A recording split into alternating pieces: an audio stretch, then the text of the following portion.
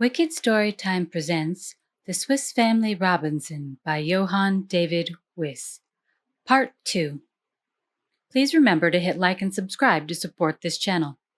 Chapter 37. Our animals were impatiently expecting us.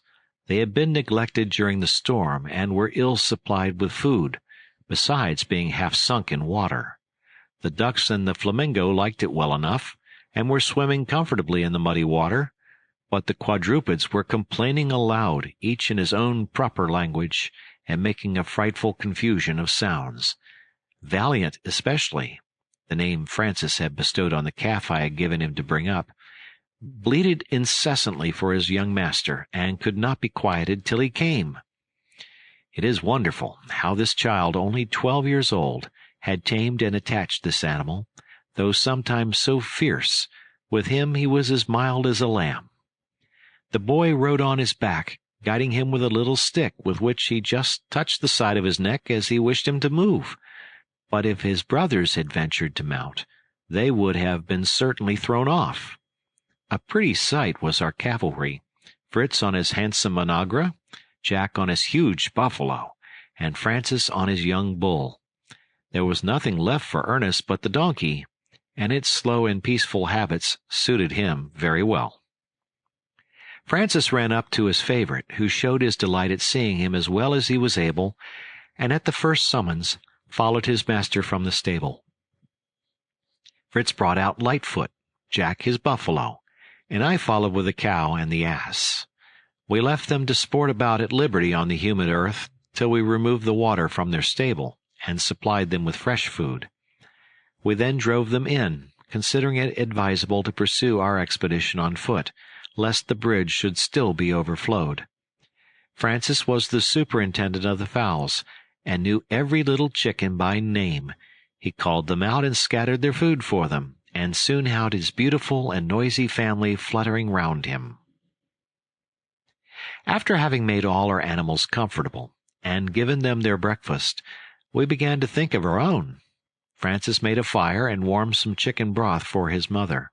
For ourselves, we were contented with some new milk, some salt herrings, and cold potatoes. I had often searched in my excursions for the precious breadfruit tree, so highly spoken of by modern travelers, which I had hoped might be found in our island from its favorable situation, but I had hitherto been unsuccessful. We were unable to procure the blessing of bread. Our ship biscuit had long been exhausted, and though we had sown our European corn, we had not yet reaped any. After we had together knelt down to thank God for our merciful protection through the terrors of the past night, and we besought him to continue it, we prepared to set out. The waves still ran high, though the wind had subsided, and we determined merely to go along the shore, as the road still continued impassable from the rain, and the sand was easier to walk on than the wet grass. Besides, our principal motive for the excursion was to search for any traces of a recent shipwreck. At first we could discover nothing, even with a telescope, but Fritz, mounting a high rock, fancied he discovered something floating towards the island. He besought me to allow him to take the canoe, which was still where he had left it on the preceding night. As the bridge was now easy to cross, I consented, only insisting on accompanying him to assist in managing it.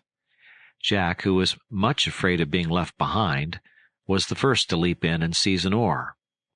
There was, however, no need of it. I steered my little boat into the current, and we were carried away with such velocity as almost to take our breath. Fritz was at the helm, and appeared to have no fear. I will not say his father was so tranquil.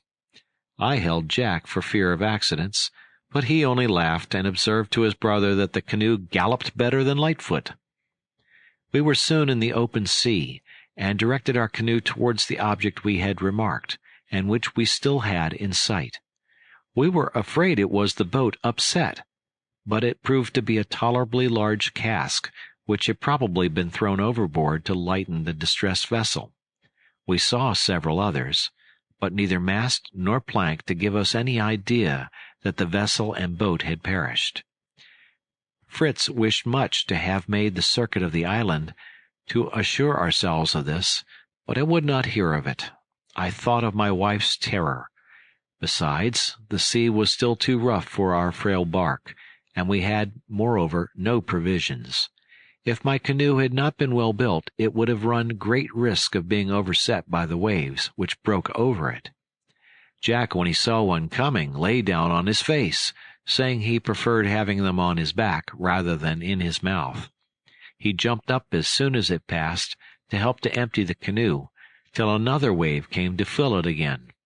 But, thanks to my outriggers, we preserved our balance very well, and I consented to go as far as Cape Disappointment, which merited the name a second time, for we found no trace here of the vessel, though we mounted the hill, and thus commanded a wide extent of view.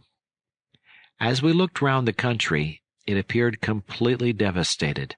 Trees torn up by the roots, plantations leveled with the ground, water collected into absolute lakes, all announced desolation, and the tempest seemed to be renewing. The sky was darkened, the wind arose, and was unfavorable for our return, nor could I venture the canoe upon the waves. Every instant it was becoming more formidable. We moored our bark to a large palm tree we found at the foot of the hill, near the shore, and set out by land to our home. We crossed the Gourd Wood and the Wood of Monkeys, and arrived at our farm, which we found, to our great satisfaction, had not suffered much from the storm. The food we had left in the stables was nearly consumed, from which we concluded that the animals we had left here had sheltered themselves during the storm. We refilled the mangers with the hay we had preserved in the loft, and observing the sky getting more and more threatening, we set out without delay for our house, from which we were yet a considerable distance. To avoid Flamingo Marsh, which was towards the sea, and Rice Marsh towards the rock, we determined to go through Cotton Wood, which would save us from the wind which was ready to blow us off our feet. I was still uneasy about the ship, which the lieutenant had told me was out of repair, but I indulged a hope that they might have taken refuge in some bay, or found anchorage on some hospitable shore, where they might get their vessel into order. Jack was alarmed lest they should fall into the hands of the anthropophagi, who eat men like hares or sheep, of which he had read in some book of travels, and excited the ridicule of his brother, who was astonished at his ready belief of travelers' tales, which he asserted were usually false. "But Robinson Crusoe would not tell a falsehood," said Jack indignantly. "And there were cannibals came to his island, and were going to eat Friday if he had not saved him." "Oh, Robinson could not tell a falsehood," said Fritz, "because he never existed. The whole history is a romance. Is that not the name, father, that is given to works of the imagination?" "It is," said I, "but we must not call Robinson Crusoe a romance, though Robinson himself and all the circumstances of his history are probably fictitious. The details are all founded on truth, on the adventures and descriptions of voyagers who may be depended upon, and unfortunate individuals who have actually been wrecked on unknown shores. If ever our journal should be printed, many may believe that it is only a romance, a mere work of the imagination." My boys hoped we should not have to introduce any savages into our romance, and were astonished that an island so beautiful had not tempted any to inhabit it. In fact, I had often been myself surprised at this circumstance, but I told them many voyagers had noticed islands apparently fertile, and yet uninhabited.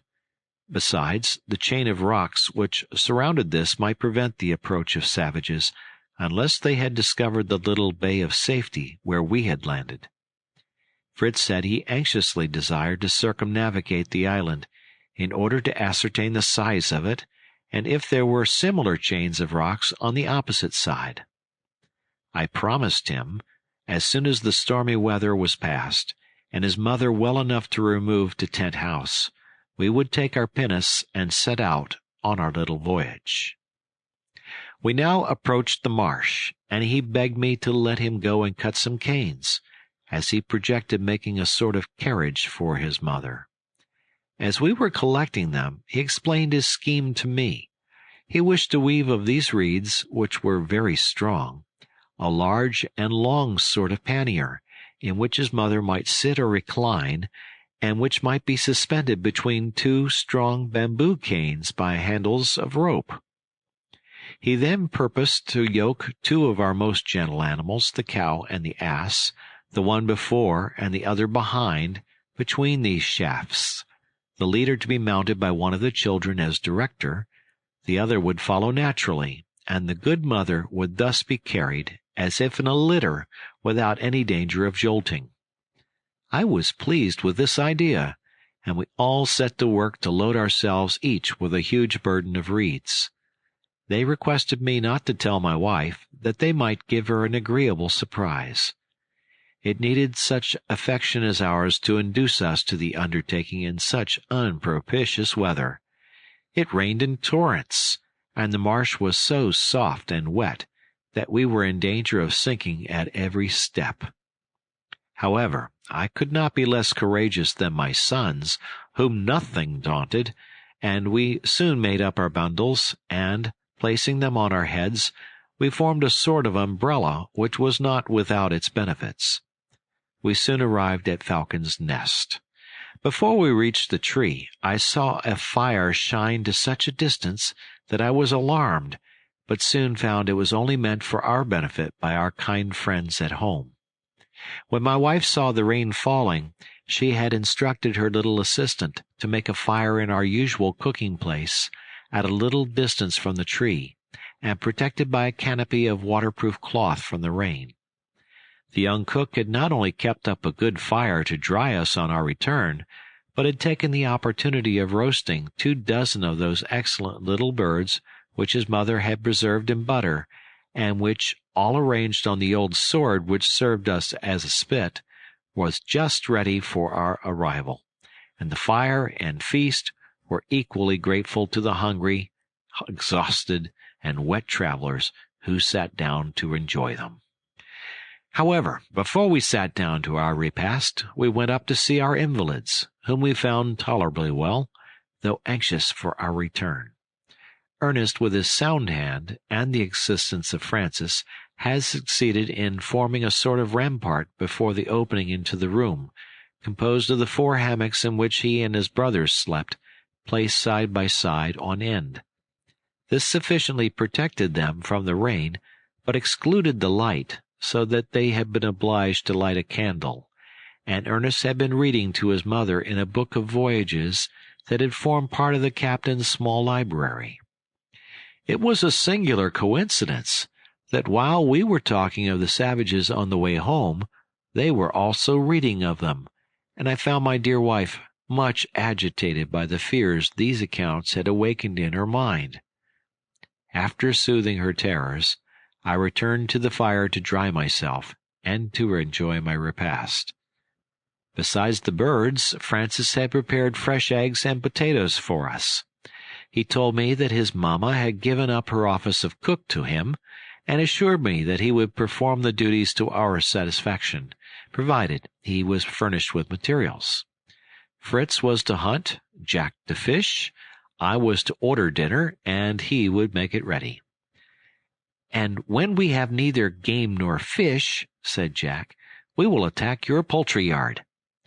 That was not at all to the taste of poor little Francis, who could not bear his favorites to be killed, and who had actually wept over the chicken that was slaughtered to make broth for his mother. We were obliged to promise him that, when other resources failed, we would apply to our barrels of salt fish. He, however, gave us leave to dispose as we liked of the ducks and geese, which were too noisy for him. After we had concluded our repast, we carried a part of it to our friends above, and proceeded to give them an account of our expedition. I then secured the hammocks somewhat more firmly, to save us from the storm that was still raging, and the hour of rest being at hand, my sons established themselves on mattresses of cotton, made by their kind mother, and in spite of the roaring winds, we were soon in profound repose. Chapter 38. The storm continued to rage the whole of the following day, and even the day after with the same violence. Happily, our tree stood firm, though several branches were broken, amongst others that to which Francis's wire was suspended. I replaced it with more care, carried it beyond our roof, and fixed at the extremity the pointed instrument which had attracted the lightning. I then substituted for the hammocks before the window strong planks, which remained for my building, and which my sons assisted me to raise with pulleys, after having sawed them to the proper length. Through these I made loopholes to admit the light and air. In order to carry off the rain, I fixed a sort of spout made of the wood of a tree I had met with, which was unknown to me, though apparently somewhat like the elder. The whole of the tree, almost to the bark, was filled up with a sort of pith easily removed. From this tree I made the pipes for our fountain, and the remainder was now useful for these rainspouts. I employed those days in which I could not go out in separating the seeds and grain, of which I saw we should have need, and in mending our work tools. My sons, in the meantime, nestled under the tree among the roots, were incessantly employed in the construction of the carriage for their mother. The Karatas had nearly completed the cure of Ernest's hand, and he was able to assist his brothers preparing the canes, which Fritz and Jack wove between the flat wooden wands with which they had made the frame of their pannier. They succeeded in making it so strong and close that they might have carried liquids in it. My dear wife's foot and leg were gradually improving, and I took the opportunity of her confinement to reason with her on her false notion of the dangers of the sea, and to represent to her the gloomy prospect of our sons if they were left alone in the island. She agreed with me, but could not resolve to leave it. She hoped God would send some vessel to us which might leave us some society, and after all, if our sons were left, she pointed out to me, that they had our beautiful pinnace, and might at any time of their own accord leave the island. "And why should we anticipate the evils of futurity, my dear friend?" said she. "Let us think only of the present. I am anxious now to know if the storm has spared my fine kitchen garden." "You must wait a little," said I. "I am as uneasy as you for my maize plantations, my sugar canes, and my cornfields." At last, one night, the storm ceased, the clouds passed away, and the moon showed herself in all her glory. How delighted we were! My wife got me to remove the large planks I had placed before the opening, and the bright moonbeams streamed through the branches of the tree into our room. A gentle breeze refreshed us, and so delighted were we in gazing on that sky of promise that we could scarcely bear to go to bed, but spent half the night in projects for the morrow. The good mother alone said that she could not join in our excursions. Jack and Francis smiled at each other as they thought of their litter, which was now nearly finished. A bright sun awoke us early next morning. Fritz and Jack had requested me to allow them to finish their carriage, so, leaving Ernest with his mother, I took Francis with me to ascertain the damage done to the garden at Tent House, about which his mother was so anxious. We easily crossed the bridge, but the water had carried away some of the planks. However, my little boy leaped from one plank to another with great agility, although the distance was sometimes considerable. He was so proud of being my sole companion that he scarcely touched the ground as he ran on before me. But he had a sad shock when he got to the garden, of which we could not find the slightest trace. All was destroyed. The walks, the fine vegetable beds, the plantations of pines and melons, all had vanished. Francis stood like a marble statue, as pale and still, till, bursting into tears, he recovered himself. "Oh, my good mamma," said he, "what will she say when she hears of this misfortune? But she need not know it, papa," added he after a pause. "It would distress her too much. and if you and my brothers will help me, we will repair the damage before she can walk. The plants may not be so large, but the earth is moist, and they will grow quickly, and I will work hard to get it into order." I embraced my dear boy and promised him this should be our first work. I feared we should have many other disasters to repair, but a child of 12 years old gave me an example of resignation and courage. We agreed to come next day to begin our labor, for the garden was too well situated for me to abandon it. It was on a gentle declivity at the foot of the rocks, which sheltered it from the north wind, and was conveniently watered from the cascade. I resolved to add a sort of bank or terrace to protect it from the violent rains, and Francis was so pleased with the idea that he began to gather the large stones which were scattered over the garden and to carry them to the place where I wished to build my terrace. He would have worked all day if I had allowed him, but I wanted to look after my young plantations, my sugar canes, and my fields, and after the destruction I had just witnessed, I had everything to fear. I proceeded to the avenue of fruit trees that led to Tent House, and was agreeably surprised. All were half bowed to the ground, as well as the bamboos that supported them, but few were torn up, and I saw that my sons and I, with a labor of 2 or 3 days, could restore them. Some of them had already begun to bear fruit, but all was destroyed for this year. This was, however, a trifling loss compared with what I had anticipated, for having no more plants of European fruits, I could not have replaced them. Besides, having resolved to inhabit Tent House at present entirely, being there defended from storms, it was absolutely necessary to contrive some protection from the heat. My new plantations afforded little shade yet, and I trembled to propose to my wife to come and inhabit these burning rocks. Francis was gathering some of the beautiful unknown flowers of the island for his mother, and when he had formed his nosegay, bringing it to me, "See, Papa," said he, "how the rain has refreshed these flowers. I wish it would rain still. It is so dreadfully hot here. Oh, if we had but a little shade!" "That is just what I was thinking of, my dear," said I. "We shall have shade enough when my trees are grown, but in the meantime—" "In the meantime, Papa," said Francis, "I will tell you what you must do. You must make a very long, broad colonnade before our house, covered with cloth, and open before, so that Mamma may have air and shade at once." I was pleased with my son's idea, and promised him to construct a gallery soon, and call it the Franciade in honor of him. My little boy was delighted that his suggestion should be thus approved, and begged me not to tell his mamma, as he wished to surprise her as much as his brothers did with their carriage, and he hoped the Franciade might be finished before she visited Tent House. I assured him I would be silent, and we took the road hence, talking about our new colonnade. I projected making it in the most simple and easy way. A row of strong bamboo canes planted at equal distances along the front of our house, and united by a plank of wood at the top cut into arches between the canes.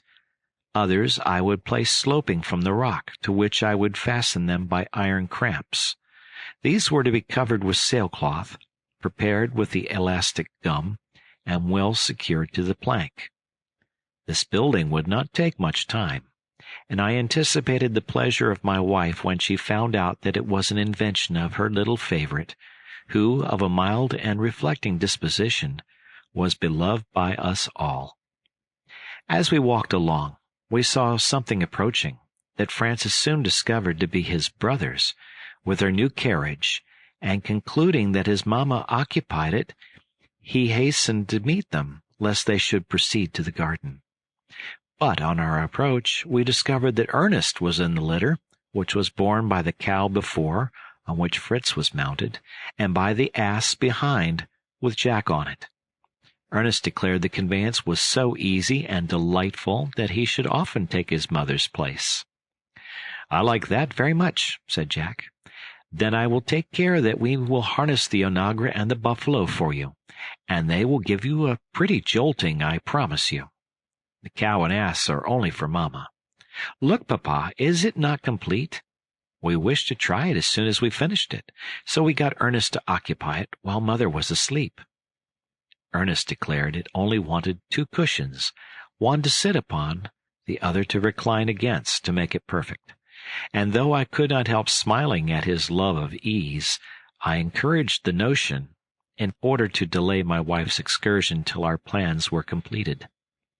I then put Francis into the carriage beside his brother, and ordering Fritz and Jack to proceed with their equipage to inspect our cornfields, I returned to my wife, who was still sleeping. On her awaking, I told her the garden and plantations would require a few days' labor to set them in order, and I should leave Ernest, who was not yet in condition to be a laborer, to nurse her and read to her. My sons returned in the evening, and gave me a melancholy account of our cornfields. The corn was completely destroyed, and we regretted this the more, as we had very little left for seed. We had anticipated a feast of real bread, but we were obliged to give up all hope for this year, and to content ourselves with our cakes of cassava and with potatoes. The maize had suffered less, and might have been a resource for us, but the large hard grain was so difficult to reduce to flour fine enough for dough. Fritz often recurred to the necessity of building a mill near the cascaded tent-house, but this was not the work of a moment, and we had time to consider of it, for at present we had no corn to grind. As I found Francis had let his brothers into all our secrets, it was agreed that I, with Fritz, Jack, and Francis, should proceed to tent-house next morning. Francis desired to be of the party, that he might direct the laying out of the garden, he said, with an important air, as he had been his mother's assistant on its formation. We arranged our bag of vegetable seeds, and having bathed my wife's foot with a simple embrocation, we offered our united prayers, and retired to our beds to prepare ourselves for the toils of the next day. Chapter 39. We rose early, and after our usual morning duties, we left our invalids for the whole day, taking with us for our dinner a goose and some potatoes made ready the evening before. We harnessed the bull and the buffalo to the cart, and I sent Fritz and Jack to the wood of bamboos, with orders to load the cart with as many as it would contain, and especially to select some very thick ones for my colonnade. The rest I intended for props for my young trees, and this I proposed to be my first undertaking. Francis would have preferred beginning with the Franciade or the garden, but he was finally won over by the thoughts of the delicious fruits which we might lose by our neglect, the peaches, plums, pears, and above all the cherries, of which he was very fond. He then consented to assist me in holding the trees whilst I replaced the roots, after which he went to cut the reeds to tie them. Suddenly I heard him cry, "Papa, Papa, there is a large chest come for us. Come and take it." I ran to him, and saw it was the very chest we had seen floating, and which we had taken for the boat at a distance. The waves had left it in our bay, entangled in the reeds, which grew abundantly here. It was almost buried in the sand.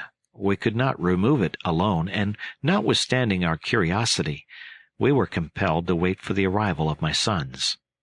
We returned to our work, and it was pretty well advanced when the tired and hungry party returned with their cartload of bamboos.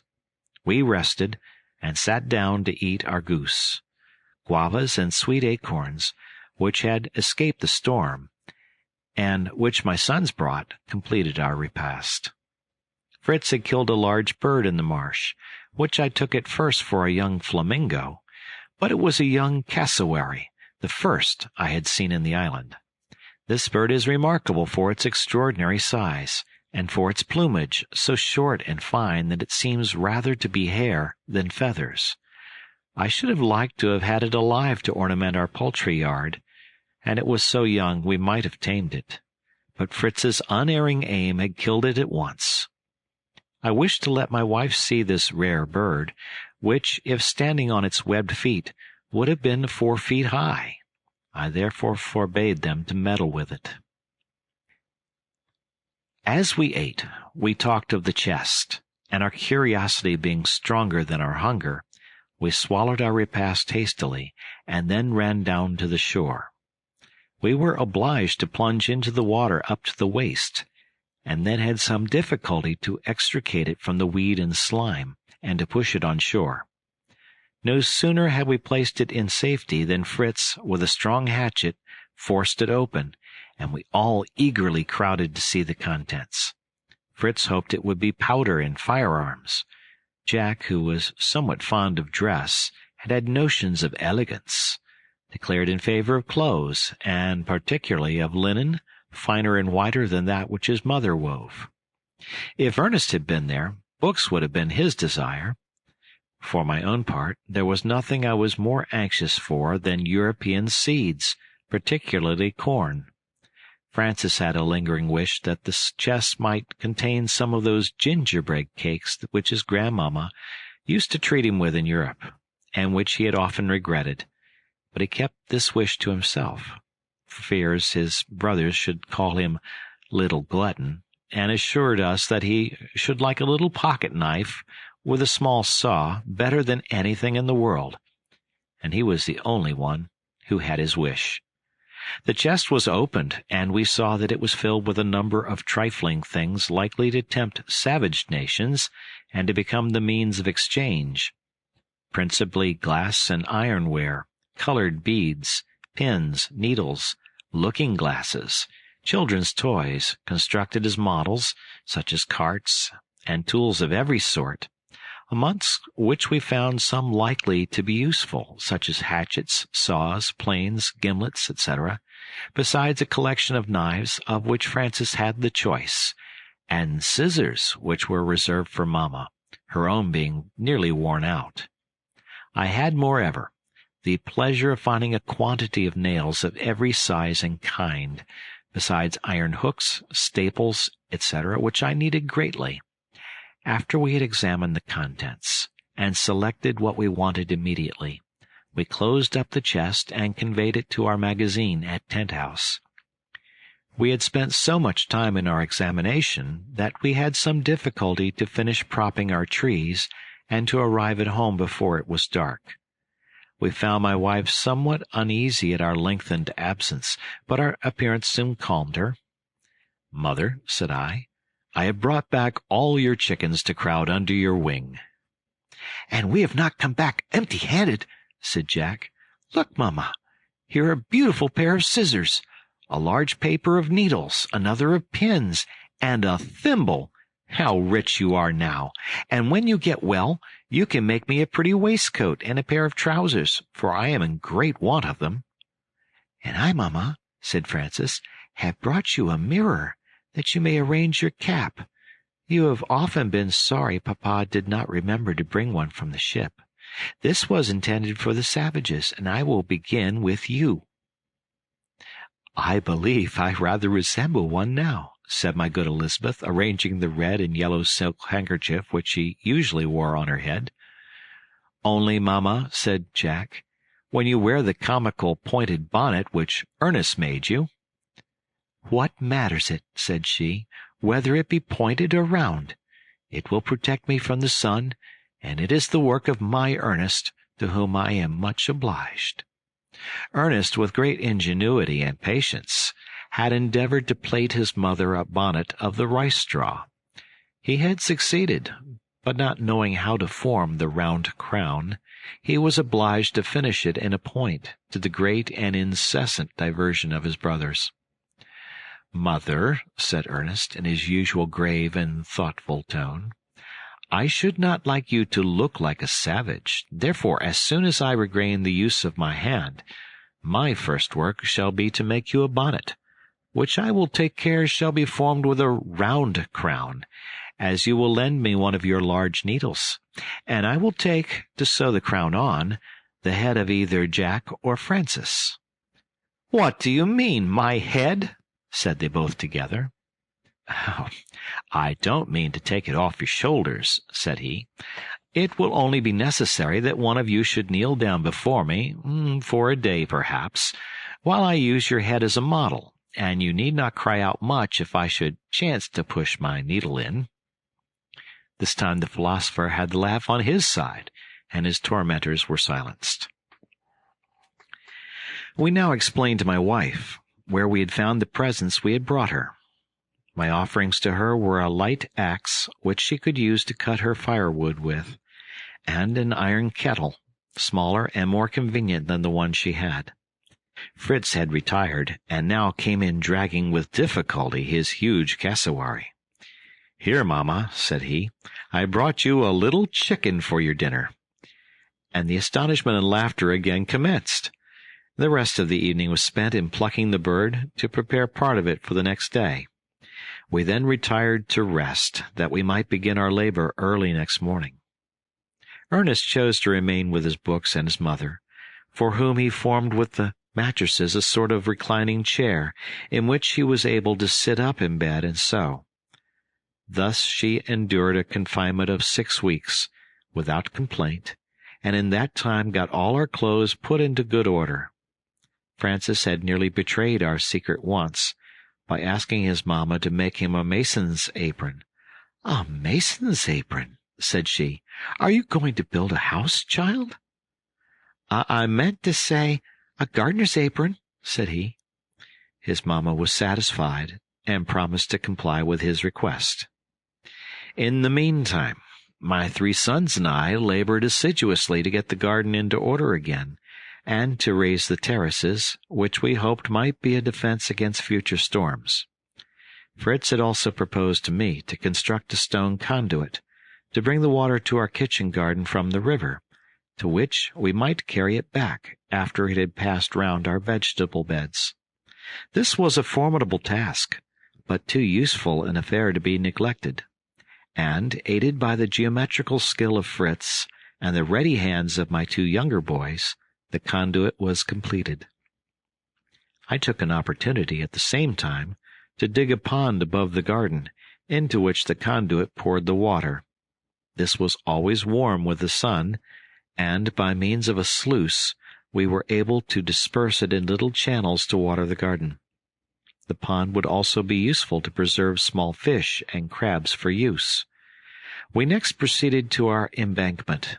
This was intended to protect the garden from any extraordinary overflow of the river, and from the water running from the rocks after heavy rains. We then laid out our garden on the same plan as before, except that I made the walks wider and not so flat. I carried one directly to our house, which in the autumn I intended to plant with shrubs, that my wife might have a shady avenue to approach her garden, where I also planned an arbor furnished with seats as a resting place for her. The rocks were covered with numerous climbing plants, bearing every variety of elegant flower, and I had only to make my selection. All this work, with the enclosing the garden with palisades of bamboo, occupied us about a fortnight, in which time our invalids made great progress towards their recovery. After the whole was finished, Francis entreated me to begin his gallery. My boys approved of the plan, and Fritz declared that the house was certainly comfortable and commodious, but that it would be wonderfully improved by a colonnade, with a little pavilion at each end, and a fountain in each pavilion. "I never heard a word of these pavilions," said I.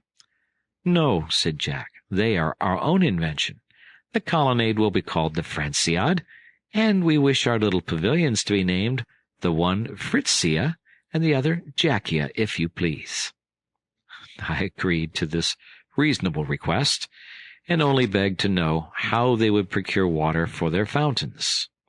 Fritz undertook to bring the water, if I would only assist them in completing this little scheme, to give pleasure to their beloved mother.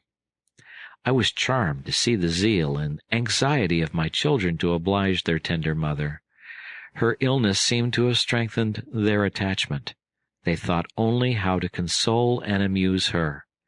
She sometimes told me she really blessed the accident, which had taught her how much she was valued by all around her. Chapter 40. The next day was Sunday, our happy Sabbath for repose and quiet conversation at home. After passing the day in our usual devotions and sober reading, my 3 elder boys requested my permission to walk towards our farm in the evening. On their return, they informed me it would be necessary to give a few days' labor to our plantations of maize and potatoes. I therefore determined to look to them. Though I was out early next morning, I found Fritz and Jack had been gone some time, leaving only the ass in the stables, which I secured for my own little Francis. I perceived also that they had dismounted my cart and carried away the wheels, from which I concluded that they had met with some tree in their walk the preceding evening, suitable for the pipes for their fountains, and that they had now returned to cut it down and convey it to Tent House. As I did not know where to meet with them, I proceeded with Francis on the ass to commence his favorite work. I drew my plan on the ground first. At the distance of 12 feet from the rock which formed the front of our house, I marked a straight line of 50 feet, which I divided into 10 spaces of 5 feet each for my colonnade. The 2 ends were to be reserved for the 2 pavilions my sons wished to build. I was busy in my calculations, and Francis placing stakes in the places where I wished to dig, when the cart drove up with our 2 good laborers. They had, as I expected, found the evening before a species of pine well adapted for their pipes. They had cut down 4 of 15 or 20 feet in length, which they had brought on the wheels of the cart drawn by the 4 animals.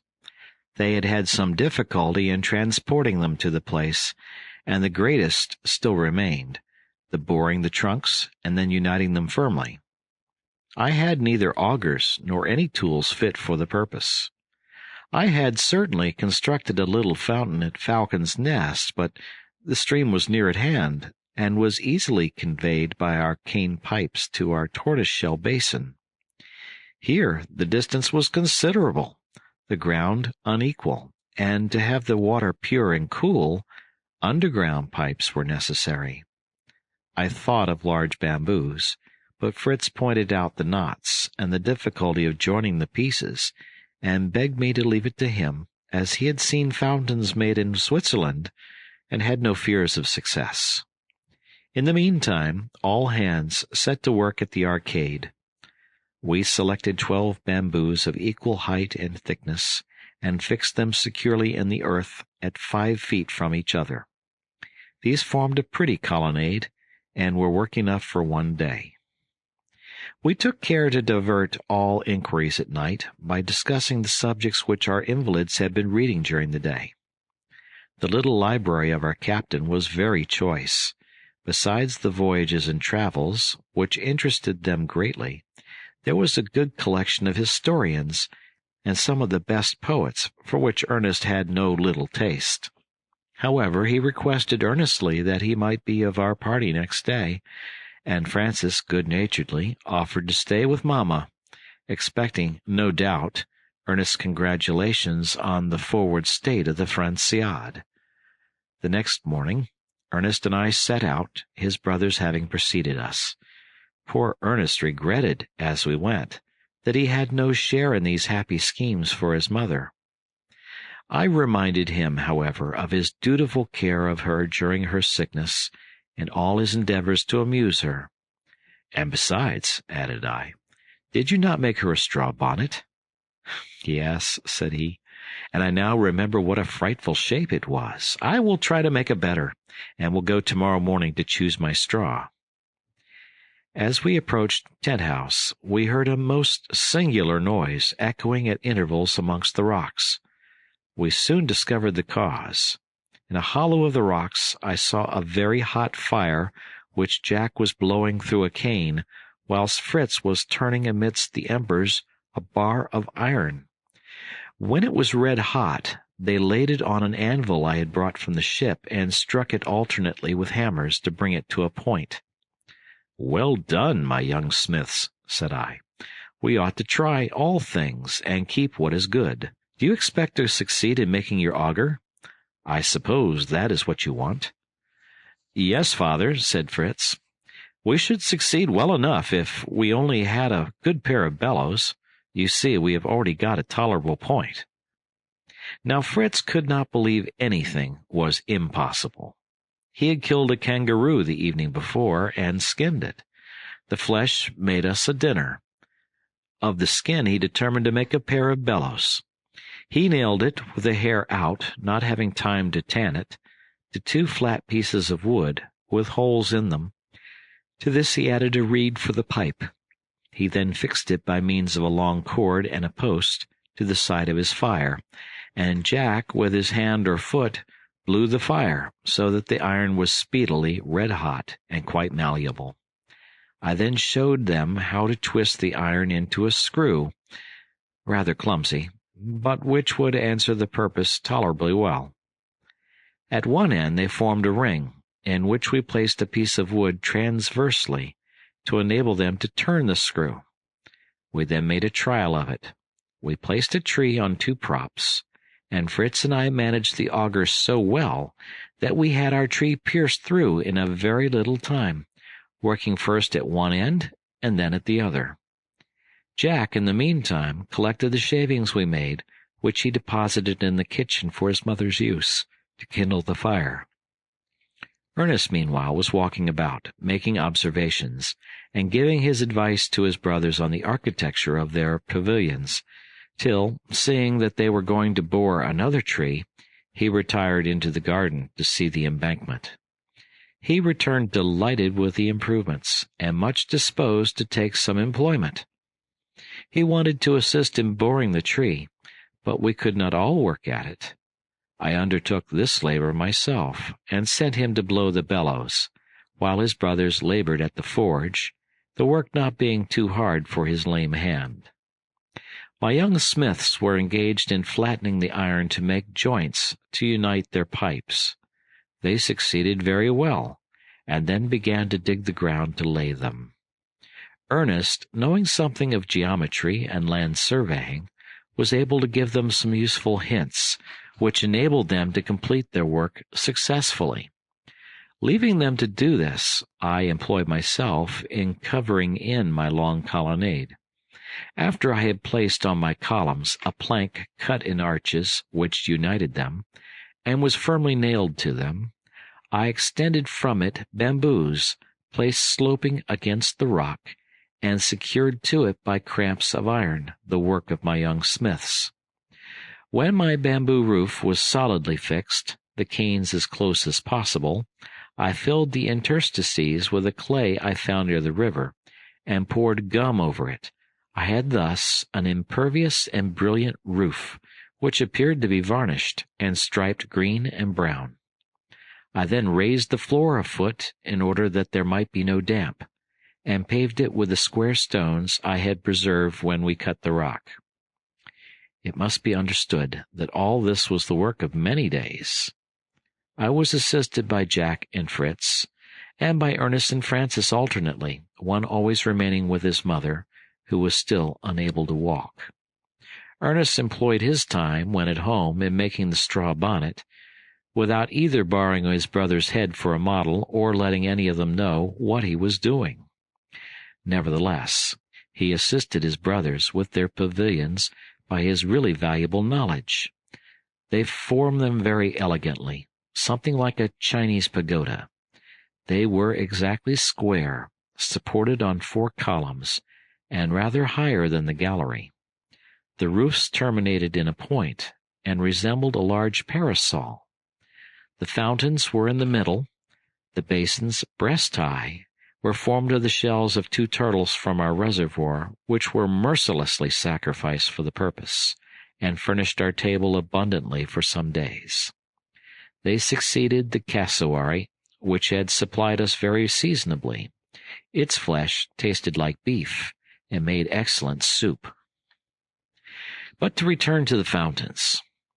Ernest suggested the idea of ornamenting the end of the perpendicular pipe, which brought the water to the basin, with shells, every sort might be collected on the shore, of the most brilliant colors and curious and varied shapes. He was passionately devoted to natural history, and had made a collection of these, endeavoring to classify them from the descriptions he met with in the books of voyages and travels. Some of these, of the most dazzling beauty, were placed round the pipe, which had been plastered with clay. From thence the water was received into a volute, shaped like an antique urn, and again was poured gracefully into the large turtle shell. A small channel conveyed it then out of the pavilions. The whole was completed in less time than I could have imagined, and greatly surpassed my expectations, conferring an inestimable advantage on our dwelling, by securing us from the heat. All honor was rendered to Master Francis the inventor, and the Franciade was written in large letters on the middle arch. Fritzia and Jacquia were written in the same way over the pavilions. Ernest alone was not named, and he seemed somewhat affected by it. He had acquired a great taste for rambling and botanizing, and had communicated it also to Fritz. And now that our labors were ended at Tent House, they left us to nurse our invalid, and made long excursions together, which lasted sometimes whole days. As they generally returned with some game or some new fruit, we pardoned their absence, and they were always welcome. Sometimes they brought a kangaroo, sometimes an agouti, the flesh of which resembles that of a rabbit, but is richer. Sometimes they brought wild ducks, pigeons, and even partridges. These were contributed by Fritz, who never went out without his gun and his dogs. Ernest brought us natural curiosities, which amused us much: stones, crystals, petrifactions, insects, butterflies of rare beauty, and flowers, whose colors and fragrance no one in Europe can form an idea of. Sometimes he brought fruit, which we always administered first to our monkey as taster. Some of them proved very delicious. Two of his discoveries especially were most valuable acquisitions: the guajaraba, on the large leaf of which one may write with a pointed instrument, and the fruit of which, a sort of grape, is very good to eat. Also the date palm, every part of which is so useful that we were truly thankful to heaven, and our dear boys for the discovery. Whilst young, the trunk contains a sort of marrow, very delicious. The date palm is crowned by a head formed of from 40 to 80 leafy branches, which spread round the top. The dates are particularly good about half-dried, and my wife immediately began to preserve them. My sons could only bring the fruit now, but we proposed to transplant some of the trees themselves near our abode. We did not discourage our sons in these profitable expeditions, but they had another aim, which I was yet ignorant of. In the meantime, I usually walked with one of my younger sons towards Tent House to attend to our garden, and to see if our works continued in good condition to receive Mamma, who daily improved. But I insisted on her being completely restored before she was introduced to them. Our dwelling looked beautiful amongst the picturesque rocks, surrounded by trees of every sort, and facing the smooth and lovely Bay of Safety. The garden was not so forward as I could have wished, but we were obliged to be patient, and hope for the best. Chapter 41. One day, having gone over with my younger sons to weed the garden and survey our possessions, I perceived that the roof of the gallery wanted a little repair, and called Jack to raise for me the rope ladder which I had brought from Falcon's Nest, and which had been very useful while we were constructing the roof. But we sought for it everywhere. It could not be found, and as we were quite free from robbers in our island, I could only accuse my elder sons, who had doubtless carried it off to ascend some tall coconut tree. Obliged to be content, we walked into the garden by the foot of the rocks. Since our arrival, I had been somewhat uneasy at hearing a dull, continued noise, which appeared to proceed from this side. The forge we had passed, now extinguished, and our workmen were absent. Passing along close to the rocks, The noise became more distinct, and I was truly alarmed. Could it be an earthquake? Or perhaps it announced some volcanic explosion. I stopped before that part of the rock where the noise was loudest. The surface was firm and level, but from time to time blows and falling stones seemed to strike our ears. I was uncertain what to do. Curiosity prompted me to stay, but a sort of terror urged me to remove my child and myself. However, Jack, always daring, was unwilling to go till he had discovered the cause of the phenomenon.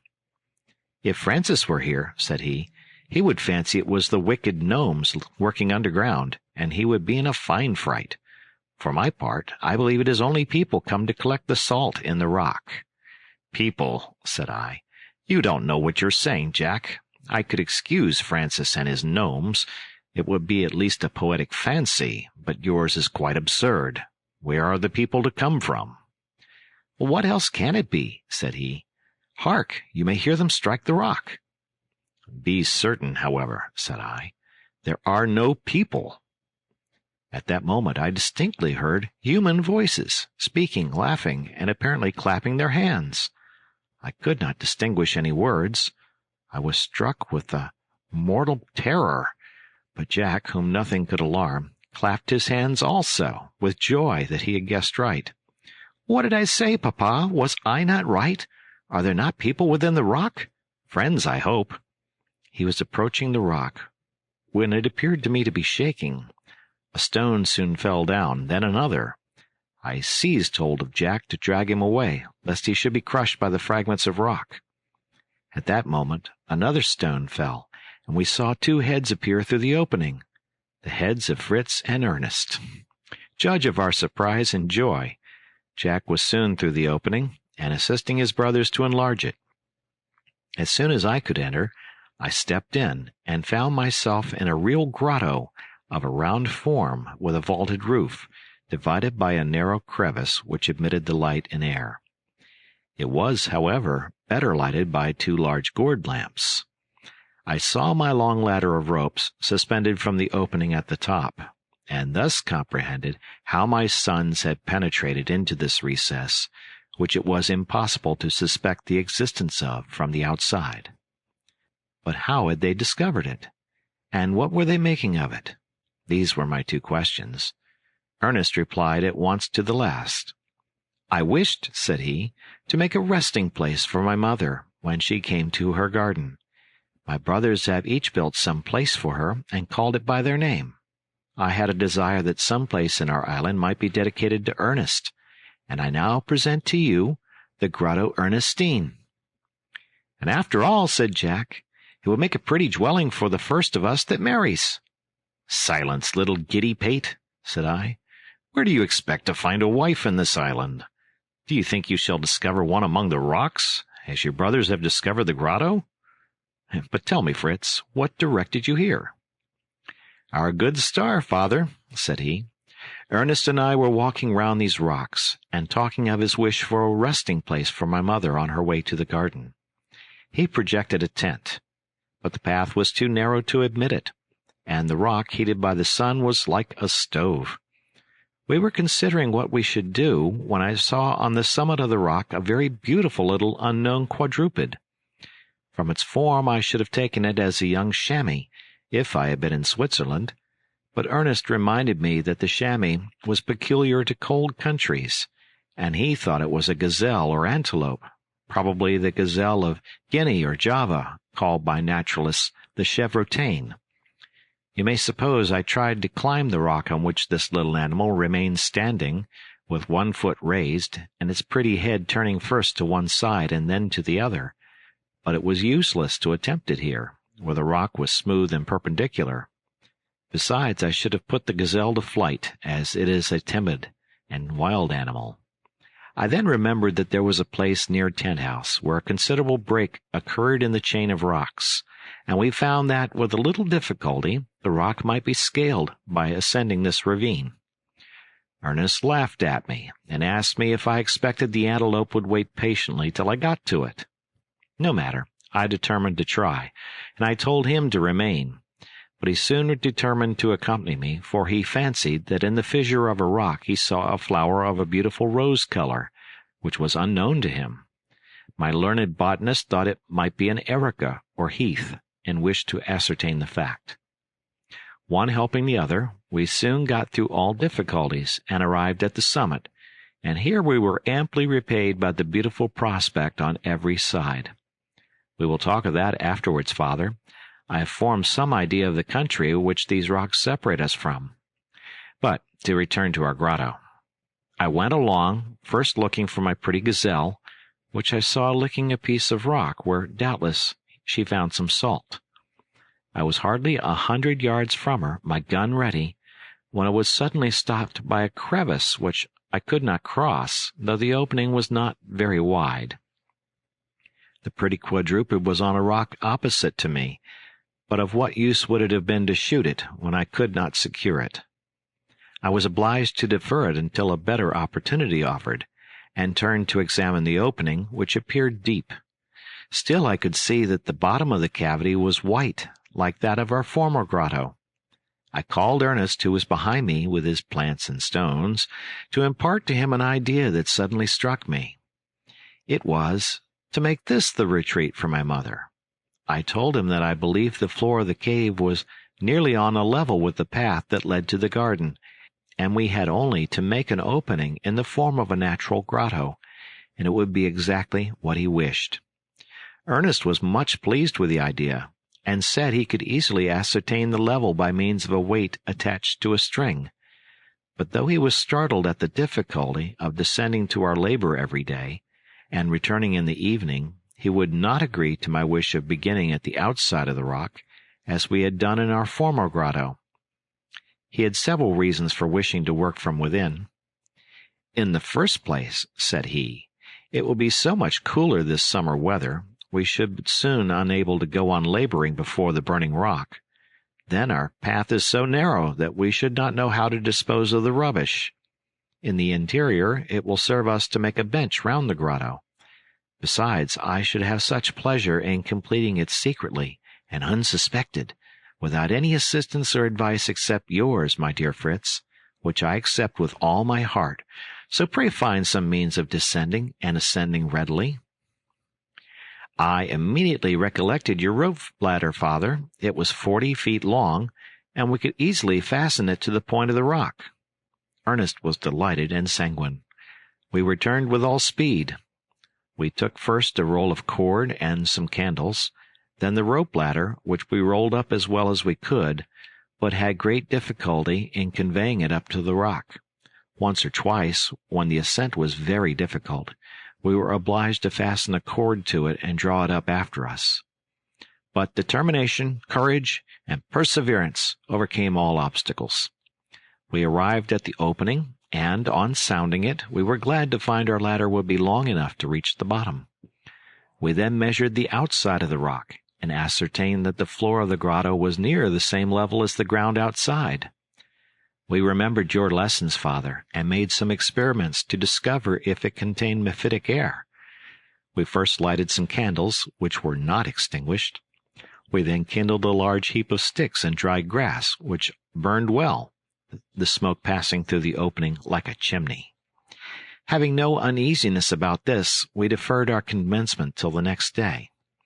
Then we lighted the forge and pointed some iron bars we found in the magazine. These were to be our tools to break open the rock. We secured also your chisel, as well as some hammers, and all our tools were thrown down below. We then arranged 2 gourds to serve us for lamps, and when all was ready, and our ladder firmly fixed, we descended ourselves, and we have nothing more to tell you, except that we were very glad when we heard your voices outside, at the very time when our work was drawing to an end. We were sure, when we distinguished your voices so clearly, that we must be near the external air. We redoubled our efforts, and here we are. Now tell us, Father, are you pleased with our idea, and will you forgive us for making a mystery of it?" I assured them of my forgiveness, and my cordial approbation of their manly and useful enterprise, and made Ernest happy by declaring that it should always be called the Grotto Ernestine. "Thanks to you all, my dear children," said I. "Your dear mamma will now prefer Tent House to Falcon's Nest, and will have no occasion to risk breaking a limb and descending a winding staircase. I will assist you to enlarge the opening, and as we will leave it all the simplicity of a natural grotto, it will soon be ready." We all set to work. Jack carried away the loosened stones and rubbish, and formed benches on each side of the grotto. With what had fallen outside, he also made 2 seats in the front of the rock, and before evening all was complete. Fritz ascended to unfasten the ladder, and to convey it by an easier road to Tent House. He then rejoined us, and we returned to our castle in the air, which was henceforward only to be looked on as a pleasure house. We resolved, however, to establish here, as we had done at our farm, a colony of our cattle, which increased daily. We had now a number of young cows, and which were most useful for our support. We wished, however, for a female buffalo, as the milk of that animal makes excellent cheese. Conversing on our future plans, we soon reached home and found all well. Chapter 42. In a few days we completed the Grotto Ernestine. It contains some stalactites, but not so many as our former grotto. We found, however, a beautiful block of salt, all resembled white marble, of which Ernest formed a sort of altar, supported by 4 pillars, on which he placed a pretty vase of citron wood, which he had turned himself, and in which he arranged some of the beautiful erica which had been the cause of his discovering the grotto. It was one of those occasions when his feelings overcame his natural indolence, when he became for a time the most active of the 4, and brought forward all his resources, which were many. This indolence was merely physical, when not excited by any sudden circumstance, or by some fancy which soon assumed the character of a passion. He loved ease, and to enjoy life tranquilly and study. He improved his mind continually, as well by his excellent memory as by natural talent and application. He reflected, made experiments, and was always successful. He had at last succeeded in making his mother a very pretty bonnet. He had also composed some verses which were intended to celebrate her visit to Tent House, and this joyful day being at last fixed, the boys all went over the evening before to make their preparations. The flowers that the storm had spared were gathered to ornament the fountains, the altar, and the table, on which was placed an excellent cold dinner, entirely prepared by themselves. Fritz supplied and roasted the game, a fine bustard, the flesh of which resembles a turkey, and a brace of partridges. Ernest brought pines, melons, and figs. Jack should have supplied the fish, but was able only to procure oysters, crabs, and turtles' eggs. Francis had the charge of the dessert, which consisted of a dish of strawberries, honeycomb, and the cream of the cocoanut. I had contributed a bottle of Canary wine, that we might drink Mamma's health. All was arranged on a table in the middle of the Franciade, and my sons returned to accompany the expedition next day. The morning was beautiful, and the sun shone brightly on our emigration. My wife was anxious to set out, expecting that she should have to return to her dwelling. Though her leg and foot were better, she still walked feebly, and she begged us to harness the cow and ass to the cart, and to lead them as gently as possible. "I will only go a little way the first day," said she, "for I am not strong enough to visit Tent House yet." We felt quite convinced that she would change her opinion when once in her litter. I wished to carry her down the staircase, but she declined, and descended very well with the help of my arm. When the door was opened, and she found herself once more in the open air, surrounded by her children, she thanked God with tears of gratitude for her recovery, and all his mercies to us. Then the pretty osier carriage arrived. They had harnessed the cow and young bull to it. Francis, answering for the docility of Valiant, provided he guided him himself. Accordingly, he was mounted before, his cane in his hand, and his bow and quiver on his back, very proud to be Mamma's charioteer. My other 3 boys, mounted on their animals, were ready before to form the advance guard, while I proposed to follow and watch over the whole. My wife was moved even to tears, and could not cease admiring her new carriage, which Fritz and Jack presented to her as their own work. Francis, however, boasted that he had carded the cotton for the soft cushion on which she was to sit, and that I had made it. I then lifted her in, and as soon as she was seated, Ernest came to put her new bonnet on her head, which greatly delighted her. It was of fine straw, and so thick and firm that it might even defend her from the rain. But what pleased her most was that it was the shape worn by the Swiss peasants in the canton of Vaud, where my dear wife had resided some time in her youth. She thanked all her dear children, and felt so easy and comfortable in her new conveyance that we arrived at Family Bridge without her feeling the least fatigue. Here we stopped. "Would you like to cross here, my dear?" said I. "And as we are very near, look in at your convenient tent house, where you will have no staircase to ascend, and we should like to know, too, if you approve of our management of your garden." "As you please," said she. "In fact, I am so comfortable in my carriage that if it were necessary I could make the tour of the island. I should like to see my house again, but it will be so very hot at this season that we must not stay long." "But you must dine there, my dear mother," said Fritz. "It is too late to return to dinner at Falcon's Nest. Consider, too, the fatigue it would occasion you." "I would be very glad indeed, my dear," said she. "But what are we to dine on? We have prepared no provision, and I fear we shall all be hungry." "Oh, what matter," said Jack, "provided you dine with us? You must take your chance. I will go and get some oysters, that we may not die of hunger." And off he galloped on his buffalo. Fritz followed him, on some pretense, on Lightfoot.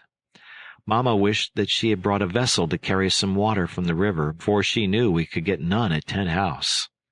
Francis reminded her we could milk the cow, and she was satisfied, and enjoyed her journey much. At last we arrived before the colonnade. My wife was dumb with wonder for some moments. "Where am I, and what do I see?" said she when she could speak. "You see the Franciade, mamma," said her little boy. "This beautiful colonnade was my invention, to protect you from the heat. Stay, read what is written above. Francis to his dear mother, may this colonnade, which is called the Franciade, be to her a temple of happiness. Now, mamma, lean on me, and come and see my brother's gifts, much better than mine." And he led her to Jack's pavilion, who was standing by the fountain. He held a shell in his hand, which he filled with water, and drank, saying, "To the health of the Queen of the island. May she have no more accidents, and live as long as her children. Long live Queen Elizabeth, and may she come every day to Jackia to drink her son Jack's health." I supported my wife, and was almost as much affected as herself. She wept and trembled with joy and surprise. Jack and Ernest then joined their hands, and carried her to the other pavilion, where Fritz was waiting to receive her, and the same scene of tenderness ensued. "Accept this pavilion, dear mother," said he, "and may Fritzia ever make you think on Fritz." The delighted mother embraced them all, and observing Ernest's name was not commemorated by any trophy, thanked him again for her beautiful bonnet.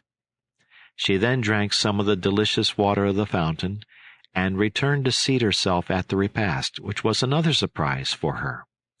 We all made an excellent dinner, and at the dessert I handed my canary wine round in shells, and then Ernest rose and sung us very prettily, to a familiar air, some little verses he had composed.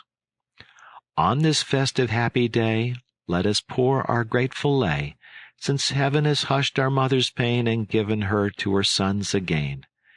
Then from this quiet, lovely home, never, never may we roam.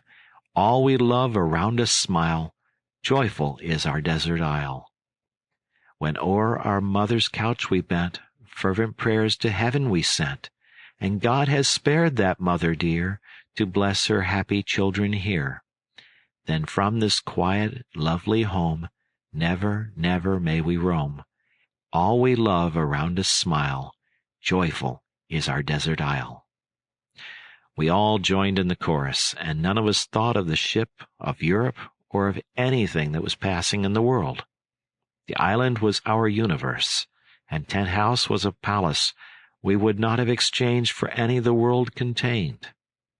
This was one of those happy days that God grants us sometimes on earth, to give us an idea of the bliss of heaven, and most fervently did we thank Him, at the end of our repast, for all His mercies and blessings to us.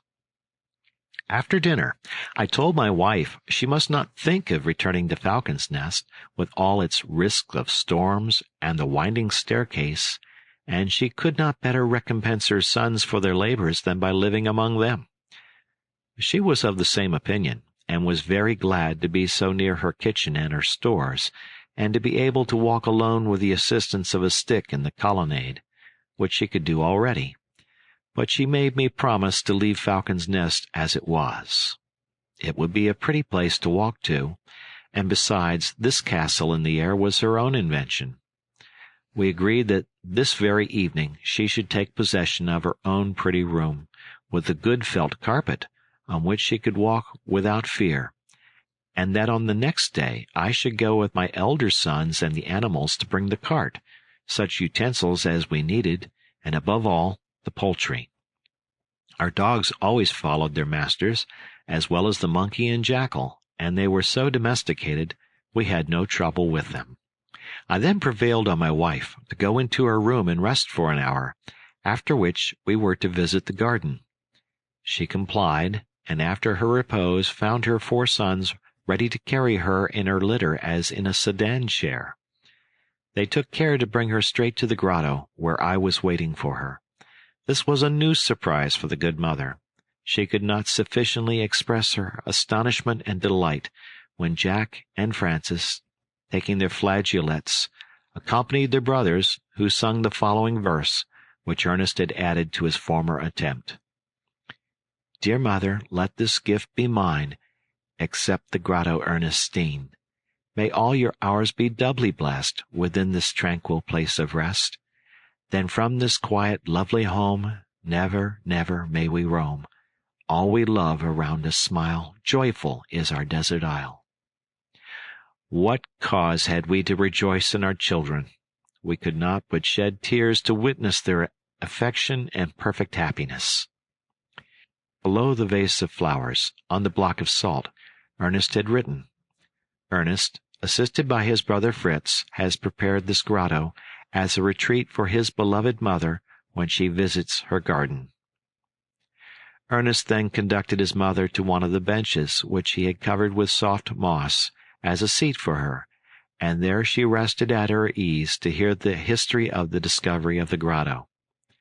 It was now my turn to offer my present, the garden, the embankment, the pond, and the arbor. She walked, supported by my arm, to view her little empire, and her delight was extreme. The pond, which enabled her to water her vegetables, particularly pleased her, as well as her shady arbor, under which she found all her gardening tools, ornamented with flowers, and augmented by 2 light watering pans, constructed by Jack and Francis from 2 gourds. They had canes for spouts, with the gourd bottles at the end, pierced with holes, through which the water came in the manner of a watering pan. The embankment was also a great surprise. She proposed to place plants of pines and melons on it, and I agreed to it. Truly did she rejoice at the appearance of the vegetables, which promised us some excellent European provision, a great comfort to her. After expressing her grateful feelings, she returned to the grotto, and seating herself in her sedan chair, returned to Tent House, to enjoy the repose she needed after such a day of excitement. We did not, however, lie down before we had together thanked God for the manifold blessings He had given us, and for the pleasure of that day. If I had been in Europe, said my dear wife, on the festival of my recovery, I should have received a nosegay, a ribbon, or some trinket. Here I have been presented a carriage, a colonnade, pavilions, ornamental fountains, a large grotto, a garden, a pond, an arbor, and a straw bonnet. Chapter 43. The next and following days were spent in removing our furniture and property, particularly our poultry, which had multiplied greatly. We also constructed a poultry yard at a sufficient distance from our house to save our sleep from disturbance, and still so near that we could easily tend them. We made it as a continuation of the colonnade, and on the same plan, but enclosed in the front by a sort of wire trellis work, which Fritz and Jack made wonderfully well. Fritz, who had a turn for architecture and mechanics, gave me some good hints, especially one which we put into execution. This was to carry the water from the basin of the fountain through the poultry yard, which enabled us also to have a little pond for our ducks. The pigeons had their abode above the hen roosts in some pretty baskets, which Ernest and Francis made, similar to those made by the savages of the Friendly Isles, of which they had seen engravings in Cook's voyages. When all was finished, my wife was delighted to think that even in the rainy season she could attend to her feathered family and collect their eggs. "What a difference," said she, admiring the elegance of our buildings, "what a difference between this tent-house and the original dwelling that suggested the name to us, and which was our only shelter 4 years ago. What a surprising progress luxury has made with us in that time. Do you remember, my dear, the barrel which served us for a table, and the oyster shells for spoons, and the tent where we slept, crowded together on dried leaves, and without undressing, and the river 1/2 a mile off, where we were obliged to go to drink if we were thirsty? Compared to what we were then, we are now great lords."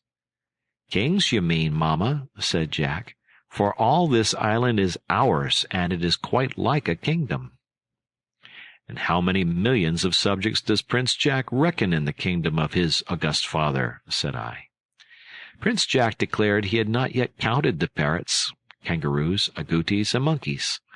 The laughter of his brothers stopped him. I then agreed with my wife that our luxuries had increased, but I explained to her that this was the result of our industry. All civilized nations have commenced as we did. Necessity has developed the intellect which God has given to man alone, and by degrees the arts have progressed, and knowledge has extended more, perhaps, than is conducive to happiness. What appeared luxury to us now was still simplicity compared with the luxury of towns, or even villages among civilized nations. My wife declared she had everything she wished for, and should not know what more to ask for, as we now had only to rest and enjoy our happiness.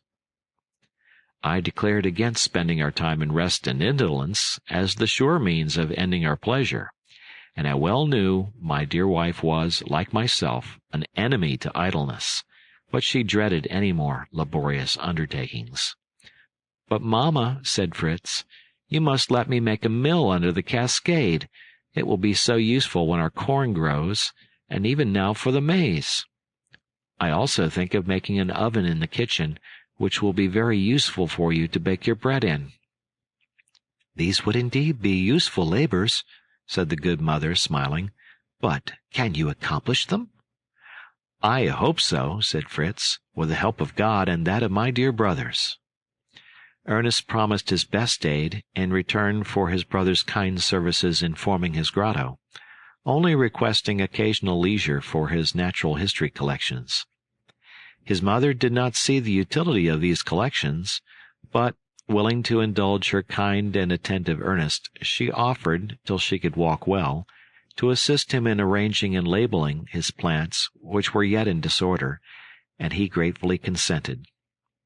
In procuring her some paper for the purpose, of which I had brought a large quantity from the vessel, I brought out an unopened packet, amongst which was a piece of some fabric, neither paper nor stuff apparently.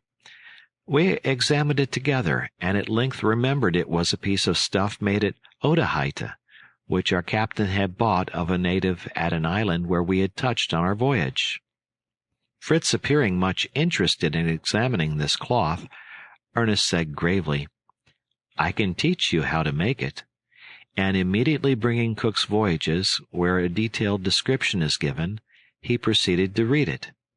Fritz was disappointed to find it could only be made of the bark of 3 trees. Of these, our island produced only 1. These trees were the mulberry tree, the breadfruit, and the wild fig.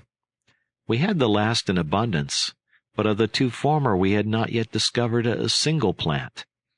Fritz was not, however, discouraged.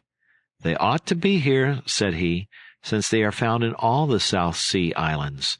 Perhaps we may find them on the other side of the rocks, where I saw some superb unknown trees from the height where we discovered the grotto. And who knows but I may find my pretty gazelle there again. The rogue can leap better than I can over those rocks. I had a great wish to descend them, but found it impossible. Some are very high and perpendicular. Others have overhanging summits. I might, however, get round as you did by the pass between the torrent and the rocks at Great Bay." Jack offered to be his guide, even with his eyes shut, into that rich country where he conquered and captured his buffalo, and Ernest begged to be of the party. As this was an expedition I had long projected, I agreed to accompany them next day, their mother being content to have Francis left with her as a protector. I cautioned Fritz not to fire off his gun when we approached the buffaloes, as any show of hostility might render them furious. Otherwise the animals, unaccustomed to man, had no fear of him, and will not harm him. "In general," added I cannot sufficiently recommend to you to be careful of your powder. We have not more than will last us a year, and there may be a necessity to have recourse to it for our defense." "I have a plan for making it," said Fritz, who never saw a difficulty in anything. "I know it is composed of charcoal, saltpeter, and sulphur, and we ought to find all these materials in the island. It is only necessary to combine them and to form it into little round grains. This is my only difficulty, but I will consider it over, and I have my mill to think on first. I have a confused recollection of a powder manufactory at Bern. There was some machinery which went by water. This machinery moved some hammers, which pounded and mixed the ingredients. Was this not the case, father?" "Something like it," said I, "but we have many things to do before making powder. First, we must go to sleep. We must set out before daybreak if we intend to return tomorrow evening." We did indeed rise before the sun, which would not rise for us. The sky was very cloudy, and shortly we had an abundant and incessant rain, which obliged us to defer our journey, and put us all in bad humor. But my wife, who was not sorry to keep us with her, and who declared this gracious rain would water her garden, and bring it forward. Fritz was the first who consoled himself. He thought on nothing but building mills and manufacturing gunpowder. He begged me to draw him a mill. This was very easy, so far as regards the exterior, that is, the wheel and the waterfall that sets it in motion, but the interior, the disposition of the wheels, the stones to bruise the grain, the sieve or bolter to separate the flour from the bran, all this complicated machinery was difficult to explain, but he comprehended all, adding his usual expression, "I will try, and I will succeed." Not to lose any time, and to profit by this rainy day, he began by making sieves of different materials, which he fastened to a circle of pliant wood, and tried by passing through them the flour of the cassava. He made some with sailcloth, others with the hair of the onagra, which is very long and strong, and some of the fibers of bark. His mother admired his work, which he continued to improve more and more. She assured him the sieve would be sufficient for her. It was useless to have the trouble of building a mill. "But how shall we bruise the grain, mamma?" said he. "It would be tedious and hard work." "And you think there will be no hard work in building your mill?" said Jack. I'm curious to see how you will contrive to form that huge stone which is called the millstone." "You shall see," said Fritz. "Only find me the stone, and it shall soon be done. Do you think, father, that of our rock would be suitable?" I told him I thought it would be hard enough, but it would be difficult to cut from the rock a piece large enough for the purpose. He made his usual reply, "I will try. Ernest and Jack will assist me, and perhaps you, Papa." I declared my willingness, but named him the master mason. We must only be his workmen. Francis was impatient to see the mill in operation. "Oh," said Jack, "you shall soon have that pleasure. It is a mere trifle. We only want stone, wood, tools, and science." At the word science, Ernest, who was reading in a corner without listening to us, raised his head suddenly, saying, "What science are you in need of?" "Of one you know nothing of, Mr. Philosopher," said Jack. "Come, tell us, do you know how to build a mill?" "A mill?" answered Ernest. "Of what description? There are many sorts. I was just looking in my dictionary for it. There are corn mills and powder mills, oil mills, wind mills, water mills, hand mills, and saw mills. Which do you want?" Fritz would have liked them all. "You remind me," said I, "that we brought from the vessel a hand mill and a saw mill, taken to pieces, to be sure, but numbered and labeled, so that they might easily be united. They should be in the magazine where you found the anvil and iron bars. I had forgotten them." "Let's go and examine them," said Fritz, lighting his lantern. "I shall get some ideas from them." "Rather," said his mother, "they will spare you the trouble of thinking and laboring." I sent them all four to seek these treasures, which, heaped in an obscure corner of the storeroom, had escaped my recollection. When we were alone, I seriously besought my wife not to oppose any occupations our children might plan, however they might seem beyond their power, the great point being to keep them continually occupied, so that no evil or dangerous fancies might fill their minds. "Let them," I said, "cut stone, fell trees, or dig fountains, and bless God that their thoughts are so innocently directed." She understood me, and promised not to discourage them, only fearing the excessive fatigue of these undertakings. Our boys returned from the magazine, delighted with what they had found, and loaded with work tools. Those of the masons, the chisel, the short hammer, and the trowel, were not to be found, and rarely are taken out to sea. But they had collected a great number of carpenters' tools, saws, planes, rules, etc., and now that Fritz was a smith, he had no difficulty in making any tool he wanted. He was loaded on each shoulder, and in each hand he brought a specimen of gunpowder. One sort was in good condition, and they had found a barrel of it. The other was much damaged by the water. Jack and Francis were also bending under the weight of various articles, among which I saw some pieces of the hand mill Fritz wished to examine. Ernest, always rather idle, came proudly on, with a leather belt across his shoulders, to which was suspended a large tin box for plants, and a leather portmanteau for stones, minerals, and shells. His brothers, even Francis, rallied him unmercifully on his immense burden. One offered to help him, another to go and bring the ass. He preserved his grave and thoughtful air, and extended himself on a seat near his mother, who was occupied with his specimens of natural history. Jack deposited his load in a corner and ran out. We soon saw him return with a huge screw machine on his head, which he placed before Ernest, saying with an air of respect, "I have the honor to bring for His Highness the Prince of the Idle Penguins the press for his august plants, which His Highness doubtless found too heavy, and truly it is no little weight." Ernest did not know whether to thank him or be angry, but he decided to join him in the jest, and therefore answered gravely that he was distressed that His Highness the Prince of the Monkeys should have taken so much trouble to oblige him, that he ought to have employed some of his docile subjects to do it, After all, he confessed that the press, which he had not noticed, gave him great pleasure, and he placed some plants in it immediately, which he had collected the evening before. The rain ceasing for a short time, I went with Fritz and Jack to examine our embankment, and to open the sluices of the pond. We found all right, and our garden looking beautiful after the rain. On our return, we looked in at the Grotto Ernestine, which we found inundated from the opening above. We proposed to make a trench or a little channel to carry off the rainwater from it.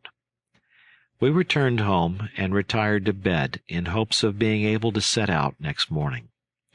We were, however, again disappointed, and for a longer period than we expected. The rain continued some days, and the country was again a complete lake. We had, however, no storm or wind, and our possessions did not suffer, so we resolved to wait patiently till the weather would permit us to go. My wife was delighted to be in her comfortable abode, and to have us round her. Neither did we waste the time. Ernest finished the arrangement of his collection with his mother and Francis. Fritz and Jack prepared the tools that they wanted in their great undertaking. The first attempt was to be a sawmill. In order to prepare the planks they wished, a very large saw, which they had found amongst the tools, would serve their purpose, but it was necessary to set it in motion by water, and here was the difficulty. Fritz made several models from the thin wood of our chests and the wheels of our guns, but they were too small. In the meantime, the mind of my young mechanic was exercised, his ideas were enlarged and improved, and as this science was so necessary in our situation, I allowed him to go on with his experiments. Notwithstanding the rain, protected by my cloak, he went several times to the cascade to look out for a place where he should place his mills to the best advantage, and have a constant supply of water. Ernest assisted him by his advice, and promised his labor when it should be needed. Jack and Francis were helping their mother to card cotton, of which she had made a large collection, intending to spin it for our clothing, and I exercised my mechanical talents in turning a large wheel for her, which was necessary should revolve very easily, her leg being still stiff, and a reel, by which 4 bobbins were filled at once by turning a handle. These different occupations aided us to pass the rainy season, which visited us earlier this year and did not remain so long. My wife knew something of dyeing cloth, and some of the plants she had helped Ernest to dry having left their color on the papers, she made some experiments and succeeded in obtaining a very pretty blue to dye our clothes with, and with the cochineal from our fig tree, a beautiful red-brown, with which she had dyed for herself a complete dress. Thus passed several weeks. Ernest read to us from some amusing or instructive work every evening, and when his collections were all put in order, he worked at his lathe or at the business of weaving. At last the sun appeared. We spent some days enjoying it in our delightful colonnade. We went to visit the grotto and the garden, where all was going on well. The embankment had prevented the inundation. Satisfied with our work, we now fixed our departure for the next day, once more hoping the rain would not come again to disappoint us. Chapter 44. The next day the weather was delightful. We rose before daybreak. My eldest sons took their work tools, which we might want, and their guns also, but under the condition that they should not use them till I gave the word "fire." I carried the bag of provisions. Our flock of sheep had increased so much at the farm that we allowed ourselves to kill one, and my wife had roasted a piece for us the preceding evening. To this we added a cake of cassava, and for our dessert we depended on the fruits of the trees we might discover. But, previous to our departure, while I was taking leave of my wife and Francis, I heard a dispute in the colonnade, which I hastened to learn the cause of. I found it was a question between Fritz and Jack whether we should make the tour of the island by sea or land, and each was anxious for my support. Fritz complained that, since their 2 expeditions in the canoe, Jack believed himself the first sailor in the world, and that they had given him the name of Lord of the Waves, because he was constantly saying, "When I was under the waves, when the waves were washing over me, do you think that they left me dry?" "No, Mr. Sportsman," said Jack. "You have got enough of them, and that's the reason you don't wish to try them again. For my part, I love the waves, and I sing, 'The sea, the sea, it was the sea that brought us here.'" "What a boaster you are," said Fritz. "It was only yesterday you said to me, 'I will guide you. I know the way by the rocks. I got my buffalo there, and I intend to have another.' Was it in the pinnace you intended to pass the defile and pursue buffaloes?" "No, no, I meant on foot," said Jack. "But I thought we should be only 2 then. Now, as we are 4, Papa at the helm and 3 bold rowers, why should we fatigue ourselves in making the tour of the island on our legs, when we have a good vessel to carry us? What says Mr. Philosopher, the Prince of Idlers, to it?" "For my part," said Ernest quietly, "I'm quite indifferent whether I use my legs in walking or my arms in rowing. It is equally fatiguing. But walking gives me more chance of filling my plant box and my game bag."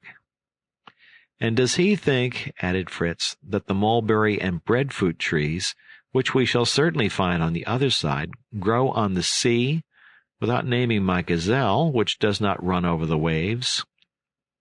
"No, it is waiting without moving for you to shoot it," said Jack. "And, Ernest, perhaps you may find on the sea some of those curious things, half plants, half animals, which you were showing me in a book." "The zoophytes, or polypi, for they are of the same family, though there are more than 1,000 species," said Ernest, charmed to display his knowledge. But I stopped him by saying, "We will dispense with 1,000 names at present.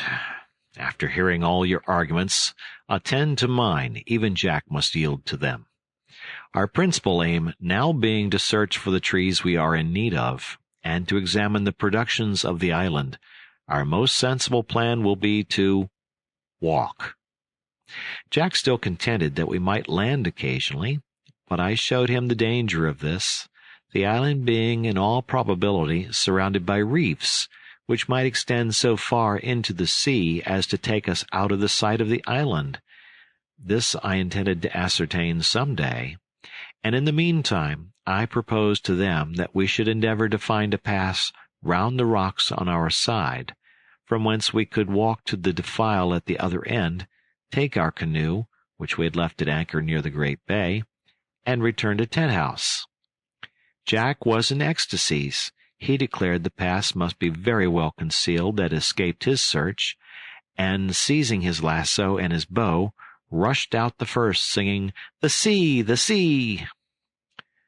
"There goes a sailor formed by nature," thought I, as we followed the course of the chain of rocks to the left of our dwelling. It conducted us first to the place of our landing, that little uncultivated plain of triangular form, of which the base was washed by the sea, and the point was lost among the rocks. I found here some traces of our first establishment, but how wretched all appeared, compared with our present comforts. We tried here in vain to find a passage to cross the rocks. The chain was everywhere like an impenetrable wall. We arrived at the ravine Fritz and Ernest had scaled, when they had discovered their grotto, and truly nothing but the courage and rashness of youth could have undertaken this enterprise, and continued it daily for 3 weeks. It appeared to me almost impossible.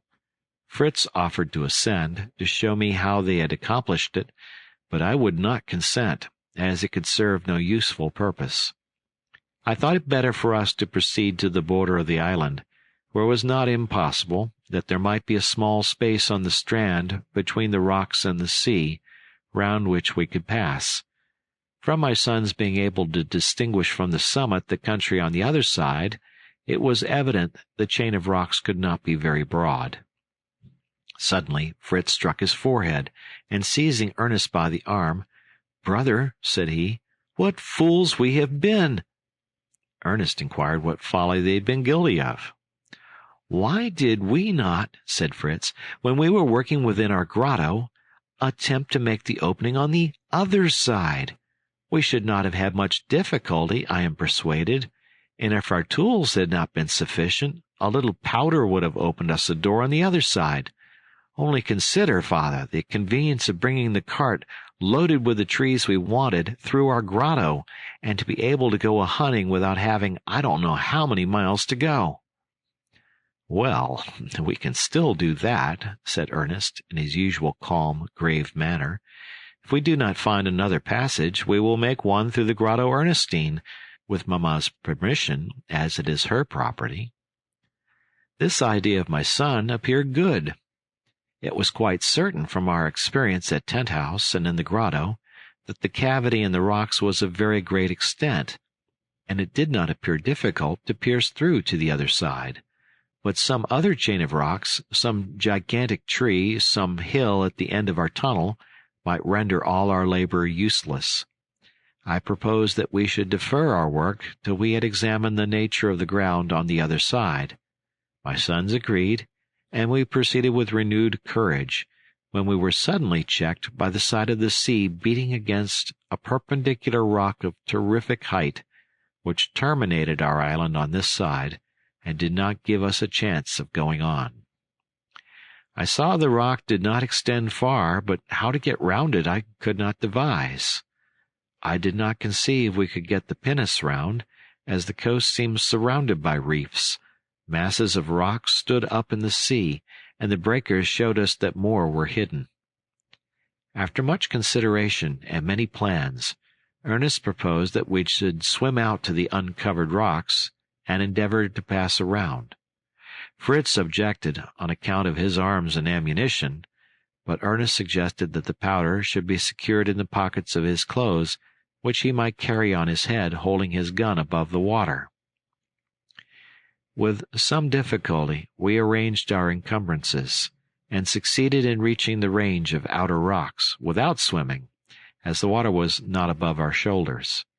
We rested here a while, and putting on some of our clothes, we commenced our rock over sharp stones, which wounded our feet. In many places, where the rocks lay low, we were up to the waist in the water. Ernest, the proposer of the plan, encouraged us, and led the way for some time, but at last he fell behind, and remained so long that I became alarmed, and, calling aloud, for I had lost sight of him, he answered me, and at last I discovered him stretched on the rock, endeavoring to separate a piece from it with his knife. "Father," said he, "I am now certain that this bed of rocks, over which we are walking, and which we fancied was formed of stone or flints, is nothing but the work of these remarkable zoophytes called coral insects, which form coral and many other extraordinary things. They can even make whole islands. Look at these little points and hollows, and these stars of every color and every form. I would give all the world to have a specimen of each kind." He succeeded in breaking off a piece, which was of a deep orange color inside. He collected also, and deposited in his bag, some other pieces of various forms and colors. These greatly enriched his collection, and idle as he was, he did not complain of any difficulty in obtaining them. He had given his gun to Jack, who had complained much of the ruggedness of our road.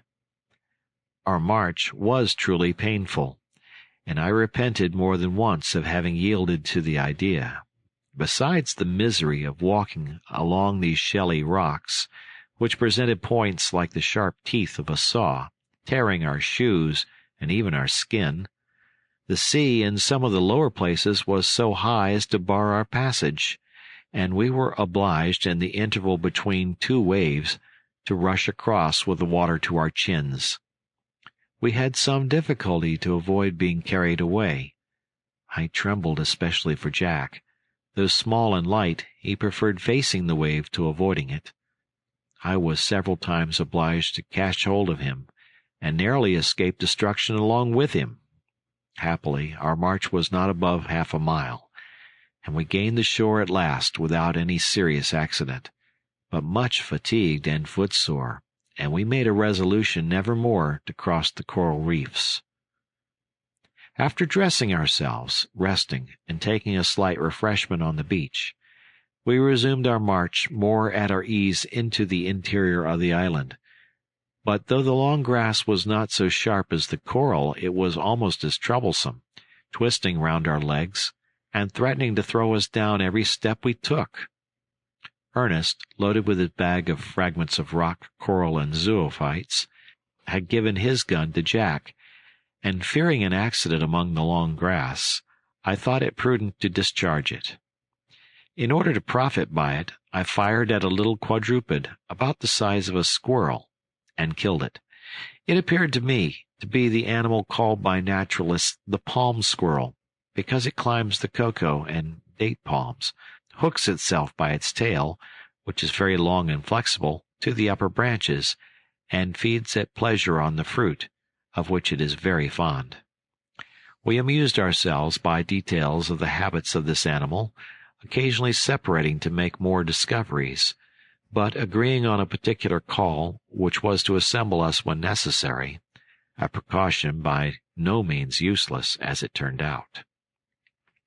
Fritz, with his head raised, went on examining all the trees, and occasionally giving a keen look after his gazelle. Ernest, stooping down, examined plants, insects, and occasionally pursuing rare and beautiful butterflies, was filling his bag and plant box with various curiosities. Jack, with his lasso in his hand, prepared himself to fling it round the legs of the first buffalo he met with, and was vexed when he did not see any. For my own part, I was engaged in surveying the chain of rocks, in order to discover that which contained the Grotto Ernestine.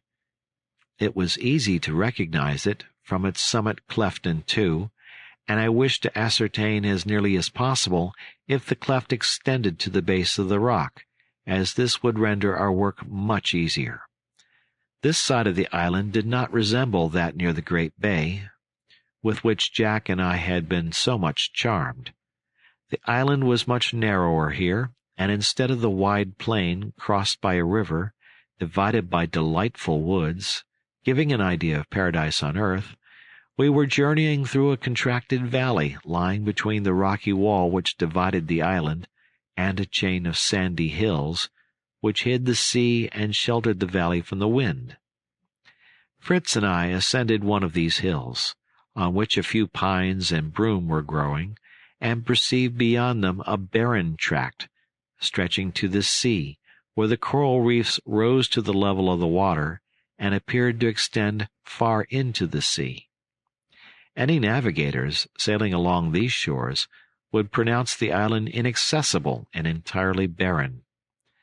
This is not the fact. The grass is very thick, and the trees of noble growth. We found many unknown to us, some loaded with fruit. Also, several beautiful shrubs covered with flowers, the dwarf orange tree, the elegant melaleuca, the nutmeg tree, and the Bengal rose blending its flowers with the fragrant jasmine. I should never finish if I were to try and name all the plants found in this shady valley, which might be called the botanic garden of nature. Ernest was in ecstasies. He wished to carry away everything, but he did not know how to dispose of them. "Ah," said he, "if only our grotto was open on this side." At this moment Fritz came running out of breath, crying out, "The breadfruit tree! I have found the breadfruit tree. Here is the fruit. Excellent, delicious bread. Taste it, father. Here, Ernest, here, Jack." And he gave each of us a part of an oval fruit, about the size of an ordinary melon, which really seemed very good and nourishing. "There are many of these trees," continued he, "loaded with fruit. Would that we had our grotto opened, that we might collect a store of them now that they are ripe." My boys pointed out to me exactly the situation of the grotto, judging from the rock above, and longed for their tools, that they might commence the opening directly. We proceeded to make our way through a border of trees and bushes that separated us from the rock, that we might examine it and judge of the difficulties of our undertaking. Jack preceded us as usual, after giving Ernest his gun. Fritz followed him, and suddenly turning to me said, "I believe kind nature has saved us much trouble. The rock appears to be divided from top to bottom. At the foot I see a sort of cave or grotto already made." At this moment Jack uttered a piercing cry, and came running to us, his lasso in his hand. "Two monstrous beasts!" cried he. "Help! Help!" We rushed forward, our guns ready, and saw at the entrance of the cave 2 large brown bears. The black bear, whose fur is much valued, is only found in cold and mountainous countries, but the brown prefers the south. It is a carnivorous animal, considered very ferocious. The black bear lives only on vegetables and honey. Of these, the one I judged to be the female seemed much irritated, uttering deep growls and furiously gnashing her teeth.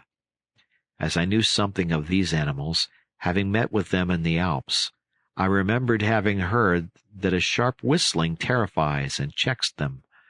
I therefore whistled as long and loudly as I could, and immediately saw the female retire backwards into the cave, while the male, raising himself on his hind legs, stood quite still with his paws closed. My 2 elder sons fired into his breast. He fell down, but, being only wounded, turned furiously on us. I fired a 3rd shot at him and finished him. We then hastened to load our guns again, to be ready to receive his companion.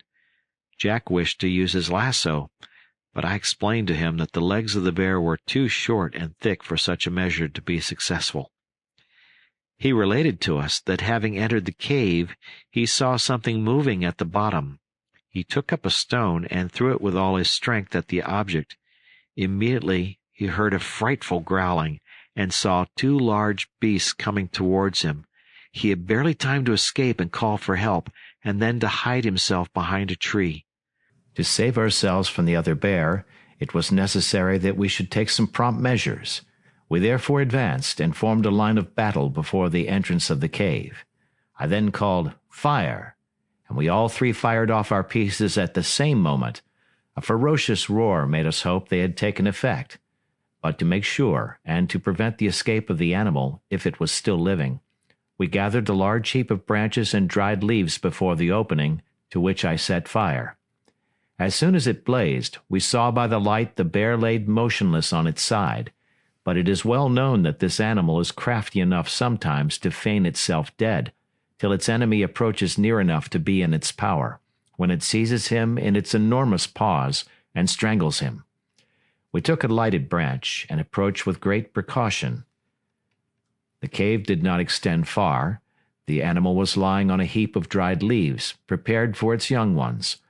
I ascertained that it was really dead.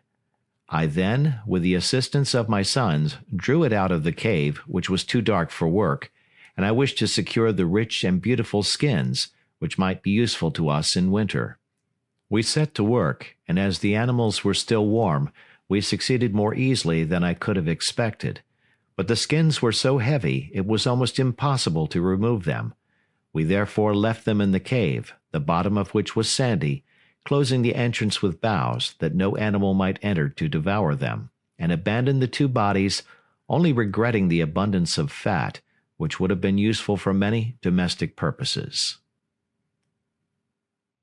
Chapter 45.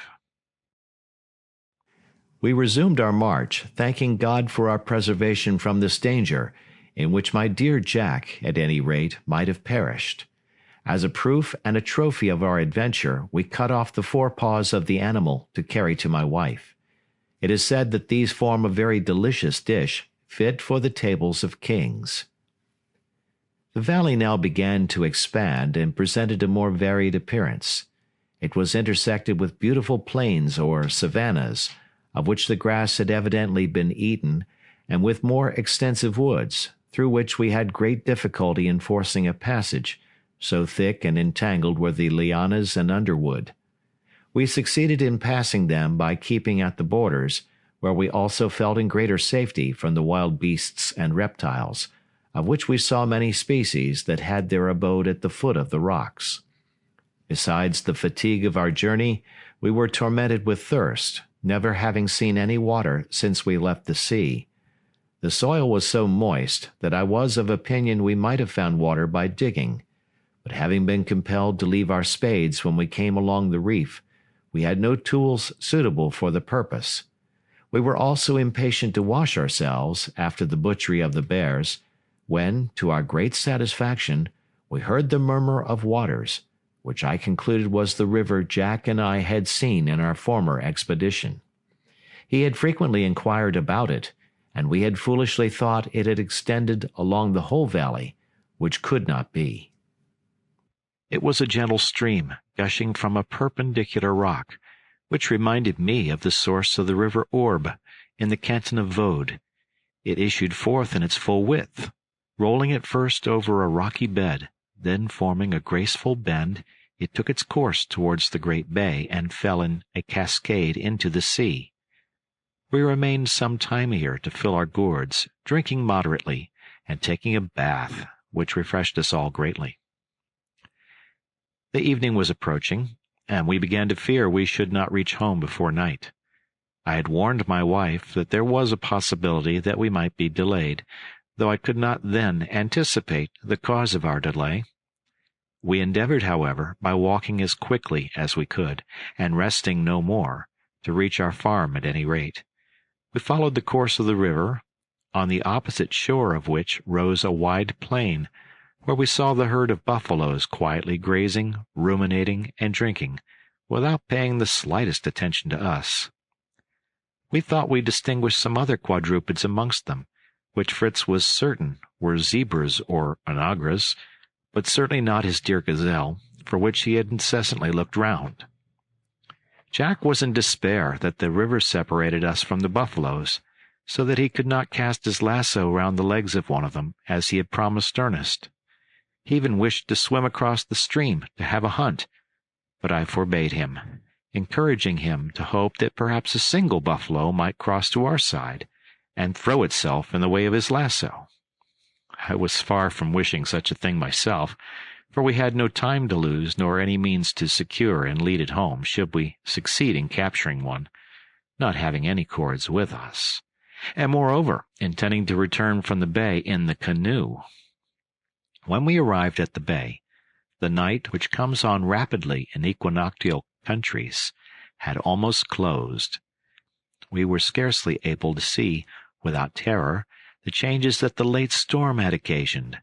The narrow pass which led from the other side of the island, between the river and a deep stream that flowed from the rocks, was entirely obstructed with rocks and earth fallen upon it, and to render our passage practicable, it was necessary to undertake a labor that the darkness now prevented, and which would at any time be attended by danger. We were obliged then to spend the night in the open air, and separated from our dear and anxious friends at Tent House.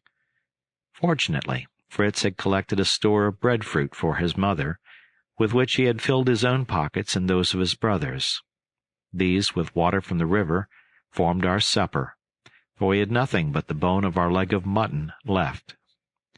We turned back a little way, to establish ourselves under a clump of trees, where we were in greater safety. We loaded our muskets, we kindled a large fire of dry branches, and recommending ourselves to the protection of God, we lay ourselves down on the soft moss to wait for the first rays of light. With the exception of Jack, who from the first slept as if he had been in his bed, we none of us could rest. The night was beautiful. A multitude of stars shone over our heads in the ethereal vault. Ernest was never tired of gazing on them. After some questions and suppositions on the plurality of worlds, their courses, and their distances, he quitted us to wander on the borders of the river, which reflected them in all their brilliancy. From this night his passion for astronomy commenced, a passion which he carried beyond all others. This became his favorite and continual study, nor did he fall far short of Duval, whose history he had read. Whilst he was engaged in contemplation, Fritz and I conversed on our projects for tunneling to the grotto, and on the utility of such a passage, as this side of the island was quite lost to us, from the difficulty in reaching it. "And yet," said I, "it is to this difficulty we owe the safety we have enjoyed. Who can say that the bears and the buffaloes may not find the way through the grotto? I confess I am not desirous of their visits, nor even of those of the onagras. Who knows but they might persuade your favorite Lightfoot to return and live amongst them? Liberty has many charms. Till now we have been very happy on our side of the island, without the productions of this. My dear boy, there is a proverb, 'Let well enough alone.' Let us not have too much ambition. It has ruined greater states than ours." Fritz seemed grieved to give up his plan, and suggested that he could forge some strong bars of iron to place before the opening, which could be removed at will. "But," said I, "they will not prevent the snakes from passing underneath. I have noticed some with terror, as they are animals I have a great antipathy to, and if your mother saw one crawl into her grotto, she would never enter it again, even if she did not die of fright." "Well, we must give it up," said Fritz. "But it is a pity. Do you think, father, that there are more bears in the island than those we killed?" "In all probability," said I. "It is scarcely to be supposed that there should be only 2. I cannot well account for their being here. They can swim very well, and perhaps the abundance of fruit in this part of the island may have attracted them." I then gave my son a short account of their manners and habits, from the best works on the history of these animals. Chapter 46. Whilst we continued to talk, and to admire the beauty of the stars, they at length began to fade away before the first light of morning. Ernest returned to us, and we awoke Jack, who had slept uninterruptedly, and was quite unconscious where he was. We returned to the pass, which now, by the light of day, seemed to us in a more hopeless state than in the dusk of evening. I was struck with consternation. It appeared to me that we were entirely enclosed at this side, and I shuddered to think of crossing the island again, to pass round at the other end, of the risk we should run of meeting wild beasts, and of the painful and perilous passage along the coral reefs. At that moment, I would gladly have consented to open a passage through the grotto, at the hazard of any visitors, in order to get through myself, that I might relieve the anxious feelings of my dear wife and boy. The thoughts of their agony unnerved me, and took away all courage for the commencement of a labor which seemed impossible, our only utensils being a small saw, and a little dibble for taking up plants, which Ernest had been unwilling to leave behind us. The path by which Jack and I had passed was covered with rocks and masses of soil, which obstructed even the course of the stream. We could not discover the place we had forded. The river had opened itself a wider course, far beyond its former one. "It is impossible," said Fritz, gazing on the ruins, "that we can remove all those immense stones without proper tools. But perhaps with a little courage we may cross over them. The rivulet being widened cannot be very deep. At all events, it cannot be worse than the coral reefs." "Let us try. But I fear it will be impossible, at least for him," said I, pointing to Jack. "Him, indeed, papa, and why not?" said the bold fellow. "He is perhaps as strong and more active than some of them. Ask Fritz what he thinks of his workmen. Shall I go the first to show you the way?" And he was advancing boldly, but I checked him, and said that before we undertook to scale these masses of rock, absolutely bare, where we had nothing to support us or to hold by, it would be as well to examine if, by descending lower, we could not find a less dangerous road. We descended to the narrow pass, and found our drawbridge, plantation, all our fortification that my boys were so proud of, and where, at Fritz's request, I had even planted a small cannon, all destroyed, the cannon swallowed up with the rest. My boys deplored their disappointment, but I showed them how useless such a defense must ever be. Nature had provided us with a better fortification than we could construct, as we had just now bitterly experienced. We had descended several yards lower with incredible difficulty, plunged in a wet, heavy soil, and obliged to step across immense stones, when Fritz, who went first, cried out joyfully, "The roof, Papa! The roof of our chalet! It is quite whole. It will be a bridge for us if we can only get to it." "What roof? What chalet?" said I in astonishment. "The roof of our little hermitage," said he, "which we had covered so well with stones like the Swiss chalets." I then recollected that I had made this little hut, after the fashion of the Swiss chalet, of bark, with a roof nearly flat and covered with stones to secure it against the winds. It was this circumstance and its situation that had saved it in the storm. I had placed it opposite the cascade, that we might see the fall in all its beauty, and consequently a little on one side of the passage filled up by the fall of the rocks. Some fragments reached the roof of the hut, and we certainly could not have entered it, but the chalet was supported by this means, and the roof was still standing and perfectly secure. We contrived to slide along the rock which sustained it. Jack was the first to stand on the roof and sing victory. It was very easy to descend on the other side, holding by the poles and pieces of bark, and we soon found ourselves safe in our own island. Ernest had lost his gun in the passage. Not being willing to resign his bag of curiosities, he had dropped the gun into the abyss. "You may take the gun I left in the canoe," said Fritz, "but another time throw away your stones and keep your gun. You will find it a good friend in need." "Let us embark in our canoe," cried Jack. "The sea! The sea! Long live the waves! They are not as hard as the stones." I was very glad to have the opportunity of conveying my canoe back to the port of Tent House. Our important occupations had prevented me till now, and everything favored the plan. The sea was calm, the wind favorable, and we should arrive at home sooner and with less fatigue than by land. We skirted the great bay to the cabbage palm wood. I had moored the canoe so firmly to one of the palms that I felt secure of it being there. We arrived at the place, and no canoe was there. The mark of the cord which fastened it was still to be seen round the tree, but the canoe had entirely disappeared. Struck with astonishment, we looked at each other with terror, and without being able to articulate a word. What was become of it?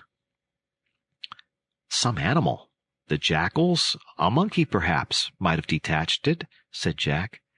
"But they could not have eaten the canoe." And we could not find a trace of it, any more than of the gun Fritz had left in it. This extraordinary circumstance gave me a great deal of thought. Savages surely had landed on our island and carried off our canoe. We could no longer doubt it when we discovered on the sands the print of naked feet. It is easy to believe how uneasy and agitated I was. I hastened to take the road to Tent House, from which we were now more than 3 leagues distant. I forbade my sons to mention this event, or our suspicions, to their mother, as I knew it would rob her of all peace of mind. I tried to console myself. It was possible that chance had conducted them to the bay, that they had seen our pretty canoe, and that, satisfied with their prize, and seeing no inhabitants, they might not return. Perhaps, on the contrary, these islanders might prove kind and humane, and become our friends. There was no trace of their proceedings further than the shore. We called at the farm on purpose to examine. All appeared in order, and certainly, if they had reached here, there was much to tempt them: our cotton mattresses, our osier seats, and some household utensils that my wife had left here. Our geese and fowls did not appear to have been alarmed, but were pecking about as usual for worms and insects. I began to hope that we might get off with the loss of our canoe, a loss which might be repaired. We were a sufficient number, being well armed, not to be afraid of a few savages, even if they penetrated further into the island, and showed hostile intentions. I exhorted my sons to do nothing to irritate them, on the contrary, to meet them with kindness and attention, and to commit no violence against them unless called on to defend their lives. I also recommended them to select from the wrecked chest some articles likely to please the savages, and to carry them always about with them. "And I beseech you once more," added I, "not to alarm your mother." They promised me, and we continued our road unmolested to Falcon's Nest. Jack preceded us, delighted, he said, to see our castle again, which he hoped the savages had not carried away. Suddenly we saw him return, running, with terror painted on his countenance. "They are there," said he. "They have taken possession of it. Our dwelling is full of them. Oh, how frightful they are! What a blessing Mamma is not there. She would have died of fright to see them enter." I confess I was much agitated, but, not wishing to expose my children to danger before I had done all in my power to prevent it, I ordered them to remain behind till I called them. I broke a branch from a tree hastily, which I held in one hand, and in the other some long nails, which I found by chance in the bottom of my pocket, and I advanced thus to my tree castle. I expected to have found the door of my staircase torn open and broken, and our new guest ascending and descending, but I saw at once it was closed as I had left it. Being of bark, it was not easily distinguished. How had these savages reached the dwelling 40 feet from the ground? I had placed planks before the great opening. They were no longer there. The greater part of them had been hurled down to the ground, and I heard such a noise in our house that I could not doubt Jack's report. I advanced timidly, holding up in the air the branch and my offerings, when I discovered, all at once, that I was offering them to a troop of monkeys, lodged in the fortress, which they were amusing themselves by destroying.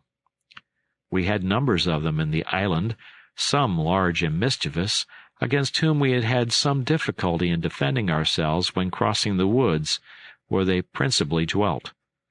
The frequent report of firearms round our dwelling had kept them aloof till now, when, emboldened by our absence, and enticed by the figs on our tree, they had come in crowds. These vexatious animals had got through the roof, and once in had thrown down the planks that covered the opening.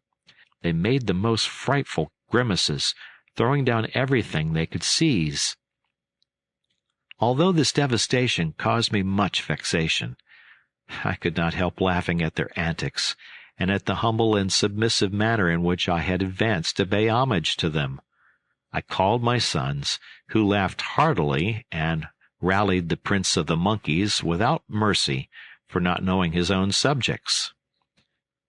Fritz wished much to discharge his gun amongst them, but I forbade him. I was too anxious to reach Tent House to be able to turn my thoughts on these depredators just now. We continued our journey, but I pause here. My heart is oppressed. My feelings when I reached home require another chapter to describe them, and I must summon courage for the task. Chapter 47. We soon arrived at Family Bridge, where I had some hopes of meeting Francis, and perhaps his mother, who was beginning to walk very well. But I was disappointed. They were not there. Yet I was not uneasy, for they were neither certain of the hour of our return, nor of the way we might take. I expected, however, to find them in the colonnade. They were not there. I hastily entered the house. I called aloud, "Elizabeth! Francis! Where are you?" No one answered. A mortal terror seized me, and for a moment I could not move. "They will be in the grotto," said Ernest. "Or in the garden," said Fritz. "Perhaps on the shore," cried Jack. "My mother likes to watch the waves, and Francis may be gathering shells." These were possibilities. My sons flew in all directions to search of their mother and brother. I found it impossible to move, and was obliged to sit down. I trembled, and my heart beat till I could scarcely breathe. I did not venture to dwell on the extent of my fears. or rather, I had no distinct notion of them. I tried to recover myself. I murmured, "Yes, at the grotto or the garden. They will return directly." Still I could not compose myself. I was overwhelmed with a sad presentiment of the misfortune which impended over me. It was but too soon realized. My sons returned in fear and consternation. They had no occasion to tell me the result of their search. I saw it at once, and sinking down motionless, I cried, "Alas! They are not there!" Jack returned the last, and in the most frightful state. He had been at the seashore, and throwing himself into my arms, he sobbed out, "The savages have been here, and carried away my mother and Francis. Perhaps they have devoured them. I have seen the marks of their horrible feet on the sands, and the print of dear Francis's boots." This account at once recalled me to strength and action. "Come, my children, let us fly to save them. God will pity our sorrow and assist us. He will restore them. Come, come." They were ready in a moment, but a distracting thought seized me. Had they carried off the pinnace? If so, every hope was gone. Jack, in his distress, had never thought of remarking this, but the instant I named it, Fritz and he ran to ascertain the important circumstance, Ernest, in the meantime, supporting me and endeavoring to calm me. "Perhaps," said he, "they are still in the island. Perhaps they may have fled to hide themselves in some wood or amongst the reeds. Even if the pinnace be left, it would be prudent to search the island from end to end before we leave it. Trust Fritz and me, we will do this, and even if we find them in the hands of the enemy, we will recover them. Whilst we are off on this expedition, you can be preparing for our voyage, and we will search the world from one end to the other, every country and every sea, but we will find them, and we shall succeed. Let us put our whole trust in God. He is our Father. He will not try us beyond our strength." I embraced my child, and a flood of tears relieved my overcharged heart. My eyes and hands were raised to heaven. My silent prayers winged their flight to the Almighty, to Him who tries us and consoles us. A ray of hope seemed to visit my mind when I heard my boys cry out as they approached, "The pinnace is here! They have not carried that away!" I fervently thanked God. It was a kind of miracle, for this pretty vessel was more tempting than the canoe. Perhaps, as it was hidden in a little creek between the rocks, it had escaped their observation. Perhaps they might not know how to manage it, or they might not be numerous enough. No matter, it was there, and might be the means of our recovering the beloved objects these barbarians had torn from us. How gracious is God to give us hope to sustain us in our afflictions. Without hope we could not live. It restores and revives us, and even if never realized below, accompanies us to the end of our life and beyond the grave. I imparted to my eldest son the idea of his brother, that they might be concealed in some part of the island, but I dared not rely on this sweet hope. Finally, as we ought not to run the risk of abandoning them, if they were still here, and perhaps in the power of the savages, I consented that my 2 eldest sons should go to ascertain the fact. Besides, however impatient I was, I felt that a voyage such as we were undertaking into unknown seas might be of long duration, and it was necessary to make some preparations.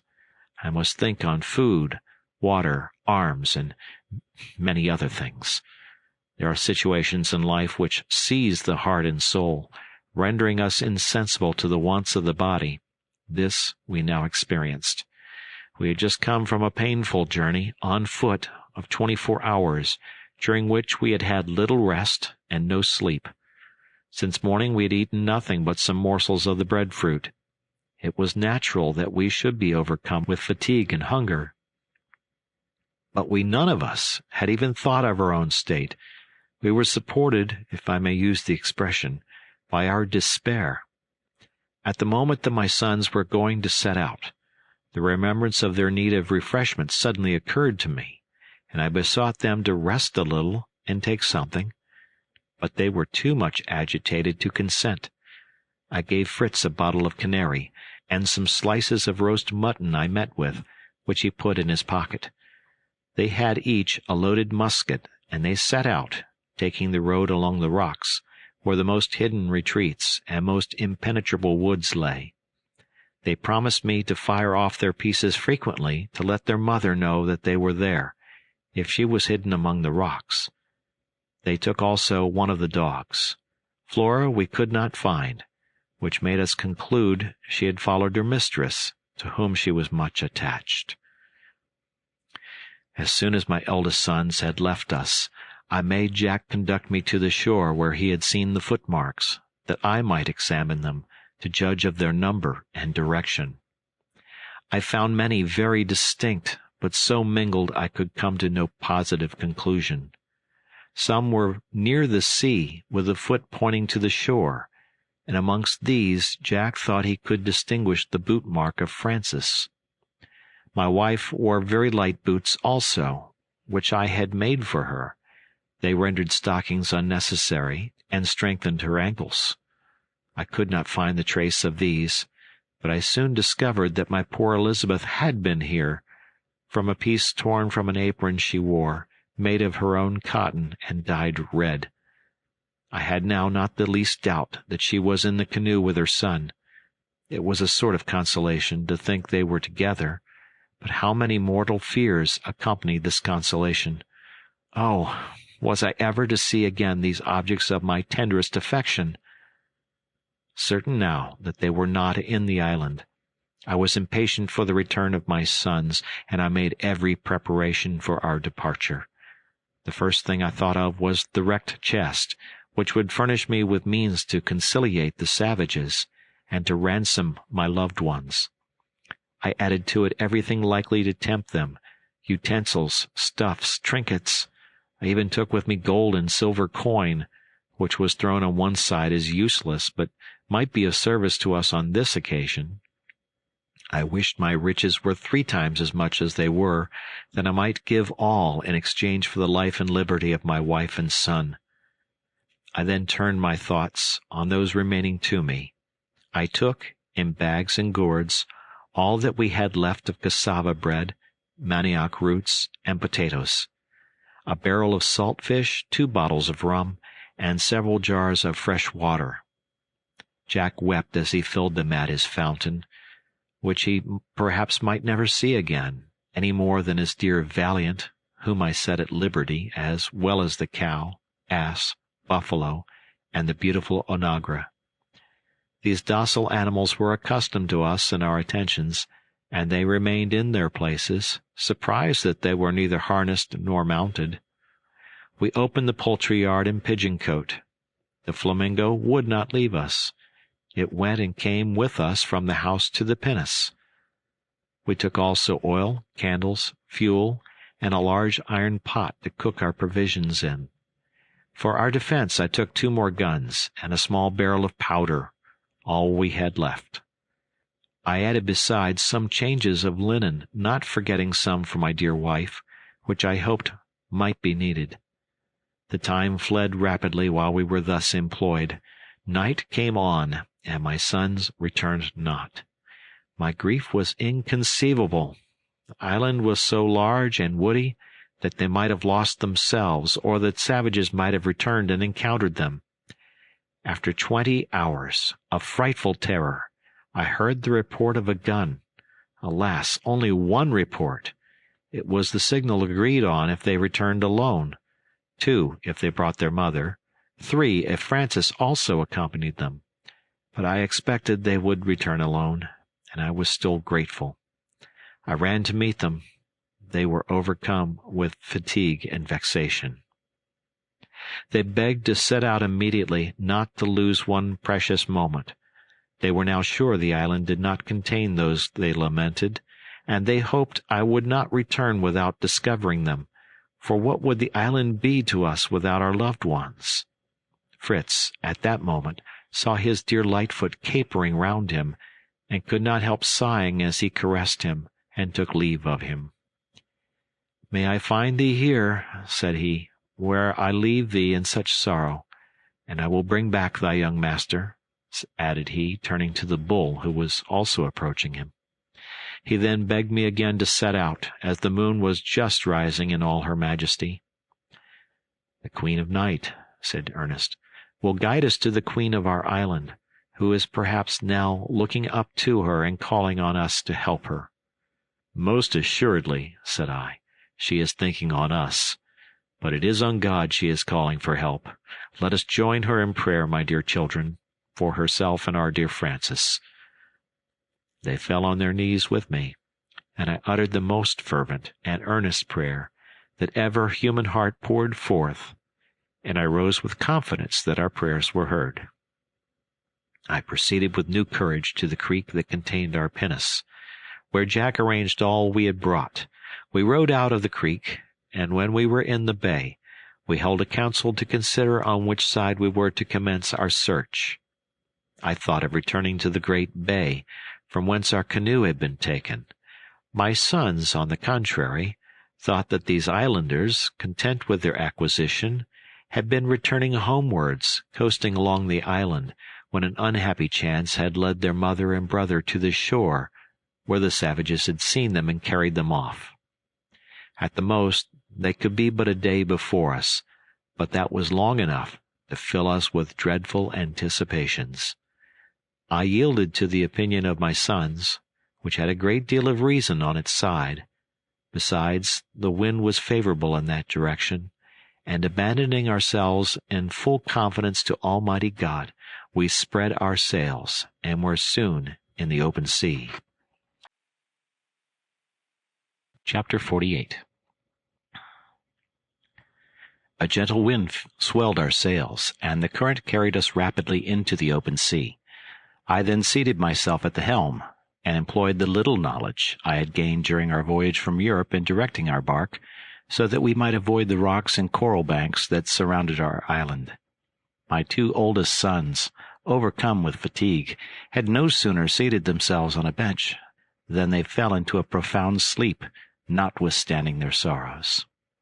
Jack held out the best. His love of the sea kept him awake, and I surrendered the helm to him till I took a momentary slumber, my head resting against the stern. A happy dream placed me in the midst of my family in our dear island, but a shout from Ernest woke me. He was calling on Jack to leave the helm, as he was contriving to run the vessel among the breakers on the coast. I seized the helm, and soon set all right, determined not to trust my giddy son again. Jack, of all my sons, was the one who evinced most taste for the sea, but being so young when we made our voyage, his knowledge of nautical affairs was very scanty. My elder sons had learnt more. Ernest, who had a great thirst for knowledge of every kind, had questioned the pilot on all he had seen him do. He had learned a great deal in theory, but of practical knowledge he had none. The mechanical genius of Fritz had drawn conclusions from what he saw. This would have induced me to place much trust in him in case of that danger which I prayed heaven might be averted. What a situation was mine for a father, wandering through unknown and dangerous seas with my 3 sons, my only hope, in search of a fourth and of my beloved helpmate, utterly ignorant which way we should direct our course or where to find a trace of those we sought. How often do we allay the happiness granted us below by vain wishes? I had at one time regretted that we had no means of leaving our island. Now we had left it, and our sole wish was to recover those we had lost, to bring them back to it, and never to leave it more. I sometimes regretted that I had led my sons into this danger. I might have ventured alone, but I reflected that I could not have left them, for Fritz had said, if the savages had carried off the pinnace, I would have swum from isle to isle till I had found them. My boys all endeavored to encourage and console me. Fritz placed himself at the rudder, observing that the pinnace was new and well built, and likely to resist a tempest. Ernest stood on the deck, silently watching the stars, only breaking his silence by telling me he should be able by them to supply the want of the compass and point out how we should direct our course. Jack climbed dexterously up the mast to let me see his skill, We called him the cabin boy. Fritz was the pilot, Ernest the astronomer, and I was the captain and commander of the expedition. Daybreak showed us we had passed far from our island, which now only appeared a dark speck. I, as well as Fritz and Jack, was of the opinion that it would be advisable to go round it and try our fortune on the opposite coast. But Ernest, who had not forgotten his telescope, was certain he saw land in a direction he pointed out to us. We took the glass, and were soon convinced he was right. As day advanced, we saw the land plainly, and did not hesitate to sail towards it. As this appeared the land nearest to our island, we supposed the savages might have conveyed their captives there. But more trials awaited us before we arrived there. It being necessary to shift the sail in order to reach the coast in view, my poor cabin boy Jack ran up the mast, holding by the ropes. But before he reached the sail, the rope which he held broke suddenly. He was precipitated into the sea and disappeared in a moment, but he soon rose to the surface, trying to swim and mingling his cries with ours. Fritz, who was the first to see the accident, was in the water almost as soon as Jack, and seizing him by the hair, swam with the other hand, calling on him to try and keep afloat and hold by him. When I saw my two sons thus struggling with the waves, that were very strong from a land wind, I should in my despair have leaped in after them. But Ernest held me, and implored me to remain to assist in getting them into the pinnace. He had thrown ropes to them, and a bench which he had torn up with the strength of despair. Fritz had contrived to catch one of the ropes and fasten it round Jack, who still swam but feebly, as if nearly exhausted. Fritz had been considered an excellent swimmer in Switzerland. He preserved all his presence of mind, calling to us to draw the rope gently, while he supported the poor boy and pushed him towards the pinnace. At last I was able to reach and draw him up, and when I saw him extended nearly lifeless at the bottom of the pinnace, I fell down senseless beside him. How precious to us now was the composed mind of Ernest! In the midst of such a scene he was calm and collected. Promptly disengaging the rope from the body of Jack, he flung it back to Fritz to help him in reaching the pinnace, attaching the other end firmly to the mast. This done, quicker than I can write it, he approached us, raised his brother so that he might relieve himself from the quantity of water he had swallowed, then turning to me, restored me to my senses by administering to me some drops of rum, and by saying, "Courage, father. You have saved Jack, and I will save Fritz. He has hold of the rope. He is swimming strongly. He is coming. He is here." He left me to assist his brother, who was soon in the vessel and in my arms. Jack, perfectly recovered, joined him, and fervently did I thank God for granting me, in the midst of my trials, such a moment of happiness.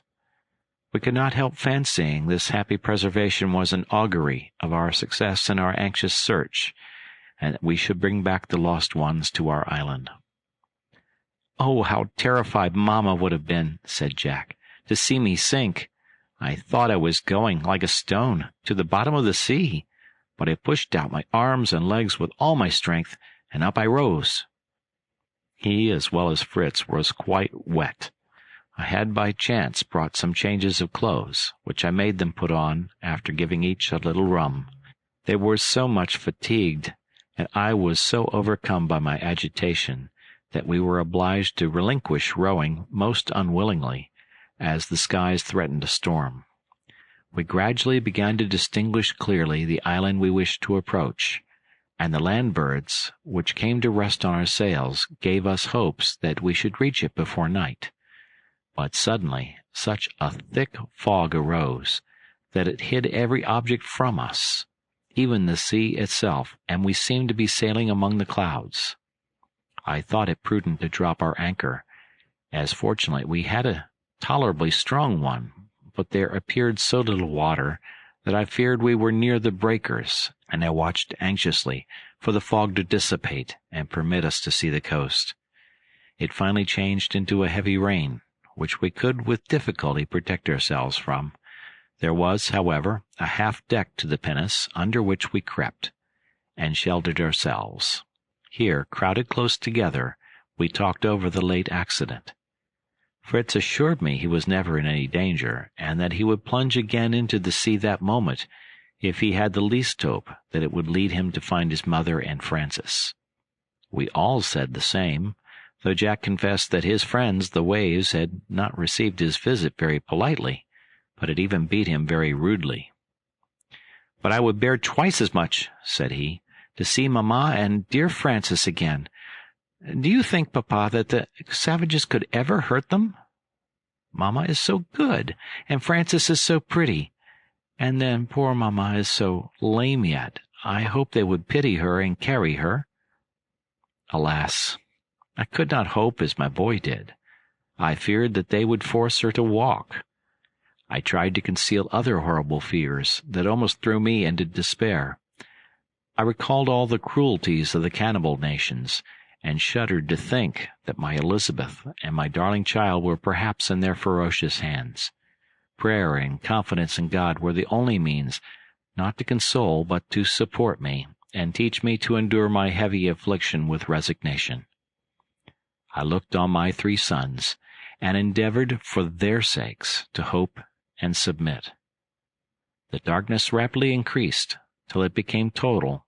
We concluded it was night. The rain having ceased, I went out to strike a light, as I wished to hang the lighted lantern to the mast, when Ernest, who was on deck, called out loudly, "Father, brothers, come, the sea is on fire!" And indeed, as far as the eye could reach, the surface of the water appeared in flames. This light, of the most brilliant fiery red, reached even to the vessel, and we were surrounded by it. It was a sight at once beautiful and almost terrific. Jack seriously inquired if there was not a volcano at the bottom of the sea, and I astonished him much by telling him that this light was caused by a kind of marine animal, which in form resembled plants so much that they were formerly considered such. But naturalists and modern voyagers have entirely destroyed this error, and furnished proofs that they are organized beings, having all the spontaneous movements peculiar to animals. They feel when they are touched, seek for food, seize and devour it. They are of various kinds and colors, and are known under the general name of zoophytes. And this which glitters in such beautiful colors on the sea is called pyrosoma, said Ernest. See, here are some I've caught in my hat. You may see them move. How they change color! Orange, green, blue, like the rainbow, and when you touch them, the flame appears still more brilliant. Now they are pale yellow. They amused themselves some time with these bright and beautiful creatures, which appeared to have but a half-life. They occupied a large space on the water, and their astonishing radiance in the midst of the darkness of the atmosphere had such a striking and magnificent effect that for a few moments we were diverted from our own sad thoughts. But an observation from Jack soon recalled them. "If Francis passed this way," said he, "how he would be amused by these funny creatures, which look like fire but do not burn. But I know he would be afraid to touch them, and how much afraid Mamma would be, as she likes no animal she does not know. Ah, how glad I shall be to tell her all about our voyage, and my excursion into the sea, and how Fritz dragged me by the hair, and what they call these fiery fishes. Tell me again, Ernest, pyrosoma, Mr. Perron calls them," said Ernest.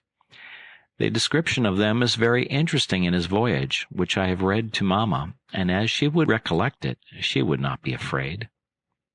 "I pray to God," replied I, "that she may have nothing more to fear than the pyrosoma, and that we may soon see them again with her and Francis." We all said Amen, and the day breaking, we decided to weigh the anchor and endeavor to find a passage through the reefs to reach the island which we now distinctly saw, and which seemed an uncultivated and rocky coast. I resumed my place at the helm. My sons took the oars, and we advanced cautiously, sounding every minute. What would have become of us if our pinnace had been injured? The sea was perfectly calm, and after prayer to God and a slight refreshment, we proceeded forward, looking carefully round for any canoe of the savages. It might be even our own, but no, we were not fortunate enough to discover any trace of our beloved friends, nor any symptom of the isle being inhabited. However, as it was our only point of hope, we did not wish to abandon it. By dint of searching, we found a small bay which reminded us of our own. It was formed by a river broad and deep enough for our pinnace to enter. We rowed in, and having placed our vessel in a creek, where it appeared to be secure, we began to consider the means of exploring the whole island. Chapter 49. I did not disembark on this unknown shore without great emotion. It might be inhabited by a barbarous and cruel race, and I almost doubted the prudence of thus risking my 3 remaining children in the hazardous and uncertain search after our dear lost ones. I think I could have borne my bereavement with Christian resignation if I had seen my wife and child die in my arms. I should then have been certain they were happy in the bosom of their God. But to think of them in the power of ferocious and idolatrous savages, who might subject them to cruel tortures and death, chilled my very blood. I demanded of my sons if they felt courage to pursue the difficult and perilous enterprise we had commenced. They all declared they would rather die than not find their mother and brother. Fritz even besought me, with Ernest and Jack, to return to the island in case the wanderers should come back and be terrified to find it deserted, and to leave him the arms and the means of trafficking with the savages without any uneasiness about his prudence and discretion. I assured him I did not distrust his courage and prudence, but I showed him the futility of hoping that the savages would voluntarily carry back their victims, or that they could escape alone. And should he meet with them here and succeed, how could he carry his recovered treasures to the island? "No, my children," said I. "We will all search, in the confidence that God will bless our efforts." "And perhaps sooner than we think," said Ernest. "Perhaps they are in this island." Jack was running off immediately to search, but I called my little madcap back till we arranged our plans. I advised that 2 of us should remain to watch the coast, while the other 2 penetrated into the interior. The first thing necessary to ascertain was if the island was inhabited, which might easily be done by climbing some tree that overlooked the country, and remarking if there were any traces of the natives, any huts or fires lighted, etc. Those who made any discovery were immediately to inform the rest, that we might go in a body to recover our own. If nothing announced that the island was inhabited, we were to leave it immediately to search elsewhere. All wished to be of the party of discovery. At length, Ernest agreed to remain with me and watch for any arrivals by sea. Before we parted, we all knelt to invoke the blessing of God on our endeavors. Fritz and Jack, as the most active, were to visit the interior of the island and to return with information as soon as possible. To be prepared for any chance, I gave them a game bag filled with toys, trinkets, and pieces of money to please the savages. I also made them take some food. Fritz took his gun, after promising me he would not fire it except to defend his life, lest he should alarm the savages and induce them to remove their captives. Jack took his lasso, and they set out with our benedictions, accompanied by the brave Turk, on whom I depended much to discover his mistress and his companion Flora, if she was still with her friends. As soon as they were out of sight, Ernest and I set to work to conceal as much as possible our pinnace from discovery. We lowered the masts, and hid with great care under the deck the precious chest with our treasure, provisions, and powder. We got our pinnace with great difficulty, the water being low, behind a rock, which completely concealed it on the land side, but it was still visible from the sea.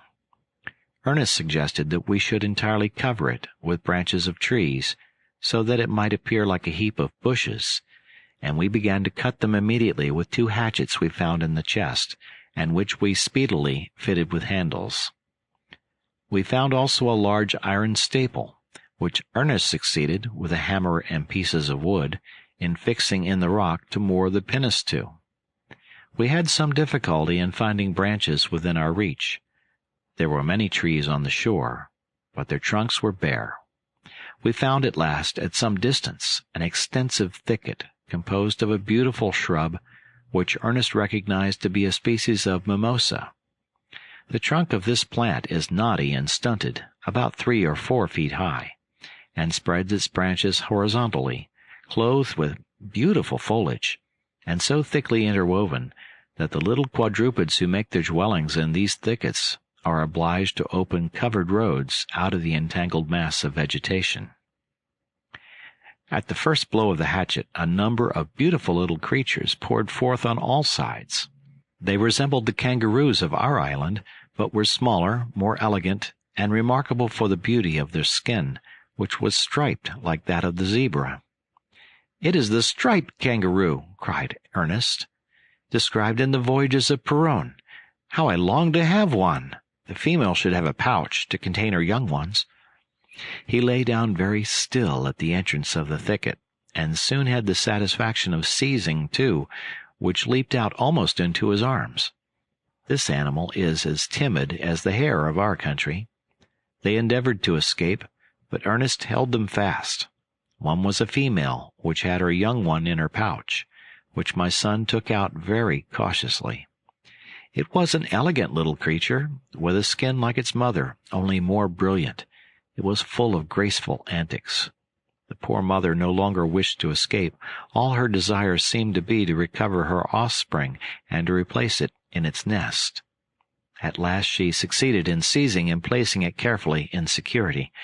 Then her desire to escape was so strong that Ernest could scarcely hold her.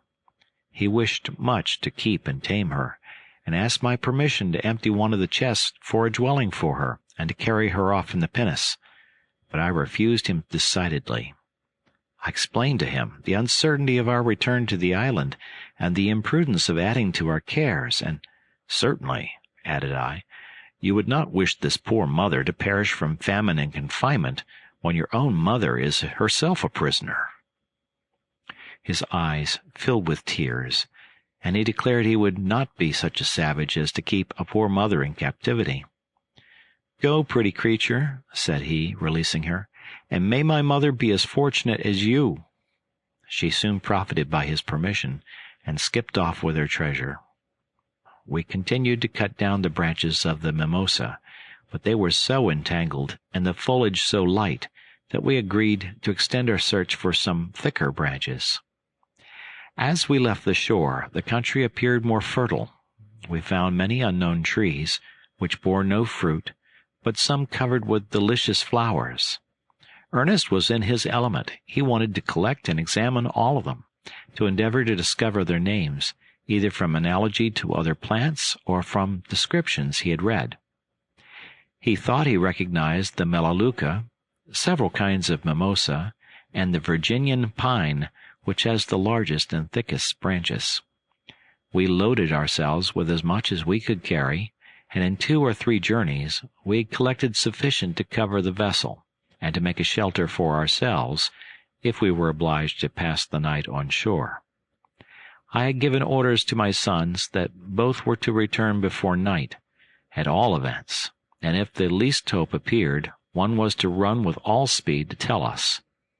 All my fear was that they might lose their way in this unknown country. They might meet with lakes, marshes, or perplexing forests. Every moment I was alarmed with the idea of some new danger, and never did any day seem so long. Ernest endeavored, by every means in his power, to comfort and encourage me, but the buoyancy of spirit peculiar to youth prevented him dwelling long on one painful thought. He amused his mind by turning to search for the marine productions with which the rocks were covered. Seaweed, mosses of the most brilliant colors, zoophytes of various kinds occupied his attention. He brought them to me, regretting that he could not preserve them. "Oh, if my dear mother could see them," said he, "or if Fritz could paint them, How they would amuse Francis! This recalled our sorrows, and my uneasiness increased. Chapter 50. All was so still around us, and our pinnace was so completely hidden with its canopy of verdure, that I could not help regretting that I had not accompanied my sons. It was now too late, but my steps involuntarily turned to the road I had seen them take, Ernest remaining on the rocks in search of natural curiosities. But I was suddenly recalled by a cry from Ernest. "Father, a canoe! A canoe!" "Alas! Is it not ours?" I said, rushing to the shore, where indeed I saw beyond the reefs a canoe floating lightly, apparently filled with the islanders, easy to distinguish from their dark complexion. This canoe did not resemble ours. It was longer, narrower, and seemed to be composed of long strips of bark, quite rough, tied together at each end, which gave somewhat of a graceful form to it, although it evidently belonged to the infancy of the art of navigation. It is almost inconceivable how these frail barks resist the slightest storm, but these islanders swim so well that even if the canoe fills, they jump out, empty it, and take their places again. When landed, 1 or 2 men take up the canoe and carry it to their habitation. This, however, appeared to be provided with outriggers to preserve the equilibrium, and 6 savages, with a sort of oars, made it fly like the wind. When it passed the part of the island where we were, we hailed it as loudly as we could. The savages answered by frightful cries, but showed no intention of approaching us or entering the bay. On the contrary, they went on with great rapidity, continuing their cries. I followed them with my eyes as far as I could in speechless emotion, for either my fancy deceived me, or I faintly distinguished a form of fairer complexion than the dark-hued beings who surrounded him. Features or dress I could not see. On the whole, it was a vague impression that I trembled alike to believe or to doubt. Ernest, more active than I, had climbed a sandbank, and with his telescope had commanded a better view of the canoe. He watched it round a point of land, and then came down almost as much agitated as myself. I ran to him and said, "Ernest, was it your mother?" "No, Papa, I am certain it was not my mother," said he. "Neither was it Francis." Here he was silent. A cold shuddering came over us. "Why are you silent?" said I. "What do you think?" "Indeed, Papa, I could distinguish nothing," said he. "Even with the telescope, they pass so quickly. Would that it were my mother and brother. We should then be sure they were living, and might follow them. But a thought strikes me. Let us free the pinnace and sail after the canoe. We can go quicker than they with the sail. We shall overtake them behind the cape, and then we shall at least be satisfied." I hesitated, lest my sons should come back, but Ernest represented to me that we were only fulfilling the wishes of Fritz. Besides, we should return in a short time. He added that he would soon disencumber the pinnace. "Soon," cried I, "when we have been at least 2 hours in covering it." "Yes," said he, "but we had a dozen journeys to make it to the trees then. I will have it ready in less than half an hour." I assisted him as actively as I could, though not with good heart, for I was uneasy about abandoning my sons. I would have given worlds to see them arrive before our departure, to have their assistance, which was of much consequence in the pinnace, and to know that they were safe. I often left off my work to take a glance into the interior of the island, hoping to see them. Frequently I mistook the trees in the twilight, which was now coming on, for moving objects. At last I was not deceived. I saw distinctly a figure walking rapidly.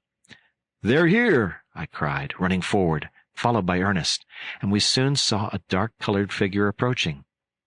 I concluded it was a savage, and, though disappointed, was not alarmed, as he was alone. I stopped, and begged Ernest to recollect all the words he had met with in his books of the language of the savages.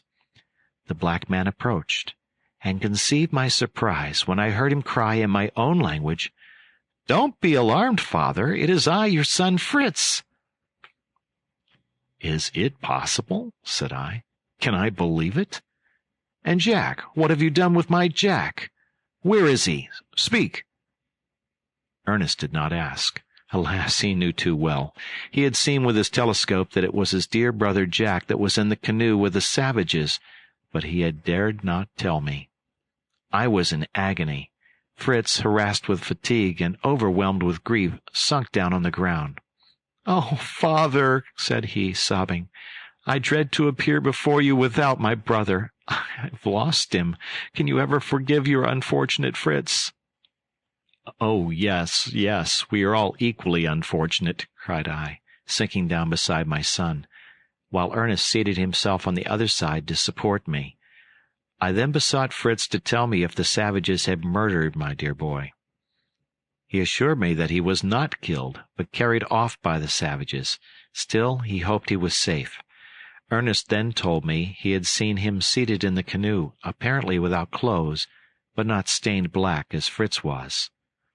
"I earnestly wish he had been," said Fritz. "To that I attribute my escape, but I am truly thankful to God that you have seen him, Ernest.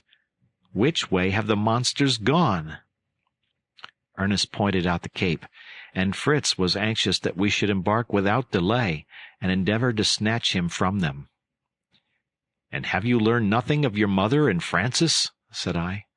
"Alas, nothing," said he, "though I think I recognized a handkerchief belonging to dear mamma on the head of a savage. I will tell you all my adventure as we go. You forgive me, dear father?" "Yes, my dear son," said I. "I forgive and pity you. But are you sure my wife and Francis are not on the island?" "Quite sure," said he. "In fact, the island is entirely uninhabited. There is no fresh water, nor game, and no quadrupeds whatever, but rats and kangaroos, but plenty of fruit.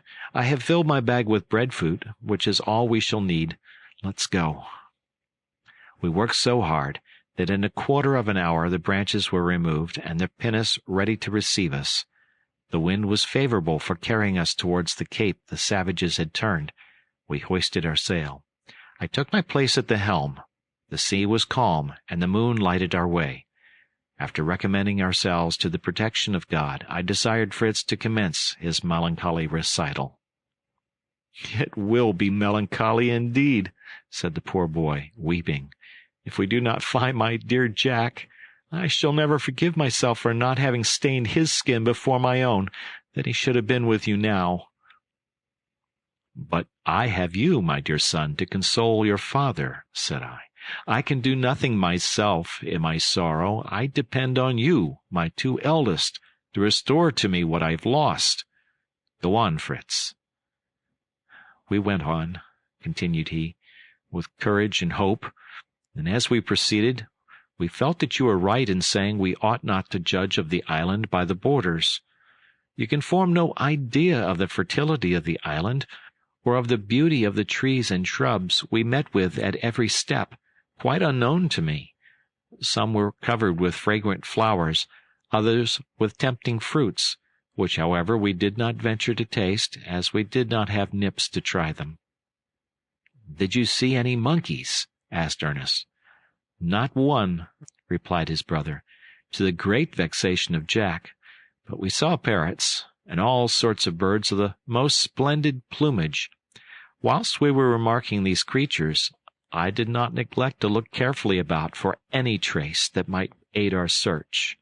I saw no hut, no sort of dwelling, nor anything that could indicate that the island was inhabited, and not the slightest appearance of fresh water, and we should have been tormented with thirst if we had not found some coconuts containing milk, and an acid fruit full of juice, which we have on our own island.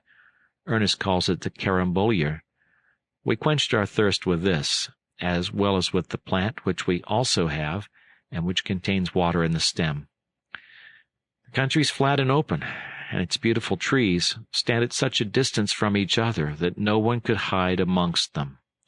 But if we found no dwellings, we often discovered traces of the savages, extinguished fires, remains of kangaroos and of fish, coconut shells, and even entire nuts, which we secured for ourselves. We marked also footprints on the sand.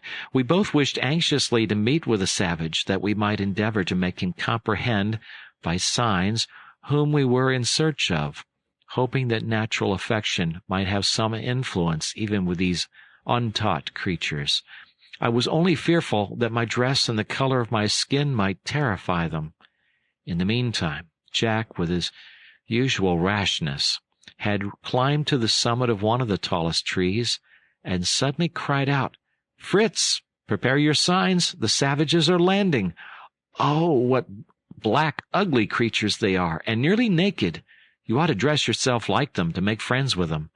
You can stain your skin with these," throwing me down branches of a sort of fruit of a dark purple color, large as a plum, with a skin like the mulberry. "I've been tasting them. They are very nauseous, and they've stained my fingers black. Rub yourself well with the juice of this fruit, and you will be a perfect savage." I agreed immediately. He descended from the tree while I undressed, and with his assistance I stained myself from head to foot, as you see me. But don't be alarmed. A single dip in the sea will make me a European again. The good-natured Jack then helped to dress me in a sort of tunic made of large leaves, and laughed heartily when he looked at me, calling me Omniboo, of whom he had seen a picture, which he declared I exactly resembled. I then wished to disguise him in the same way, but he would not consent. He declared that, when we met with Mamma and Francis, he should fly to embrace them, and that he should alarm and disgust them in such a costume. He said I could protect him if the savages wished to devour him. They were now at hand, and we went forward, Jack following me with my bundle of clothes under his arm. I had slung my kangaroo skin bag of powder and provision on my shoulders, and I was glad to see that most of the savages wore the skin of that animal, for the most part spread out like a mantle over their shoulders. Few of them had other clothes, excepting one, who appeared to be the chief, and had a tunic of green rushes neatly woven. I tried to recollect all the words of savage language I could, but very few occurred to me. I said at first, "Tayo, Tayo." I don't know whether they comprehended me, but they paid me great attention, evidently taking me for a savage. Only one of them wished to seize my gun, but I held it firmly, and on the chief speaking a word to him, he drew back. They spoke very rapidly, and I saw by their looks they spoke about us.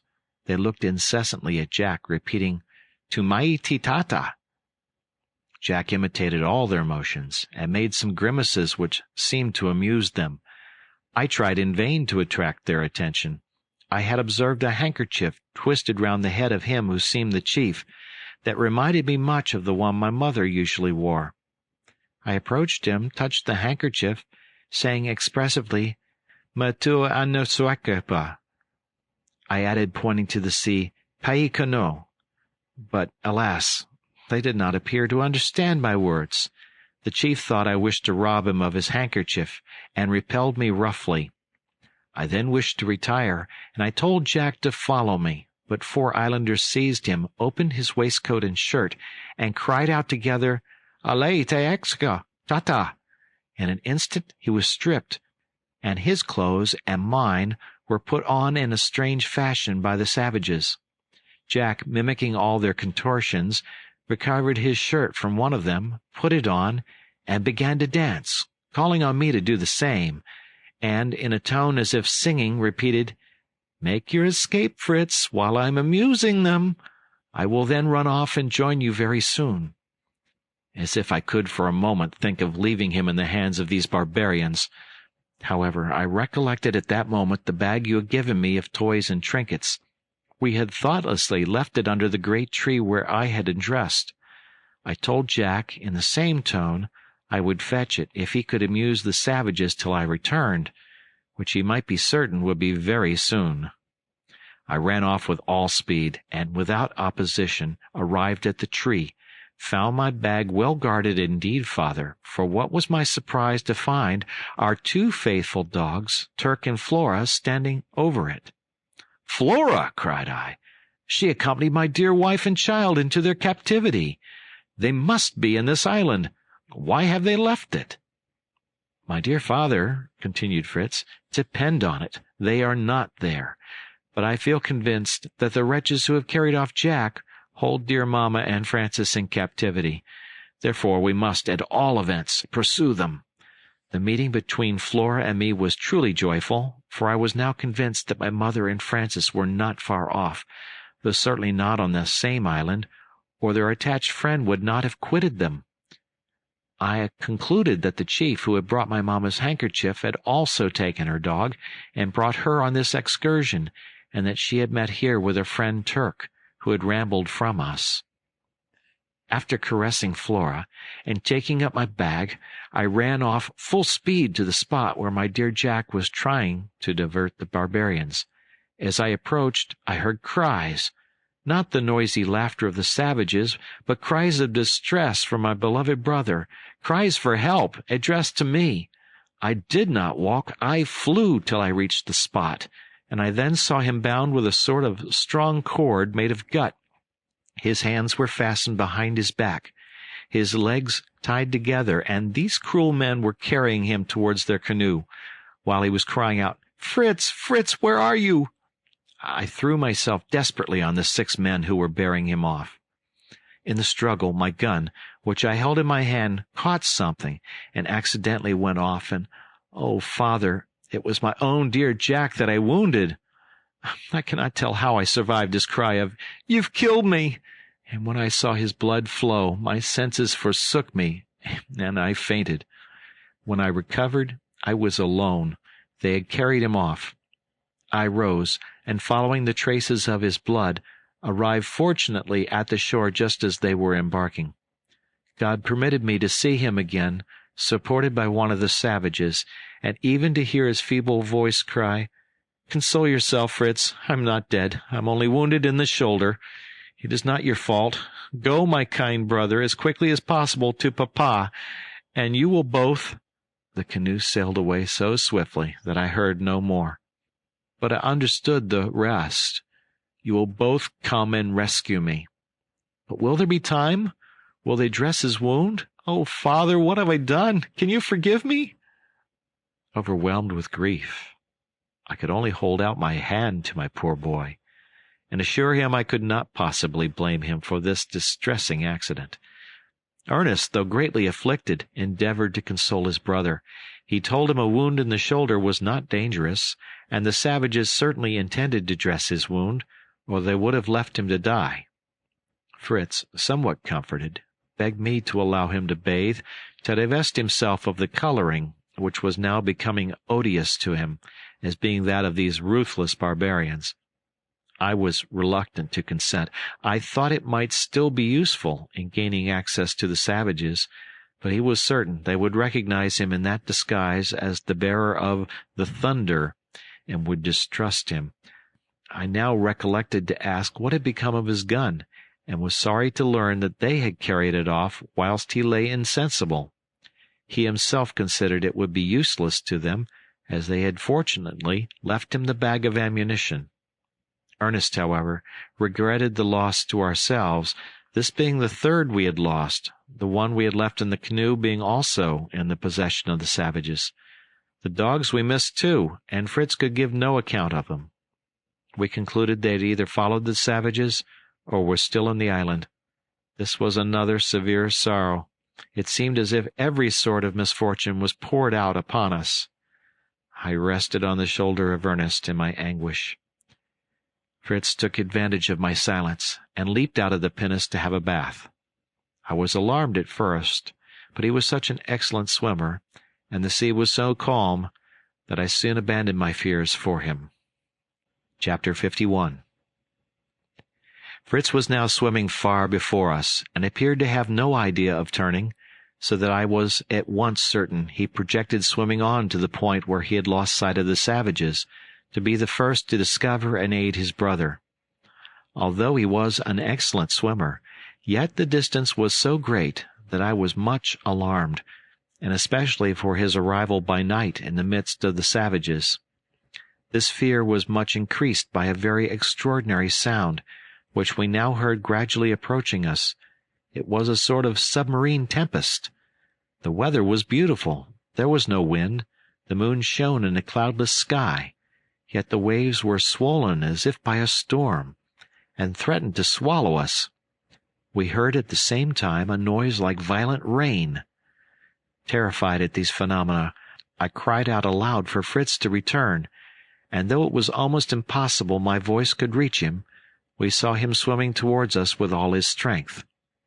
Ernest and I used all our power in rowing to meet him, so that we soon got to him.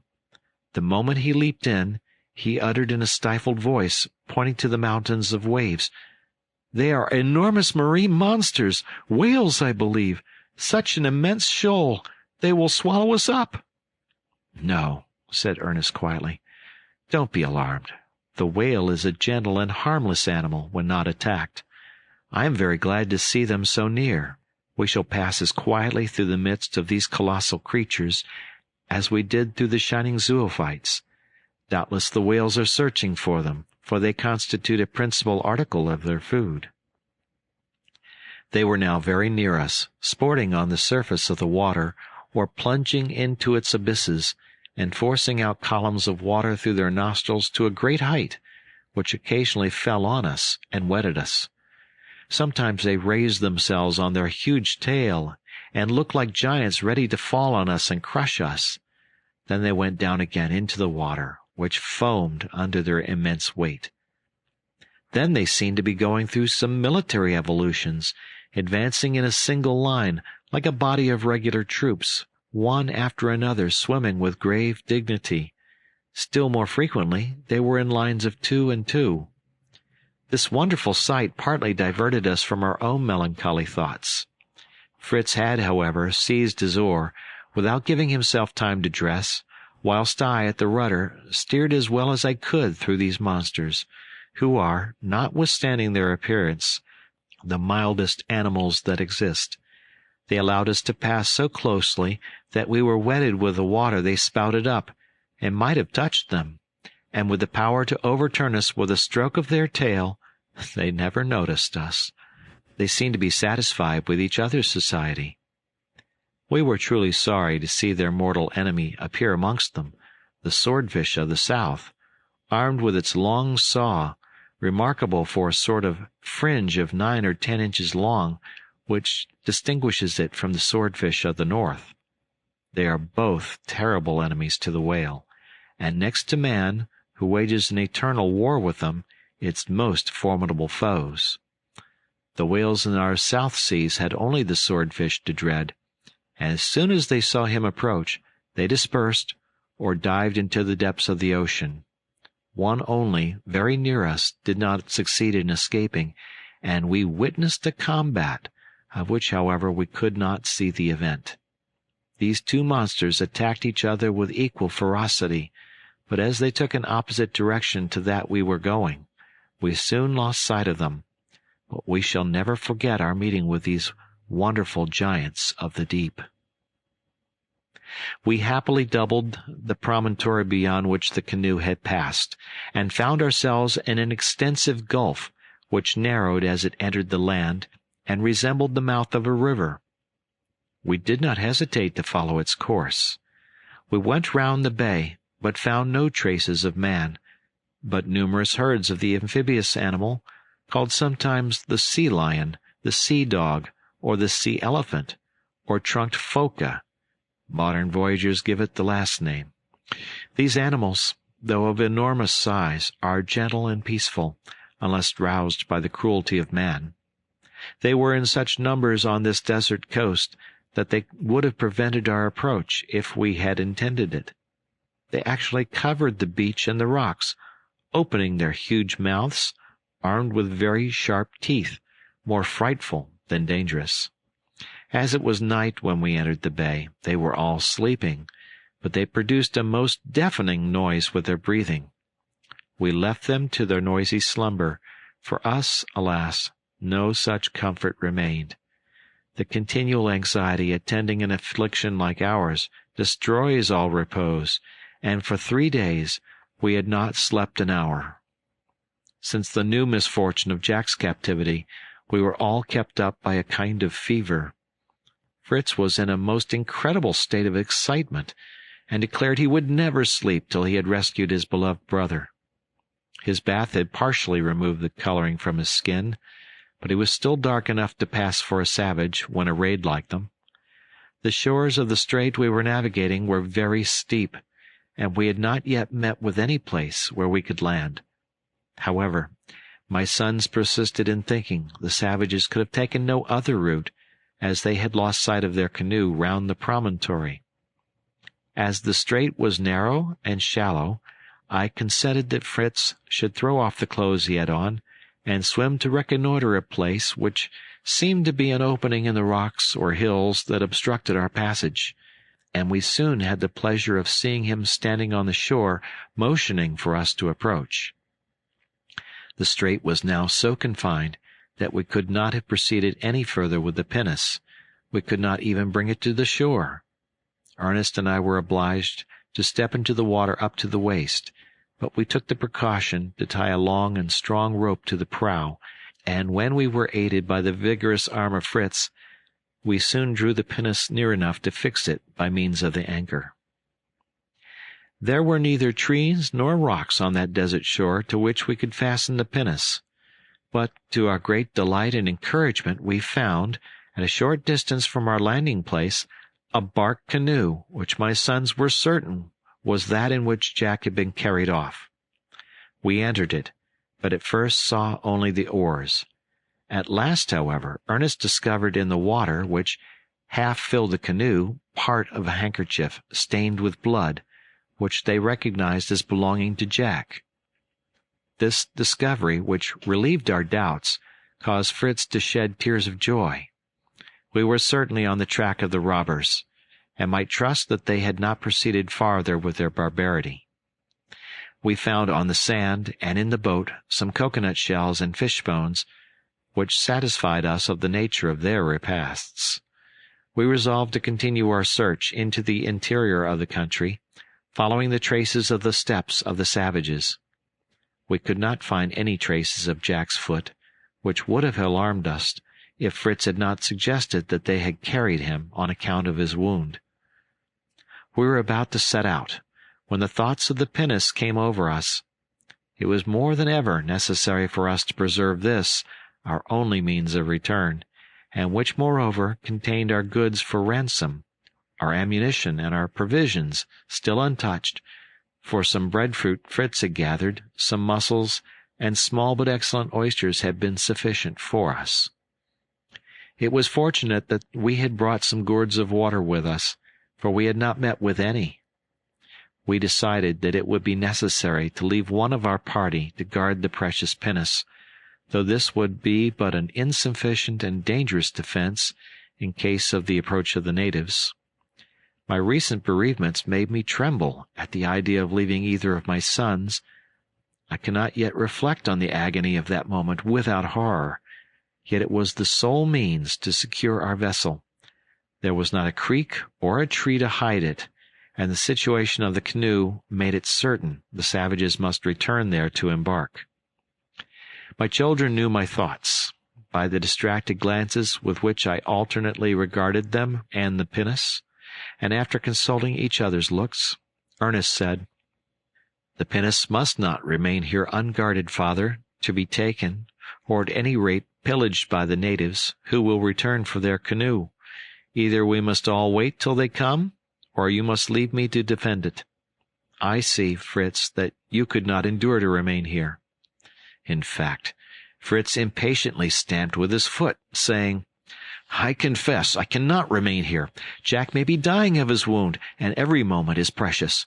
I will seek him, find him, and save him. I have a presentiment I shall, and if I discover him, as I expect, in the hands of the savages, I know the way to release him, and to prevent them carrying off our pinnace." I saw that the daring youth, in the heat of his exasperation, exposed alone to the horde of barbarians, might also become their victim. I saw that my presence was necessary to restrain and aid him, and I decided with a heavy heart to leave Ernest alone to protect the vessel. His calm and cool manner made it less dangerous for him to meet the natives.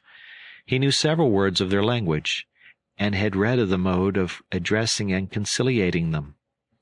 He promised me to be prudent, which his elder brother could not be. We took the bag of toys which Fritz had brought, and left those in the chest, to use if necessary, and, praying for the blessing of heaven on my son, we left him. My sorrow was great, but he was no longer a child, and his character encouraged me. Fritz embraced his brother and promised him to bring Jack back in safety. Chapter 52. After having traversed for some time a desert sandy plain without meeting a living creature, we arrived at a thick wood, where we lost the traces we had carefully followed. We were obliged to direct our course by chance, keeping no fixed road, but advancing as the interwoven branches permitted us. The wood was alive with the most beautiful birds of brilliant and varied plumage, but in our anxious and distressed state, we should have been more interested in seeing a savage than a bird. We passed at last through these verdant groves, and reached an arid plain extending to the shore. We again discovered numerous footsteps, and whilst we were observing them, we saw a large canoe pass rapidly, filled with islanders, and this time I thought that, in spite of the distance, I could recognize the canoe we had built, and which they had robbed us of. Fritz wished to swim after them, and was beginning to undress himself, and I only stopped him by declaring that if he did, I must follow him, as I had decided not to be separated from him. I even proposed that we should return to Ernest, as I was of opinion that the savages should stop at the place where we had disembarked, to take away the boat they had left, and we might then, by means of the words Ernest had acquired, learn from them what had become of my wife and children. Fritz agreed to this, though he still persisted that the easiest and quickest mode of return would have been by swimming. We were endeavoring to retrace our road, when, to our great astonishment, we saw at a few yards' distance a man clothed in a long black robe advancing towards us, whom we immediately recognized as a European.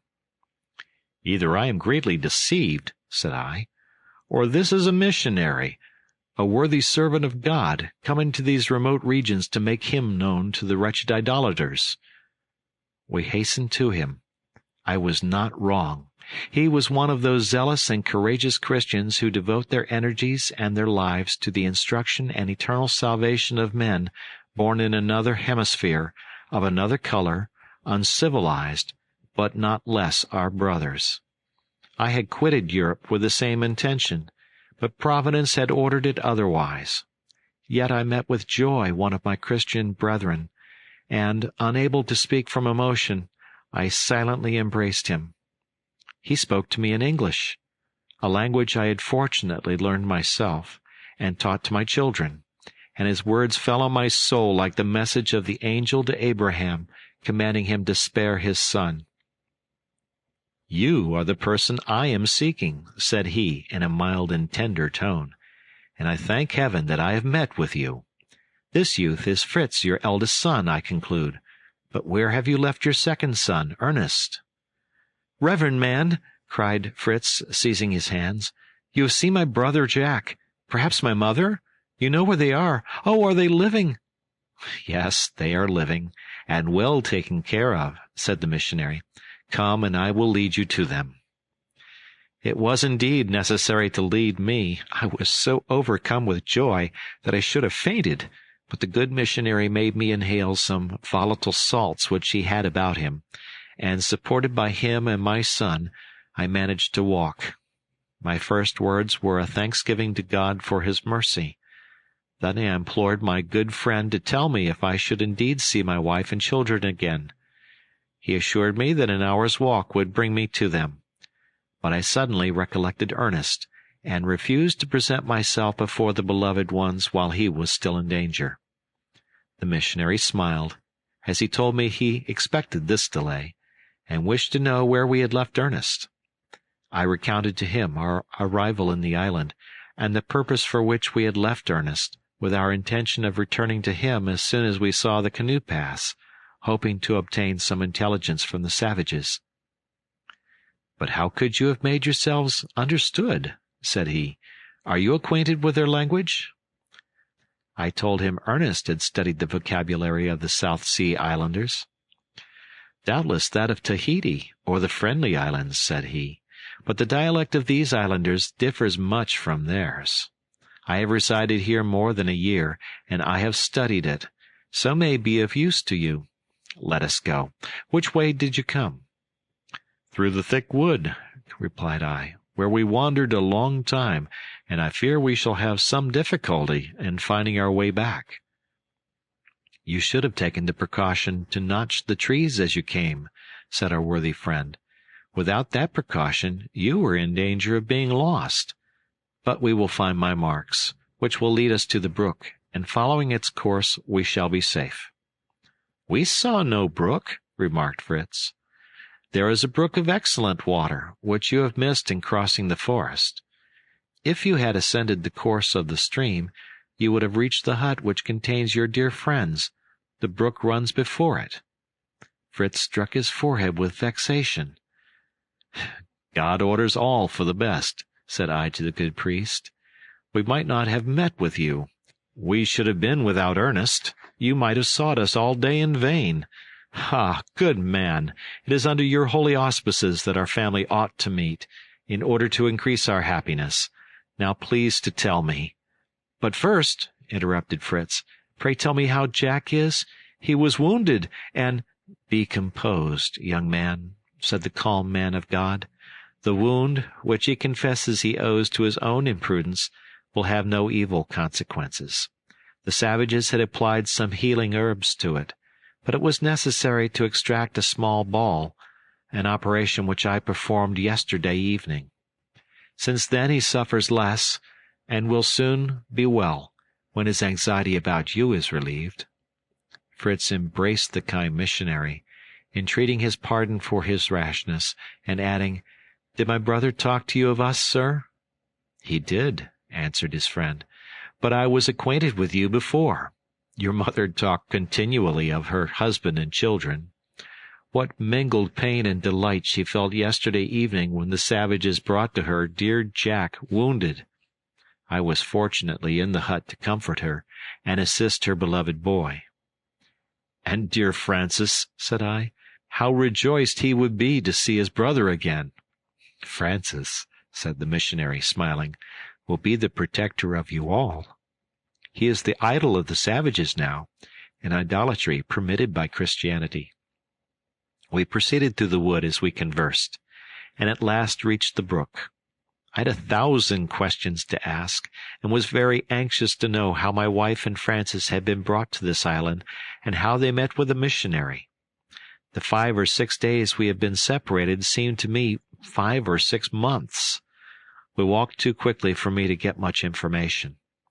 The English minister said little, and referred me to my wife and son for all details. On the subject of his own noble mission, he was less reserved. "Thank God," said he, "I have already succeeded in giving this people some notions of humanity. They love their black friend, as they call me, and willingly listen to my preaching, and the singing of some hymns. When your little Francis was taken, he had his reed flageolet in his pocket, and his playing and graceful manners have so captivated them that I fear they will with reluctance resign him. The king is anxious to adopt him. But do not alarm yourself, brother. I hope to arrange all happily, with the divine assistance. I have gained some power over them, and I will avail myself of it. A year ago I could not have answered for the life of the prisoners. Now I believe them to be in safety. But how much is there yet to teach these simple children of nature, who listen only to her voice and yield to every impression. Their first impulse is good, but they are so unsteady their affection may suddenly change to hatred. They are inclined to theft, violent in their anger, yet generous and affectionate. You will see an instance of this in the abode where a woman, more unfortunate than your wife, since she has lost her husband, has found an asylum." He was silent, and I did not question him farther on this subject. We were approaching the arm of the sea where we had left our pinnace, and my heart, at ease about the rest, became now anxious solely for Ernest. Sometimes the hills concealed the water from us. Fritz climbed them, anxious to discover his brother. At last I heard him suddenly cry out, "Ernest! Ernest!" He was answered by shouts, or rather howls, amongst which I could not distinguish the voice of my son. Terror seized me. "These are the islanders," said I to the missionary, "and these frightful cries—" "Are cries of joy," said he, "which will be increased when they see you. This path will conduct us to the shore. Call Fritz, but I do not see him. He will doubtless have descended the hill, and joined them. Have no fears. Recommend your sons to be prudent. The black friend will speak to his black friends, and they will hear him." We proceeded towards the shore, when at some distance I perceived my 2 sons on the deck of the pinnace, which was covered with the islanders, to whom they were distributing the treasures of the chest, at least those we had put apart in the bag. They had not been so imprudent as to open the chest itself, which would soon have been emptied. It remained snugly below the deck with the powder barrel. At every new acquisition the savages uttered cries of joy, repeating "Mona, Mona," signifying beautiful. The mirrors were at first received with the most delight, but this soon changed into terror. They evidently conceived that there was something magical about them, and flung them all into the sea. The colored glass beads had then the preference, but the distribution caused many disputes. Those who had not obtained any wished to deprive the rest of them by force. The clamor and quarreling were increasing, when the voice of the missionary was heard, and calmed them as if by enchantment. All left the pinnace and crowded round him. He harangued them in their own language, and pointed me out to them, naming me "Me Tuatuan," that is, father, which they repeated in their turn. Some approached me, and rubbed their noses against mine, which, the pastor had informed me, was a mark of respect. In the meantime, Fritz had informed Ernest that his mother and brothers were found, and that the man who accompanied us was a European. Ernest received the intelligence with a calm joy. It was only by the tears in his eyes you could discover how much his heart was affected. He leaped from the pinnace and came to thank the missionary. I had my share of his gratitude, too, for coming to seek him before I had seen the dear lost ones. We had now to think of joining them. We unanimously decided to proceed by water. In the first place, that we might bring our pinnace as near as possible to my dear Elizabeth, who was still suffering from her fall, her forced voyage, and above all from her anxiety. Besides, I confess that I felt a little fatigue, and should have reluctantly set out to cross the wood a 3rd time. But, in addition to this, I was assured that it was the promptest mode of reaching our friends, and this alone would have decided me. The pinnace was then loosened, the sails set, and we entered with thankfulness. Dreading the agitation of my wife if she saw us suddenly, I entreated our new friend to precede us and prepare her. He consented, but as he was coming on board, he was suddenly stopped by the natives, and one of them addressed him for some time. The missionary listened till he had concluded with calmness and dignity. Then, turning to me, he said, "You must answer for me, brother, the request which Paramaxuat makes. He wishes me, in the name of the whole, to wait a few moments for their chief, to whom they give the title of king. Barauru, as he is called, has assembled them here for a ceremony, at which all his warriors must assist. I have been anxious to attend, fearing it might be a sacrifice to their idols, which I have always strongly opposed, and wishing to seize this occasion to declare to them the one true God. Barauru is not wicked, and I hope to succeed in touching his heart, enlightening his mind, and converting him to Christianity. His example would certainly be followed by the greatest part of his subjects, who are much attached to him. Your presence, and the name of God uttered by you, with a fervor and in the attitude of profound veneration and devotion, may aid this work of charity and love? Have you sufficient self-command to delay, for perhaps a few hours, the meeting with your family? Your wife and children, not expecting you, will not suffer from suspense. If you do not agree to this, I will conduct you to them, and return, I hope in time, to fulfill my duty. I wait your decision to reply to Paramacoegde, who is already sufficiently acquainted with the truth to desire that his king and his brethren should know it also.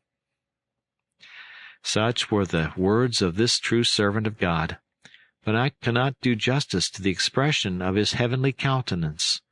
Mr. Wyss, for such was his name, was 45 or 50 years of age, tall and thin. The labors and fatigues of his divine vocation had, more than years, left their traces on his noble figure and countenance.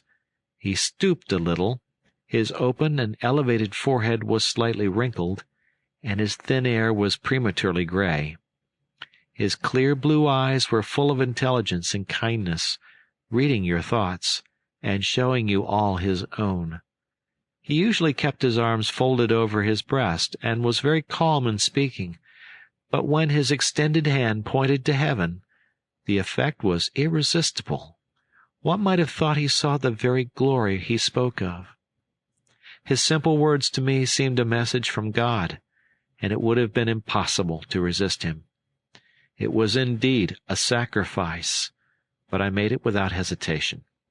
I glanced at my sons, who had their eyes cast down, but I saw Fritz knitting his brows. "I shall stay with you, father," said I, "happy if I could assist you in fulfilling your sacred duties." "And you, young people," said he, "are you of the same opinion?" Fritz came forward, and frankly said, "Sir, it was, unfortunately, I who wounded my brother Jack. He has been generous enough to conceal this. You extracted the ball which I discharged into his shoulder. I owe his life to you, and mine is at your disposal. I can refuse you nothing, and however impatient, I must remain with you." "I repeat the same," said Ernest. "You protected our mother and brothers, and by God's permission you restore them to us. We will all remain with you. You shall fix the time of our meeting, which will not, I trust, be long delayed." I signified my approbation, and the missionary gave them his hand, assuring them that their joy on meeting their friends would be greatly increased by the consciousness of this virtuous self-denial. We soon experienced this. Mr. Wyss learned from Parabacuete that they were going to fetch their king in our pretty canoe when we saw it pass. The royal habitation was situated on the other side of the promontory, and we soon heard a joyful cry that they saw the canoe coming. While the savages were engaged in preparing to meet their chief, I entered the pinnace, and descending beneath the deck, I took from the chest what I judged most fitting to present to His Majesty. I chose an axe, a saw, a pretty small ornamented saber, which could not do much harm, a packet of nails, and one of glass beads. I had scarcely put aside these articles when my sons rushed to me in great excitement. "Oh, father," cried they at once, "look, look! Summon all your fortitude! See! There is Francis himself in the canoe! Oh, how curiously he is dressed!" I looked, and saw at some distance our canoe ascending the strait. It was decorated with green branches, which the savages who formed the king's guard held in their hand. Others were rowing vigorously, and the chief, wearing a red and yellow handkerchief, which had belonged to my wife, as a turban, was seated at the stern, and a pretty little blooming flaxen-haired boy was placed on his right shoulder. With what delight did I recognize my child! He was naked above the waist, and wore a little tunic of woven leaves which reached to his knees, a necklace and bracelets of shells, and a variety of colored feathers mingled with his bright curls. One of these fell over his face, and doubtless prevented him from seeing us. The chief seemed much engaged with him, and continually took some ornament from his own dress to decorate him. "It is my child," said I, in great terror, to Mr. Willis. "My dearest and youngest. They have taken him from his mother. What must be her grief? He is her Benjamin, the child of her love. Why have they taken him? Why have they adorned him in this manner? Why have they brought him here?" "Have no fear," said the missionary. "They will do him no harm. I promise you they shall restore him, and you shall take him back to his mother. Place yourselves at my side with these branches in your hands." He took some from Parabapacuate, who held a bundle of them, and gave us each one. Each of the savages took one also. They were from a tree which had slender, elegant leaves and rich scarlet flowers, species of mimosa. The Indians call it the tree of peace. They carry a branch of it when they have no hostile intentions. In all their assemblies, when war is proclaimed, they make a fire of these branches, and if all are consumed, it is considered an omen of victory. While Mr. Willis was explaining this to us, the canoe approached. 2 savages took Francis on their shoulders, 2 others took the king in the same way, and advanced gravely towards us. What difficulty I had to restrain myself from snatching my child from his bearers and embracing him. My sons were equally agitated. Fritz was darting forward, but the missionary restrained him. Francis, somewhat alarmed at his position, had his eyes cast down and had not yet seen us. When the king was within 20 yards of us, they stopped, and all the savages prostrated themselves before him. We alone remained standing. Then Francis saw us and uttered a piercing cry, calling out, "Papa, dear brothers!" He struggled to quit the shoulders of his bearers, but they held him too firmly. It was impossible to restrain ourselves longer. We all cried out and mingled our tears and lamentations. I said to the good missionary, a little too harshly perhaps, "Ah, if you were a father!" "I am," said he, "the father of all this flock, and your children are mine. I am answerable for all. Command your sons to be silent, request the child to be composed, and leave the rest to me." I immediately took advantage of the permission to speak. "Dear Francis," said I, holding out my arms, "we are come to seek you and your mother. After all our dangers, we shall soon meet again, to part no more. But be composed, my child, and do not risk the happiness of that moment by any impatience. Trust in God, and in this good friend that he has given us, and who has restored to me the treasures without which I could not live." We then waved our hands to him, and he remained still, but wept quietly, murmuring our names. "Papa, Fritz, Ernest, tell me about Mamma," said he at last in an inquiring tone. "She does not know we are so near her," said I. "How did you leave her?" "Very much grieved," said he, "that they brought me away, but they have not done me any harm. They are so kind, and we shall soon all go back to her. Oh, what joy for her and our friends!" "One word about Jack," said Fritz. "How does his wound go on?" "Oh, pretty well," answered he. "He has no pain now, and Sophia nurses him and amuses him. How little Matilda would weep when the savages carried me off. If you knew, Papa, how kind and good she is." I had no time to ask who Sophia and Matilda were. They had allowed me to speak to my son to tranquilize him, but the king now commanded silence, and, still elevated on the shoulders of his people, began to harangue the assembly. He was a middle-aged man, with striking features. His thick lips, his hair tinged with red paint, his dark brown face, which as well as his body was tattooed with white, gave him a formidable aspect, yet his countenance was not unpleasant, and announced no ferocity. In general, these savages have enormous mouths, with long white teeth. They wear a tunic of reeds or leaves from the waist to the knees. My wife's handkerchief, which I had recognized at first, was gracefully twisted round the head of the king. His hair was fastened up high and ornamented with feathers, but had nearly removed them all to deck my boy. He placed him at his side, and frequently pointed him out during his speech. I was on thorns. As soon as he had concluded, the savages shouted, clapped their hands, and surrounded my child, dancing and presenting him fruit, flowers, and shells, crying out, "Uraki!" a cry in which the king, who was now standing, joined also. "What does the word Uraki mean?" said I to the missionary. "It is the new name of your son," answered he, "or rather of the son of Barauru, who has just adopted him." "Never!" cried I, darting forward. "Boys, let us rescue your brother from these barbarians." We all three rushed towards Francis, who, weeping, extended his arms to us. The savages attempted to repulse us, but at that moment the missionary pronounced some words in a loud voice. They immediately prostrated themselves on their faces, and we had no difficulty in securing the child. We brought him to our protector, who still remained in the same attitude in which he had spoken, with his eyes and his right hand raised towards heaven.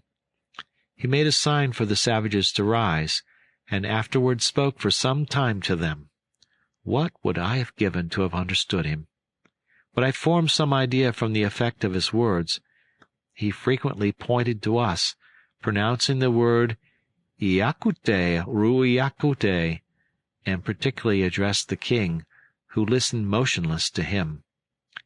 At the conclusion of his speech, Barauru approached, and attempted to take hold of Francis, who threw himself into my arms, where I firmly held him. "Let him go now," said Mr. Willis, "and fear nothing." I released the child. The king lifted him up, pressed his own nose to his, then, placing him on the ground, took away the feathers and necklace with which he had decked him, and replaced him in my arms, rubbing my nose also, and repeating several words. In my first emotion, I threw myself on my knees, and was imitated by my two sons. "It is well," cried the missionary, again raising his eyes and hands. "Thus should you offer thanks to heaven. The king, convinced it is the will of God, restores your child, and wishes to become your friend. He is worthy to be so, for he adores and fears your God. May he soon learn to know and believe all the truths of Christianity. Let us pray together that the time may come when, on these shores, where paternal love has triumphed, I may see a temple rise to the Father of all, the God of peace and love." He kneeled down, and the king and all his people followed his example. Without understanding the words of his prayer, I joined in the spirit of it with all my heart and soul. I then presented my offerings to the king, increasing them considerably. I would willingly have given all my treasures in exchange for him he had restored to me. My sons also gave something to each of the savages, who incessantly cried, "Tayo, Tayo!" I begged Mr. Willis to tell the king I gave him my canoe, and hoped he would use it to visit us in our island, to which we were returning. He appeared pleased, and wished to accompany us in our pinnace, which he seemed greatly to admire. Some of his people followed him on board to row. The rest placed themselves in the canoes. We soon entered the sea again, and, doubling the second point, we came to an arm of the sea much wider and deep enough for our pinnace, and which conducted us to the object of our dearest hopes. Chapter 53. We were never weary with caressing our dear Francis. We were very anxious to learn from him all the particulars of the arrival of savages in our island, the seizure of his mother and himself, their voyage, and their residence here, and who were the friends they had met with. But it was impossible. His tawny majesty never left us for a moment, and played with the boy as if he had been a child himself. Francis showed him all the toys from our chest. He was extremely amused with the small mirrors and the dolls. A painted carriage, driven by a coachman who raised his whip when the wheels turned, appeared miraculous to him. He uttered screams of delight as he pointed it out to his followers. The ticking of my watch also charmed him, and as I had several more, I gave it to him, showing him how to wind it up. But the first time he tried to do it, he broke the spring, and when it was silent he cared no longer for it, but threw it on one side. However, as the gold was very glittering, he took it up again, and suspending it from the handkerchief that was wound round his head, it hung over his nose and formed a striking ornament. Francis showed him his face in a mirror, which royal amusement made him laugh heartily. He asked the missionary if it was the invisible and almighty God who had made all these wonderful things. Mr. Willis replied that it was he who gave men the power to make them. I do not know whether Bara-Uru comprehended this, but he remained for some time in deep thought. I profited by this to ask the missionary what were the words which had terrified them so when they wished to keep my son from me, and which had compelled them to surrender him. I told them, answered he, that the almighty and unseen God, of whom I spoke to them daily, ordered them by my voice to restore a son to his father. I threatened them with his anger if they refused, and promised them his mercy if they obeyed, and they did obey. The first step is gained. They know the duty of adoring and obeying God. Every other truth proceeds from this, and I have no doubt that my savages will one day become good Christians. My method of instruction is suited to their limited capacity. I prove to them that their wooden idols, made by their own hands, could neither create, hear them, nor protect them. I have shown them God and his works, have declared him to be as good as he is powerful, hating evil, cruelty, murder, and cannibalism, and they have renounced all these. In their late wars, they have either released or adopted their prisoners. If they carried off your wife and son, they intended it for a good action, as you will soon understand. I could not ask Francis any questions, as Bara-Uru continued playing with him. So, turning to Ernest, I asked him what passed when the savages joined him.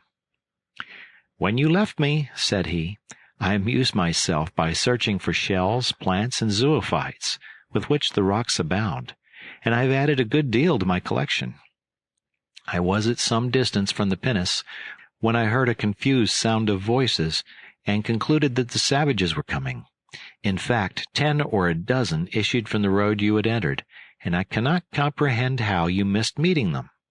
Fearing they would attempt to take possession of my pinnace, I returned speedily and seized a loaded musket, though I determined to use it only to defend my own life, or the pinnace. I stood on the deck in an attitude as bold and imposing as I could command, but I did not succeed in intimidating them. They leaped one after the other on deck and surrounded me, uttering loud cries. I could not discover whether they were cries of joy or of fury, but I showed no fear, and addressed them in a friendly tone, in some words from Captain Cook's vocabulary, but they did not seem to comprehend me. Neither could I understand any of theirs, except for Taratoo woman. One of them had Fritz's gun, from which I concluded they were of the party that had carried off Jack. I took it, and showing him mine, endeavored to make him understand that it also belonged to me. He thought I wished to exchange, and readily offered to return it and take mine. This would not have suited me. Fritz's gun was discharged, and I could not let them have mine loaded. To prevent accident, surrounded as I was, I decided to give them a fright, and seeing a bird flying above us, I took aim so correctly that my shot brought down the bird, a blue pigeon. They were for a moment stupefied with terror. Then immediately all left the pinnace, except Parab-Equatete. He seemed to be pleased with me, often pointing to the sky and speaking something which means good, I believe. His comrades were examining the dead bird. Some touched their own shoulders, to try if they were wounded as well as the bird and Jack had been, which convinced me they had carried him off.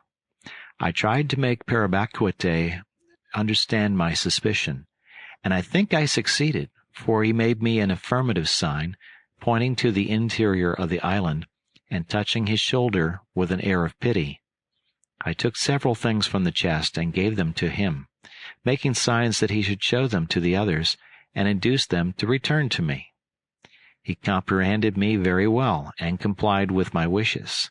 I was soon surrounded by the whole party begging of me. I was busy distributing beads, mirrors, and small knives when you came, and we are now excellent friends. 2 or 3 of them returned to the wood and brought me coconuts and bananas.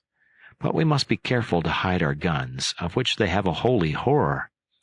And now, dear father, I think we ought not to call these people savages. They have the simplicity of childhood. A trifle irritates them, a trifle appeases them, but they are grateful and affectionate. I find them neither cruel nor barbarous. They have done me no harm, when they might easily have killed me, thrown me into the sea, or carried me away. We must not, said I, judge of all savage people by these, who have had the benefit of a virtuous teacher. Mr. Willis has already cast into their hearts the seeds of that divine religion which commands us to do unto others as we would they should do unto us, and to pardon and love our enemies. While we were discoursing, we arrived at a spot where the canoes had already landed. We were about to do the same, but the king did not seem inclined to quit the pinnace, but continued speaking to the missionary. I was still fearful that he wished to keep Francis, to whom he seemed to be more and more attached, holding him constantly on his knee. But at last, to my great joy, he placed him in my arms. "He keeps his word with you," said Mr. Willis. "You may carry him to his mother, but in return he wishes you to permit him to go in your pinnace to his abode on the other side of the strait, that he may show it to the women, and he promises to bring it back. Perhaps there would be danger in refusing him." I agreed with him, but still there was a difficulty in granting this request. If he chose to keep it, how should we return? Besides, it contained our only barrel of powder, and all our articles of traffic, and how could we expect it would escape pillage? Mr. Willis confessed that he had not been able to cure their fondness for theft, and suggested, as the only means of security, that I should accompany the king and bring the pinnace back, which was then to be committed to the charge of Parabaquite, for whose honesty he would be responsible. Here was another delay. The day was so far advanced that I might not perhaps be able to return before night. Besides, though my wife did not know we were so near her, she knew they had carried away Francis, and she would certainly be very uneasy about him. Barauru looked very impatient, and as it was necessary to answer him, I decided at once. I resigned Francis to the missionary, entreating him to take him to his mother, to prepare her for our approach, and to relate the cause of our delay. I told my sons it was my desire they should accompany me. Fritz agreed rather indignantly, and Ernest with calmness. Mr. Willis told the king that in gratitude to him, and to do him honor, I and my sons wished to accompany him. He appeared much flattered at this, made my sons seat themselves on each side of him, endeavored to pronounce their names, and finished by exchanging names as a token of friendship, calling Fritz Bara, Ernest Uru, and himself Fritz Ernest. Mr. Willis and Francis left us. Our hearts were sad to see them go where all our wishes centered, but the die was cast. The king gave the signal to depart. The canoes took the lead, and we followed. In an hour we saw the royal palace. It was a tolerably large hut, constructed of bamboos and palm leaves very neatly. Several women were seated before it, busily employed in making the short petticoats of reeds which they all wore. Their hair was very carefully braided in tufts on the crown of the head. None were good-looking, except 2 daughters of the king, about 10 and 12 years old, who, though very dark, were graceful. These, no doubt, he intended for wives for my Francis. We disembarked about 100 yards from the hut. The women came to meet us, carrying a branch of the mimosa in each hand. They then performed a singular kind of dance, entwining their arms and shaking their feet, but never moving from the spot. This they accompanied with a wild chant, which was anything but musical. The king seemed pleased with it, and, calling his wives and daughters, he showed them his tayo, bara, and uru, calling himself Fritz Ernest. He then joined in the dance, dragging my sons with him, who managed it pretty well. As for me, he treated me with great respect, always calling me the name for father, and made me sit down on a large trunk of a tree before his house, which was doubtless his throne, for he placed me there with great ceremony, rubbing his royal nose against mine. After the dance was concluded, the women retired to the hut, and returned to offer us a collation served up in the shells of coconuts. It was a sort of paste, composed, I believe, of different sorts of fruit mixed up with a kind of flour and the milk of the coconut. This mixture was detestable to me, but I made up for it with some kernel of coconuts and the breadfruit. Perceiving that I liked these, Bara-Uru ordered some of them to be gathered and carried to the pinnace. The hut was backed by a wood of palms and other trees, so that our provision was readily made. Still, there was time for my sons to run to the pinnace, attended by Parabacuate, and bring from the chest some beads, mirrors, scissors, needles, and pins to distribute to the ladies. When they brought the fruit they had gathered, I made a sign to Bara-Uru to take them to see the pinnace. He called them, and they followed him timidly and submitting to his wishes in everything. They carried the fruit 2 and 2 in a sort of basket, very skillfully woven in rushes, which appeared to have a European form. They had no furniture in their dwelling but mats, which were doubtless their beds, and some trunks of trees serving for seats and tables.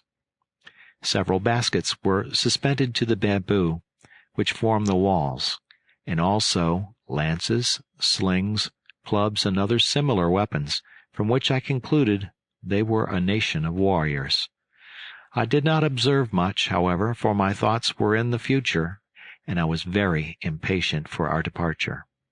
I hastened to the pinnace, and my sons distributed their gifts to the females, who did not dare to express their delight, but it was evident in their countenances.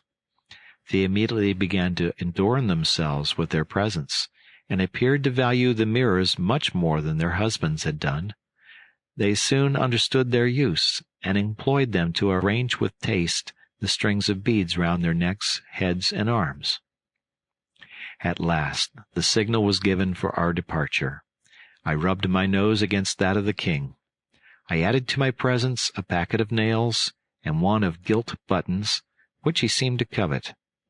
I went on board my pinnace, and, conducted by the good Parabacuate, we took our way to that part of the coast where the dear ones resided whom I so anxiously desired to see. Some of the savages accompanied us in their own canoe. We should have preferred having only our friend Parabacuate, but we were not the masters. Favored by the wind, we soon reached the shore we had formerly quitted, and found our excellent missionary waiting for us. "Come," said he, "you are now going to receive your reward. Your wife and children impatiently expect you.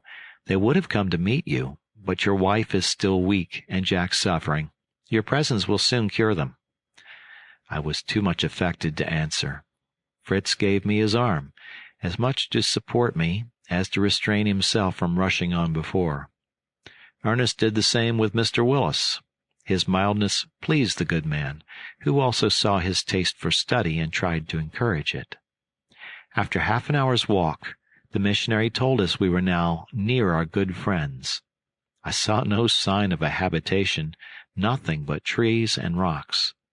At last I saw a light smoke among the trees, and at that moment Francis, who had been watching, ran to meet us.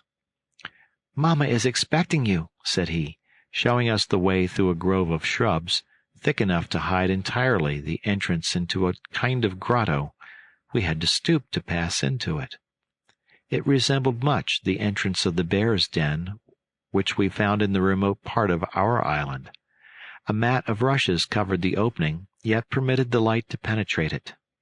Francis removed the matting, calling, "Mamma, here we are!" A lady, apparently about 27 years of age, of mild and pleasing appearance, came forward to meet me. She was clothed in a robe made of palm leaves tied together, which reached from her throat to her feet, leaving her beautiful arms uncovered. Her light hair was braided and fastened up round her head. "You are welcome," said she, taking my hand. "You will be my poor friend's best physician." We entered and saw my dear wife seated on a bed of moss and leaves. She wept abundantly, pointing out to me our dear boy by her side. A little nymph of 11 or 12 years old was endeavoring to raise him. "Here are your papa and brothers, Jack," said she. "You are very happy in having what I have not, but your papa will be mine, and you shall be my brother." Jack thanked her affectionately. Fritz and Ernest, kneeling beside the couch, embraced their mother. Fritz begged her to forgive him for hurting his brother, and then tenderly inquired of Jack after his wound. For me, I cannot describe my gratitude and agitation.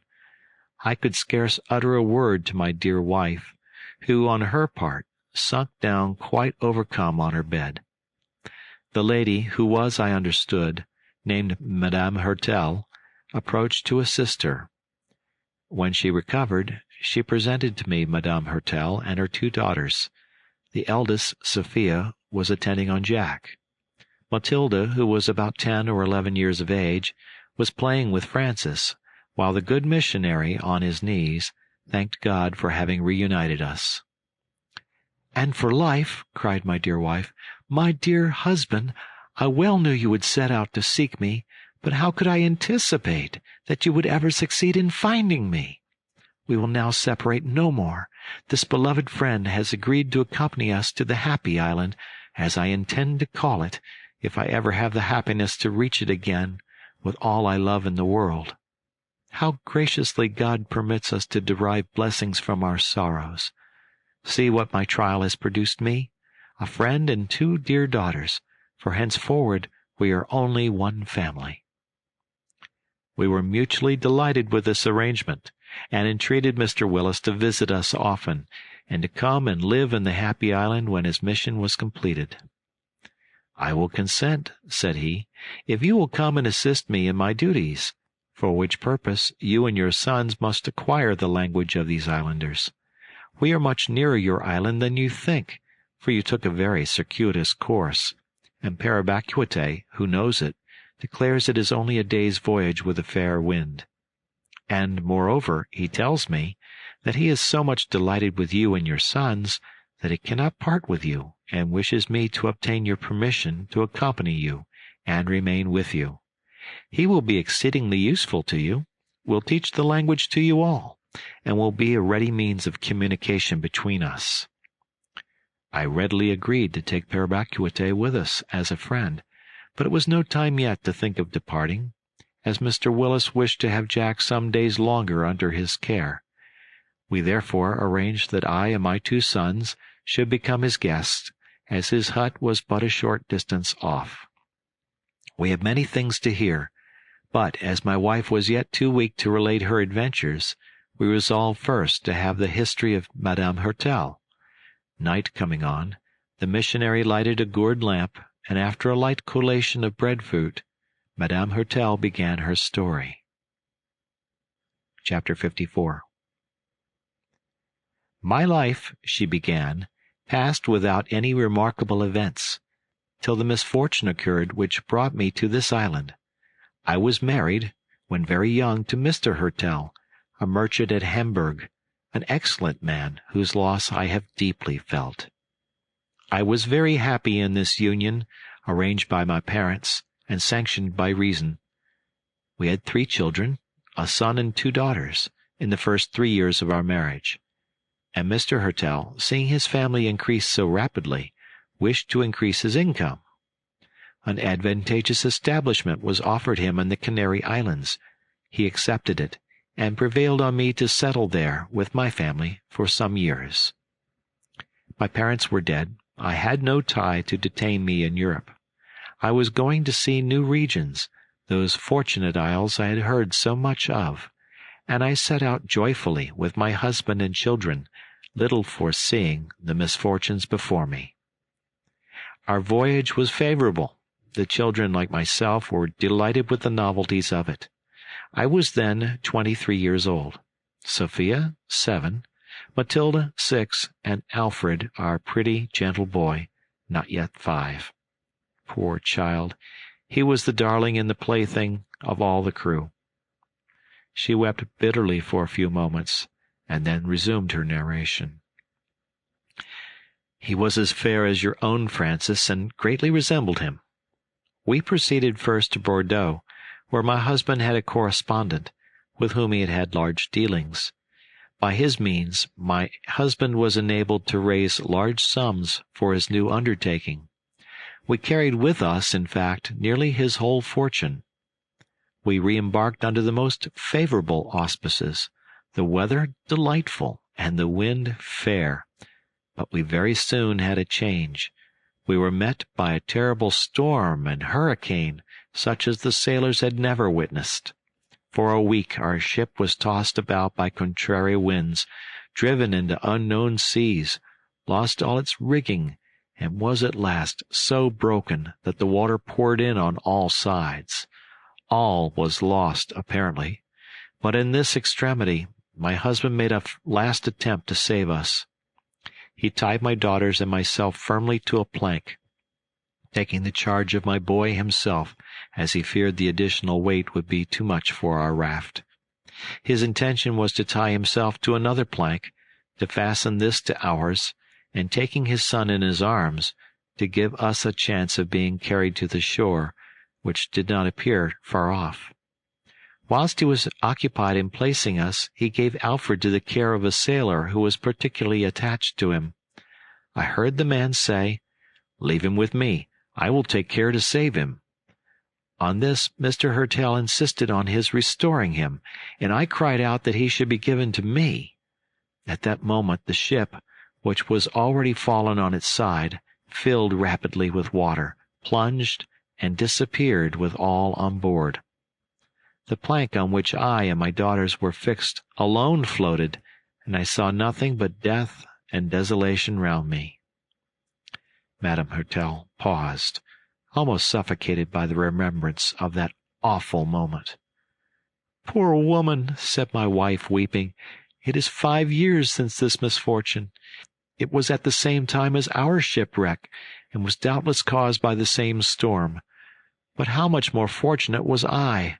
I lost none that was dear to me, and we even had the vessel left for our use. But, my dear, unfortunate friend, by what miracle were you saved?" "It was He who only can work miracles," said the missionary, "who cares for the widow and the orphan, and without whose word not a hair of the head can perish, who at that moment gave courage to the Christian mother." "My strength," continued she, "was nearly exhausted when, after being tossed about by the furious waves, I found myself thrown upon what I supposed to be a sandbank with my 2 children. I envied the state of my husband and son. If I had not been a mother, I should have wished to have followed them. But my 2 girls lay senseless at my side, and I was anxious, as I perceived they still breathed, to recover them. At the moment Mr. Hertel pushed the raft into the water, he threw upon it a box bound with iron, which I grasped mechanically and still held, when we were left on shore. It was not locked, yet it was with some difficulty, in my confined position, that I succeeded in opening it. It contained a quantity of gold and banknotes, which I looked upon with contempt and regret. But there was something useful in the box. In the morocco portfolio, which contained the banknotes, there were the usual little instruments, a knife, scissors, pencils, stiletto, and also a small bottle of eau de cologne, which was particularly serviceable in restoring my children.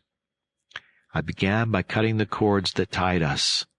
I then rubbed my dear children with the eau de cologne, made them inhale it, and even swallow a little. The wind was still blowing, but the clouds began to break, and the sun appeared, which dried and warmed us. My poor children opened their eyes and knew me, and I felt I was not utterly comfortless. But their first words were to ask for their father and brother. I could not tell them that they were no more. I tried to deceive myself, to support my strength by a feeble and delusive hope. Mr. Hertel swam well, the sailor still better, and the last words I had heard still rung in my ears, "Do not be uneasy, I will save the child." If I saw anything floating at a distance, my heart began to beat, and I ran towards the water. But I saw it was only wreck, which I could not even reach. Some pieces were, however, thrown on shore, and with these and our own raft I was enabled to make a sort of shelter by resting them against a rock. My poor children, by crouching under this, sheltered themselves from the rain or from the rays of the sun. I had the good fortune to preserve a large beaver hat, which I wore at the time, and this protected me. But these resources gave me little consolation. My children were complaining of hunger, and I felt only how much we were in want of. I had seen a shellfish on the shore, resembling the oyster or mussel. I collected some, and opening them with my knife, we made a repast on them which sufficed for the first day. Night came. My children offered up their evening prayer, and I earnestly besought the succor of the Almighty. I then lay down beside my babes on our raft as conveniently as we could, and they soon slept. The fearful thoughts of the past and dreadful anticipations of the future prevented me from sleeping. My situation was indeed melancholy, but I felt, as a mother, I ought not to wish for death. As soon as day broke, I went close to the shore to seek some shellfish for our breakfast. In crossing the sand, I nearly plunged my foot into a hole, and fancied I heard a crash. I stooped, and putting my hand into the opening, found it was full of eggs. I had broken 2 or 3, which I tasted and thought very good. From the color, form, and taste, I knew them to be turtles' eggs. There were at least 60, so I had no more care about food. I carried away in my apron as many as I could preserve from the rays of the sun. This I endeavored to effect by burying them in the sand and covering them with one end of our plank, and succeeded very well. Besides these, there were as many to be found on the shore as we required. I have sometimes found as many as 90 together. These were our sole support while we remained there. My children liked them very much. I forgot to add that I was fortunate enough to discover a stream of fresh water running into the sea. It was the same which runs past this house, and which conducted me here. The first day we suffered greatly from thirst, but on the second we met with the stream which saved us. I will not tire you by relating day by day our sad life. Every one was the same, and took away by degrees every hope from me. As long as I dared to indulge any, I could not bear to leave the shore, but at last it became insupportable to me. I was worn out with gazing continually on that boundless horizon and that moving crystal which had swallowed up my hopes. I pined for the verdure and shade of trees. Although I had contrived to make for my daughters little hats of a marine rush, they suffered much from the extreme heat, the burning rays of a tropical sun. I decided at last to abandon that sandy shore, to penetrate at all risks into the country, in order to seek a shady and cooler abode, and to escape from the view of that sea which was so painful to me. I resolved not to quit the stream which was so precious to us, for, not having any vessel to contain water, I could not carry it with us. Sophia, who was naturally quick, formed from a large leaf a sort of goblet, which served us to drink from, and I filled my pockets with turtles' eggs as provision for a few days. I then set off with my 2 children, after praying the God of all mercy to watch over us, and taking leave of the vast tomb which held my husband and my son. I never lost sight of this stream. If any obstacle obliged me to turn a little way from it, I soon recovered my path. My eldest daughter, who was very strong and robust, followed me stoutly, as I took care not to walk too far without resting, but I was often compelled to carry my little Matilda on my shoulders. Both were delighted with the shade of the woods, and were so amused with the delightful birds that inhabited them, and a pretty little sportive green monkey, that they became as playful as ever. They sang and prattled, but often asked me if Papa and Alfred were not soon returned to see these pretty creatures, and if we were going to seek them. These words rent my heart, and I thought it best then to tell them that they would meet no more on earth, and that they were both gone to heaven, to that good God to whom they prayed morning and evening. Sophia was very thoughtful, and the tears ran down her cheeks. "I will pray to God more than ever," said she, "that he may make them happy and send them back to us." "Mamma," said Matilda, "have we left the sea to go to heaven? Shall we soon be there? And shall we see beautiful birds like these?" We walked on very slowly, making frequent rests, till night drew on, and it was necessary to find a place for repose. I fixed on a sort of thick grove, which I could only enter by stooping. It was formed of one tree, whose branches, reaching the ground, take root there, and soon produce other stems, which follow the same course, and become in time an almost impenetrable thicket. Here I found a place for us to lie down, which appeared sheltered from wild beasts or savages, whom I equally dreaded. We had still some eggs, which we ate, but I saw with fear that the time approached when we must have more food, which I knew not where to find. I saw, indeed, some fruits on the trees, but I did not know them, and feared to give them to my children who wished to have them. I saw also coconuts, but quite out of my reach, and even if I could have got them, I did not know how to open them. The tree under whose branches we found protection was, I conjectured, an American fig tree. It bore a quantity of fruit, very small and red, and like the European fig.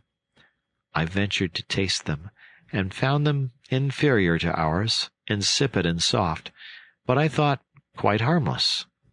I remarked that the little green monkeys ate them greedily, so I had no more fear, and allowed my children to regale themselves. I was much more afraid of wild beasts during the night, however. I had seen nothing worse than some little quadrupeds resembling the rabbit or the squirrel, which came in numbers to shelter themselves during the night under our tree. The children wished to catch one, but I could not undertake to increase my charge.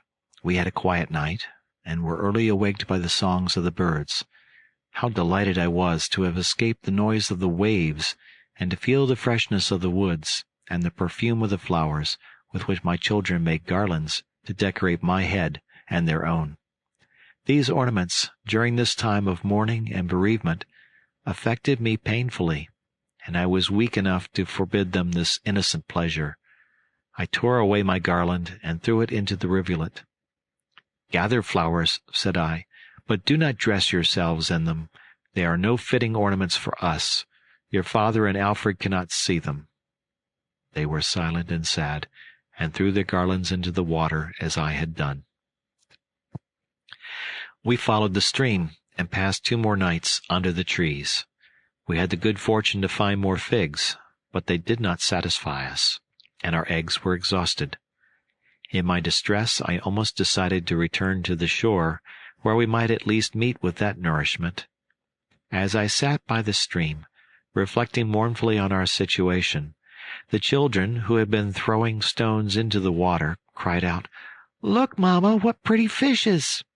I saw, indeed, a quantity of small salmon trout in the river, but how could I take them? I tried to seize them with my hands, but could not catch them. Necessity, however, is the mother of invention.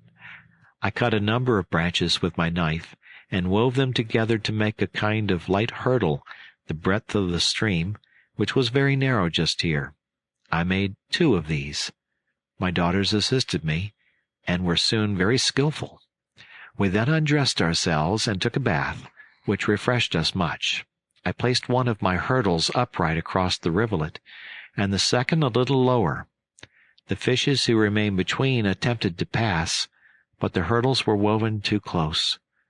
We watched for them attempting the other passage. Many escaped us, but we captured sufficient for our dinner. We threw them out upon the grass at a distance from the stream, so that they could not leap back.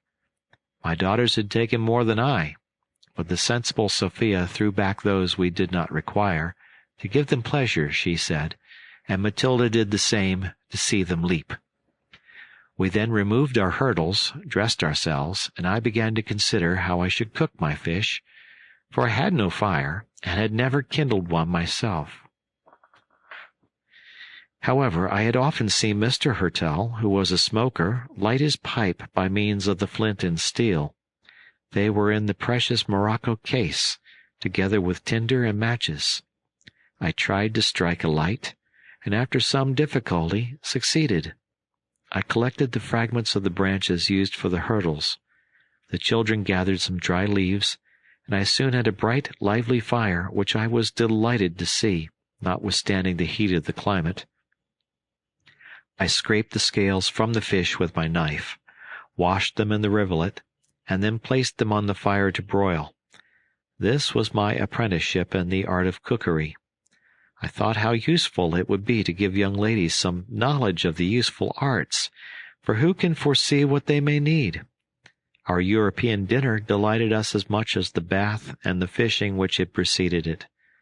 I decided to fix our residence at the side of the rivulet, and beneath the fig trees, my only objection being the fear of missing some passing vessel which might carry us back to Europe.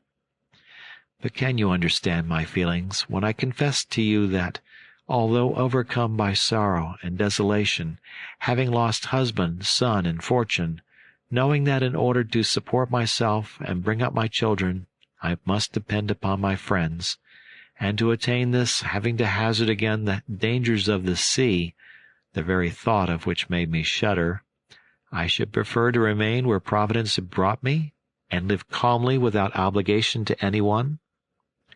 I might certainly have some difficulty in procuring the means of supporting a life which was dear to me, for the sake of my children, but even this was an employment and an amusement. My children would early learn to bear privations, to content themselves with a simple and frugal life, and to labor for their own support. I might teach them all that I knew would be useful to them in future, and above all, impress upon their young minds the great truths of our holy religion. By bringing this constantly before their unsophisticated understanding, I might hope they would draw from it the necessary virtues of resignation and contentment. I was only 23 years of age, and might hope by God's mercy to be spared to them some time, and in the course of years who knew what might happen? Besides, we were not so far from the sea but that I might visit it sometimes, if it were only to seek for turtles' eggs. I remained then under our fig tree at night, and by day on the borders of the stream. "It was under a fig tree also," said my wife, "that I have spent 4 happy years of my life. Unknown to each other, our fate has been similar, but henceforward I hope we shall not be separated." Madame Hertel embraced her kind friend, and observing that the evening was advanced, and that my wife, after such agitation, needed repose, we agreed to defer till next day the conclusion of the interesting narrative. My elder sons and myself followed the missionary to his hut, which resembled the king's palace, though it was smaller. It was constructed of bamboos bound together, and the intervals filled with moss and clay. It was covered in the same way, and was tolerably solid. A mat in one corner, without any covering, formed his bed, but he brought out a bear's skin, which he used in winter, and which he now spread on the ground for us. I had observed a similar one in the grotto, and he told us we should hear the history of these skins next day, in the continuation of the story of Emily, or Mimi, as she was affectionately called by all. We retired to our couch, after a prayer from Mr. Willis, and for the first time since my dear wife was taken from me, I slept in peace. Chapter 55.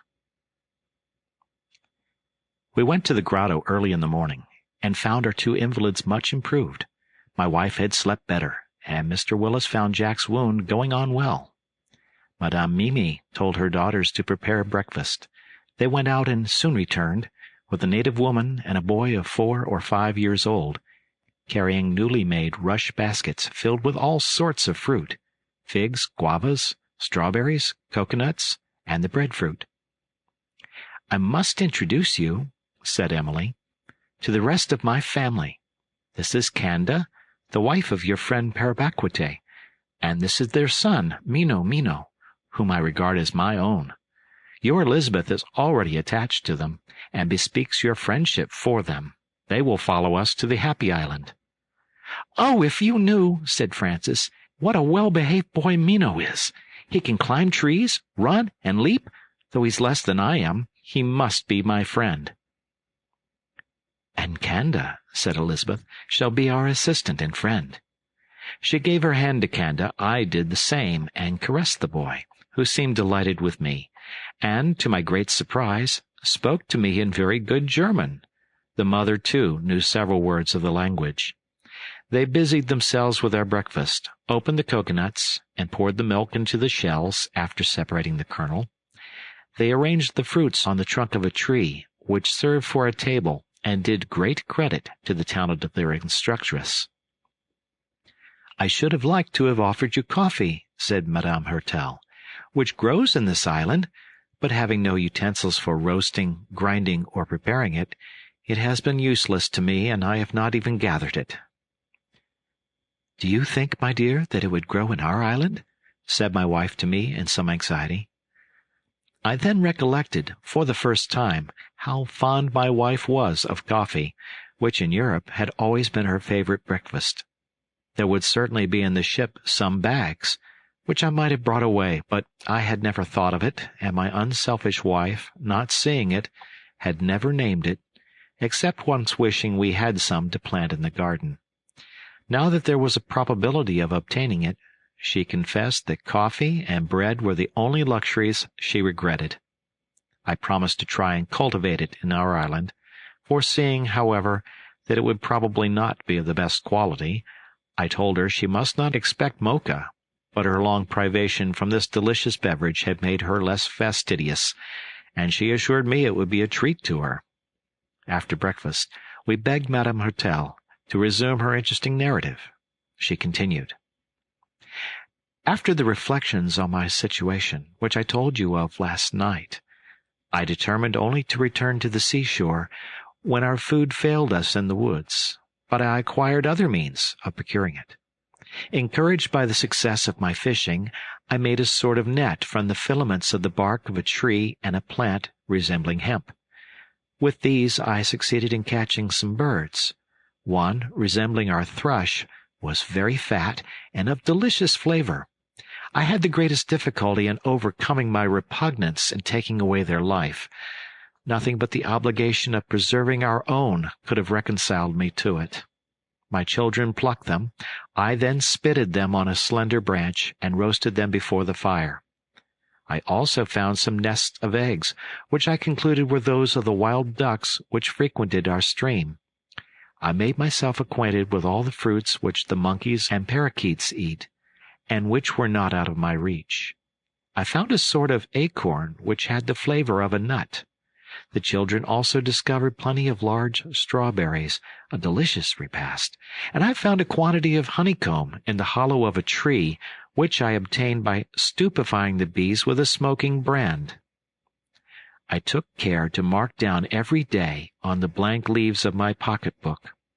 I had now marked 30 days of my wandering life on the border of the river, for I never strayed beyond the sound of its waters. Still, I kept continually advancing towards the interior of the island. I had yet met with nothing alarming, and the weather had been most favorable, but we were not long to enjoy this comfort. The rainy season came on, and one night, to my great distress, I heard it descend in torrents. We were no longer under our fig tree, which would have sheltered us for a considerable time. The tree under which we now were had tempted me by having several cavities between the roots, filled with soft moss, which formed natural couches, but the foliage was very thin, and we were soon drenched completely. I crept near my poor children to protect them a little, but in vain. Our little bed was soon filled with water, and we were compelled to leave it. Our clothes were so heavy with the rain that we could scarcely stand, and the night was so dark that we could see no road, and ran the risk of falling or striking against some tree if we moved. My children wept, and I trembled for their health, and for my own, which was so necessary to them. This was one of the most terrible nights of my pilgrimage. My children and I knelt down, and I prayed to our Heavenly Father for strength to bear this trial, if it was His will to continue it. I felt consolation and strength from my prayers, and rose with courage and confidence. And though the rain continued unabated, I waited with resignation the pleasure of the Almighty. I reconciled my children to our situation, and Sophia told me she had asked her father, who was near the gracious God, to entreat him to send no more rain, but let the sun come back. I assured them God would not forget them. They began to be accustomed to the rain, only Sophia begged they might take off their clothes, and then it would be like a bath in the brook. I consented to this, thinking they would be less liable to suffer than by wearing their wet garments. The day began to break, and I determined to walk on without stopping, in order to warm ourselves by the motion, and to try to find some cave, some hollow tree, or some tree with thick foliage, to shelter us the next night. I undressed the children and made a bundle of their clothes, which I would have carried myself, but I found they would not be too heavy for them, and I judged it best to accustom them early to the difficulties, fatigue, and labor which would be their lot, and to attend entirely on themselves. I, therefore, divided the clothes into 2 unequal bundles, proportioned to their strength, and having made a knot in each, I passed a slender branch through it, and showed them how to carry it on their shoulders. When I saw them walking before me in this savage fashion, with their little white bodies exposed to the storm, I could not refrain from tears. I blamed myself for condemning them to such an existence, and thought of returning to the shore, where some vessel might rescue us, but we were now too far off to set about it. I continued to proceed with much more difficulty than my children, who had nothing on but their shoes and large hats. I carried the valuable box, in which I had placed the remains of our last night's supper, an act of necessary prudence, as there was neither fishing nor hunting now. As the day advanced, the rain diminished, and even the sun appeared above the horizon. "Look, my darlings," said I, "God has heard us, and sent His Son to warm and cheer us. Let us thank Him." "Papa has begged it of Him," said Matilda. "Oh, Mamma, let us pray Him to send Alfred back."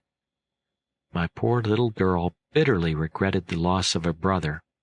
Even now, she can scarcely hear his name without tears. When the savages brought Francis to us, she at first took him for her brother. "Oh, how you've grown in heaven!" cried she, and after she discovered he was not her brother, she often said to him, "How I wish your name was Alfred." Forgive me for dwelling so long on the details of my wretched journey, which was not without its comforts, in the pleasure I took in the development of my children's minds, and in forming plans for their future education. Though anything relating to science or the usual accomplishments would be useless to them, I did not wish to bring them up like young savages. I hoped to be able to communicate much useful knowledge to them, and to give them juster ideas of this world and that to come. As soon as the sun had dried them, I made them put on their dresses, and we continued our walk by the brook, till we arrived at the grove which is before this rock. I removed the branches to pass through it, and saw beyond them the entrance to this grotto. It was very low and narrow, but I could not help uttering a cry of joy, for this was the only sort of retreat that could securely shelter us. I was going to enter it without thought, not reflecting there might be in it some ferocious animal, when I was arrested by a plaintive cry, more like that of a child than a wild beast. I advanced with more caution and tried to find out what sort of an inhabitant the cave contained. It was indeed a human being, an infant, whose age I could not discover, but it seemed too young to walk, and was, besides, tied up in leaves and moss, enclosed in a piece of bark, which was much torn and rent. The poor infant uttered the most piteous cries, and I did not hesitate a moment to enter the cave, and to take the innocent little creature in my arms. It ceased its cries as soon as it felt the warmth of my cheek, but it was evidently in want of food, and I had nothing to give it but some figs, of which I pressed the juice into its mouth. This seemed to satisfy it, and, rocking it in my arms, it soon went to sleep. I had then time to examine it, and to look round the cave. From the size and form of the face, I concluded it might be older than I first thought, and I recollected to have read that the savages carried their children swaddled up in this way, even till they could walk. The complexion of the child was a pale olive, which I have since discovered is the natural complexion of the natives, before the exposure to the heat of the sun gives them the bronze hue you have seen. The features were good, except that the lips were thicker and the mouth larger than those of the Europeans. My two girls were charmed with it, and caressed it with great joy. I left them to rock it gently in its cradle of bark, till I went round this cave, which I intended for my palace, and which I have never quitted. You see it, the form is not changed, but since heaven has sent me a friend, looking at the missionary, it is adorned with furniture and utensils which have completed my comforts. But to return. The grotto was spacious and irregular in form. In a hollow I found, with surprise, a sort of bed carefully arranged with moss, dry leaves, and small twigs. I was alarmed. Was this grotto inhabited by men or by wild beasts? In either case, it was dangerous to remain here. I encouraged a hope, however, that, from the infant being here, the mother must be the inhabitant, and that on her return, finding me nursing her child, she might be induced to share her asylum with us. I could not, however, reconcile this hope with the circumstance of the child being abandoned in this open cave. As I was considering whether I ought to remain or leave the cave, I heard strange cries at a distance, mingled with the screams of my children, who came running to me for protection, bringing with them the young savage, who fortunately was only half awaked, and soon went to sleep again, sucking a fig. I laid him gently on the bed of leaves, and told my daughters to remain near him in a dark corner. Then, stepping cautiously, I ventured to look out to discover what was passing, without being seen. The noise approached nearer, to my great alarm, and I could perceive through the trees a crowd of men armed with long pointed lances, clubs, and stones. They appeared furious, and the idea that they might enter the cave froze me with terror. I had an idea of taking the little native babe and holding it in my arms as my best shield, but this time my fears were groundless. The whole troop passed outside the wood, without even looking on the same side as the grotto. They appeared to follow some traces they were looking out for on the ground. I heard their shouts for some time, but they died away, and I recovered from my fears. Still, the dread of meeting them overcame even hunger. I had nothing left in my box but some figs, which I kept for the infant, who was satisfied with them, and I told my daughters we must go to bed without supper. The sleeping infant amused them so much that they readily consented to give up the figs. He awoke smiling, and they gave him the figs to suck. In the meantime, I prepared to release him from his bondage to make him more comfortable, and I then saw that the outer covering of bark was torn by the teeth of some animal, and even the skin of the child slightly grazed. I ventured to carry him to the brook, into which I plunged him 2 or 3 times, which seemed to give him great pleasure. I ran back to the cave, which is, you see, not more than 20 yards distant, and found Sophia and Matilda very much delighted at a treasure they had found under the dry leaves in a corner. This was a great quantity of fruits of various kinds, roots of some unknown plant, and a good supply of beautiful honey, on which the little gluttons were already feasting. They came directly to give some on their fingers to their little doll, as they called the babe. This discovery made me very thoughtful. Was it possible that we were in a bear's den? I had read that they sometimes carried off infants, and that they were very fond of fruits and of honey, of which they generally had a hoard. I remarked on the earth, and especially at the entrance where the rain had made it soft, the impression of large paws, which left me no doubt. The animal would certainly return to his den, and we were in the greatest danger. But where could we go? The sky, dark with clouds, threatened a return of the storm, and the troop of savages might still be wandering about the island. I had not courage, just as night set in, to depart with my children, nor could I leave the poor infant, who was now sleeping peacefully after his honey and figs. His 2 nurses soon followed his example, but for me there was no rest. The noise of the wind among the trees, and of the rain pattering on the leaves, the murmur of the brook, the light bounds of the kangaroo, all made my heart beat with fear and terror. I fancied it was the bear returning to devour us. I had cut and broken some branches to place before the entrance, but these were but a weak defense against a furious and probably famished animal, and if he even did no other harm to my children, I was sure their terror at the sight of him would kill them. I paced backwards and forwards from the entrance to the bed, in the darkness, envying the dear sleepers their calm and fearless rest. The dark-skinned baby slept soundly, nestled warmly between my daughters, till day broke at last, without anything terrible occurring. Then my little people awoke and cried out with hunger. We ate of the fruits and honey brought us by our unknown friend, feeding also our little charge, to whom my daughters gave the pet name of Mino, which he still keeps. I busied myself with his toilette.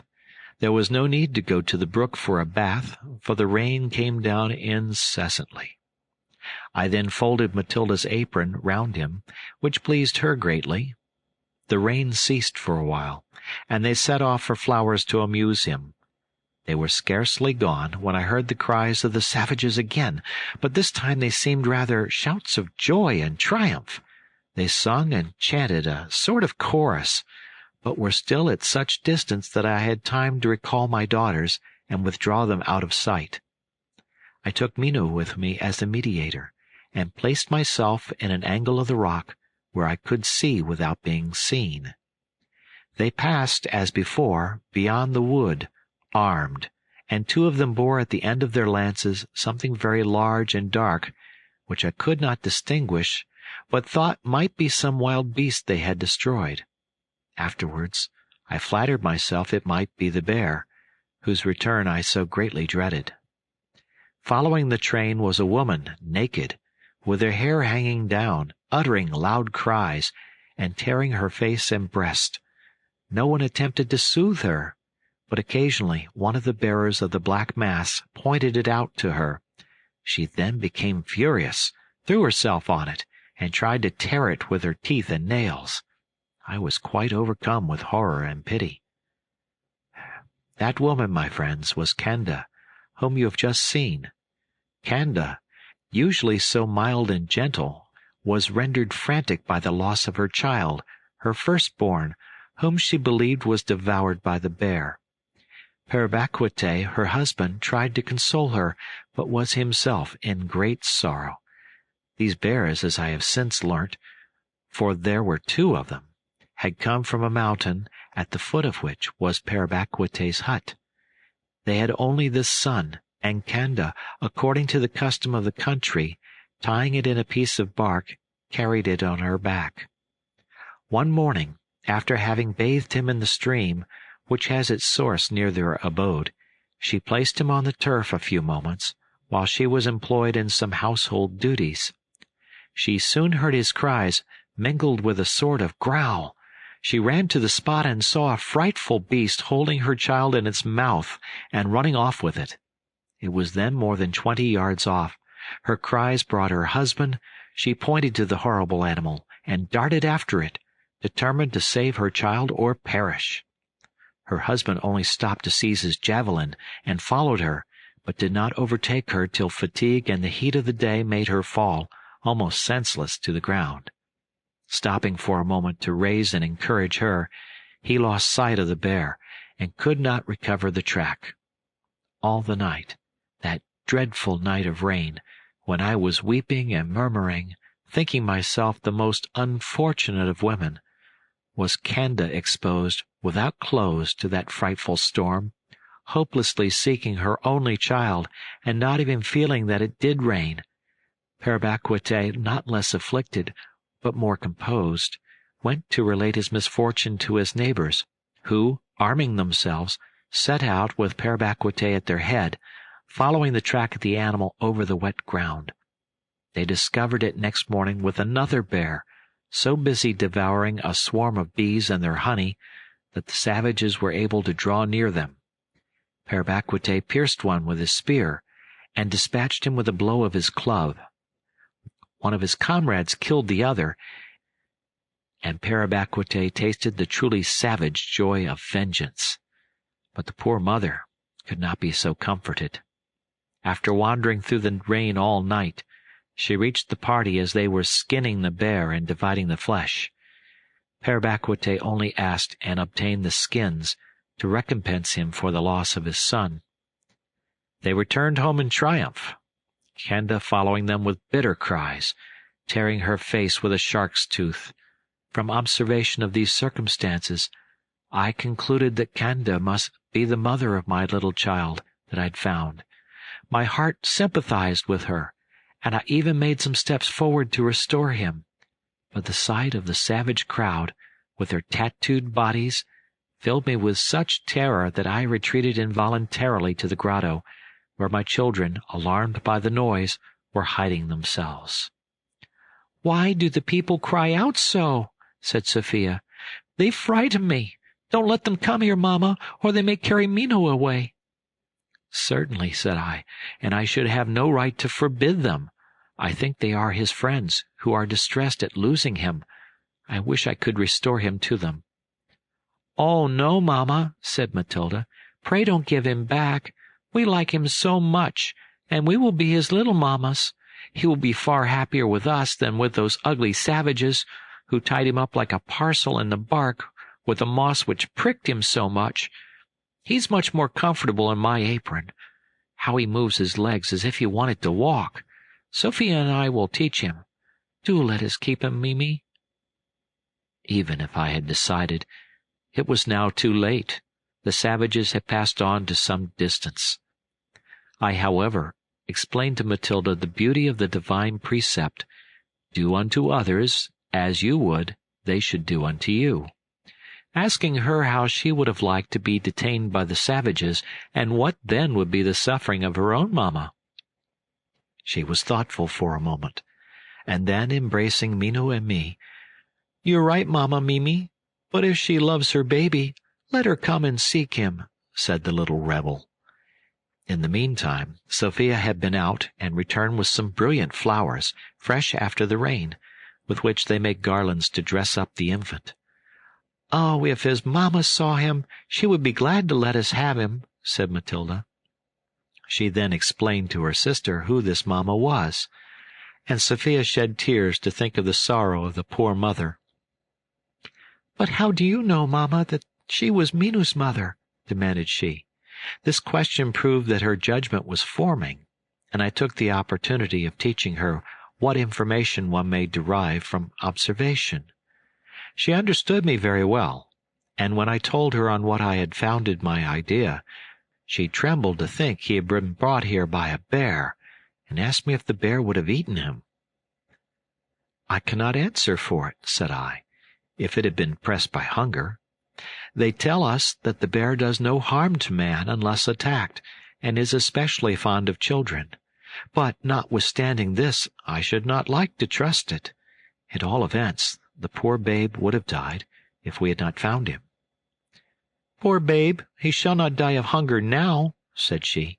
"Let us give him some figs. But these are not good. We must go and seek some more." The rain having ceased, I consented, passing through the grove where there were no fig trees, to search farther. My daughters had fed the child with honey and water. It appeared quite reconciled to us, and had ceased to cry. I judged it might be about 8 months old. We soon found some trees covered with the violet-colored figs. Whilst I gathered them, the girls made a pretty bed of moss, adorned with flowers, for the little favorite, and fed him with the fresh fruit, which he enjoyed much. And with their fair hair and rosy faces, and the little negro between them, with his arch, dark countenance, they formed a charming picture, which affected me greatly. Chapter 56. We had been more than an hour under the tree when I heard cries again, but this time I was not alarmed, for I distinguished the voice of the disconsolate mother, and I knew that I could comfort her. Her grief brought her back to the spot where she thought her child had been devoured. She wished, as she afterwards told us, when we could understand her, to search for some remains of him, his hair, his bones, or even a piece of the bark that bound him. And here he was, full of life and health. She advanced slowly, sobbing, and her eyes turned to the ground. She was so absorbed in her search that she did not see us when we were but 20 yards from her. Suddenly, Sophia darted like an arrow to her, took her hand, and said, "Come, Mino is here." Kanda neither knew what she saw nor what she heard.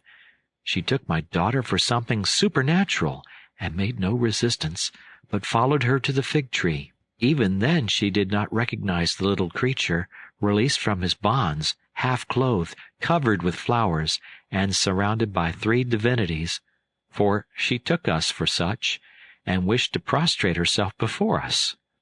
She was still more convinced of it when I took up her son, and placed him in her arms. She recognized him, and the poor little infant held out his arms to her. I can never express to you the transport of the mother.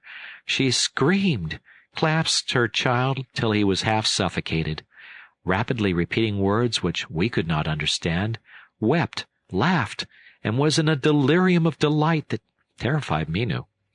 He began to cry, and held out his arms to Sophia, who, as well as Matilda, was weeping at the sight. Kanda looked at them with astonishment.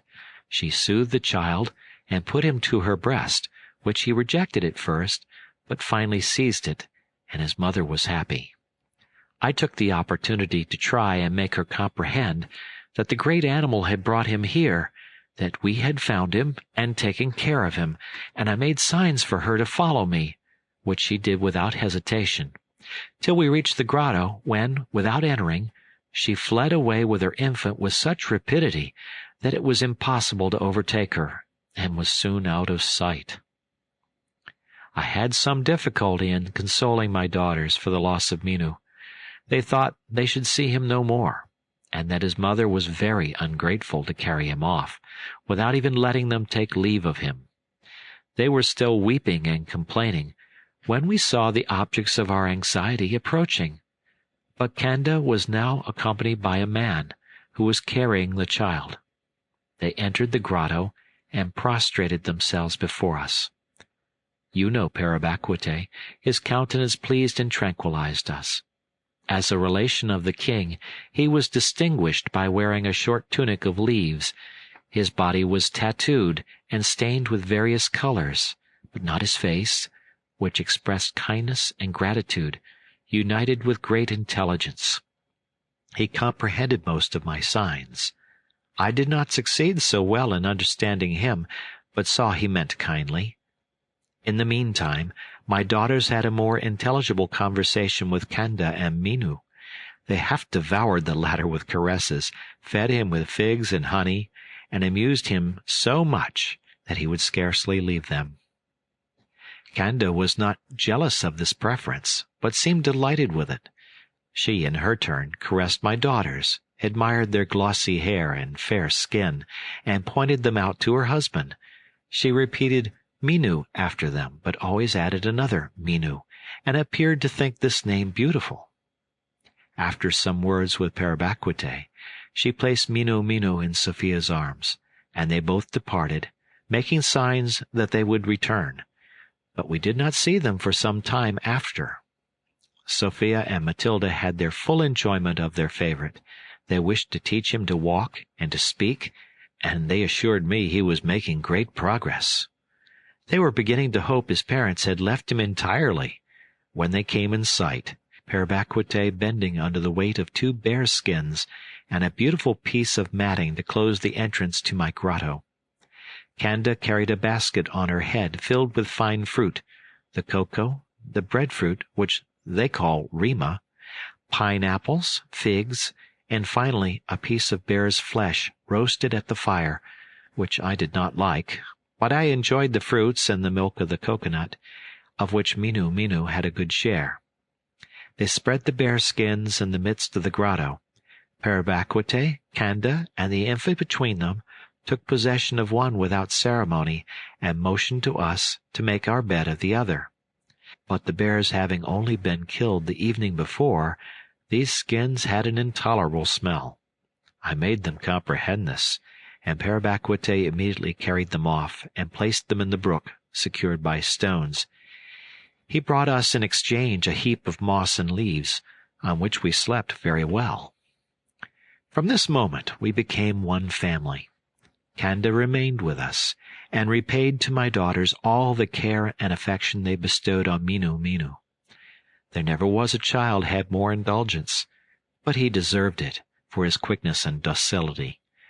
At the end of a few months he began to lisp a few words of German, as well as his mother, of whom I was the teacher, and who made rapid progress.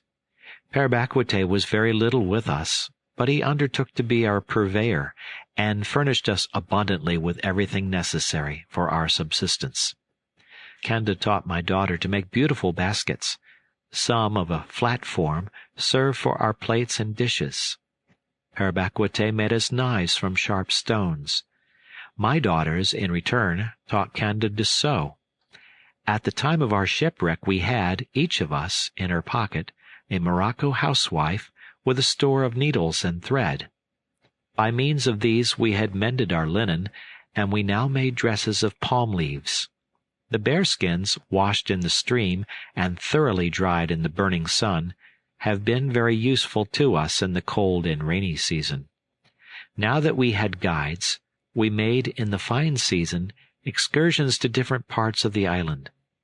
Minu Minu soon learned to walk, and being strong, like all these islanders, would always accompany us. We went one day to the seashore. I shuddered at the sight, and Kanda, who knew that my husband and child had perished in the sea, wept with me. We now spoke each other's language well enough to converse. She told me that a black friend, Emily bowed to Mr. Willis, had arrived in a neighboring island to announce to them that there was a being, almighty and all-merciful, who lived in heaven and heard all they said. Her comprehension of this truth was very confused, and I endeavored to make it more clear and positive. "I see very well," said she, "that you know him. Is it to him that you speak every morning and evening, kneeling as we do before our King Barauru?" "Yes, Kanda," said I.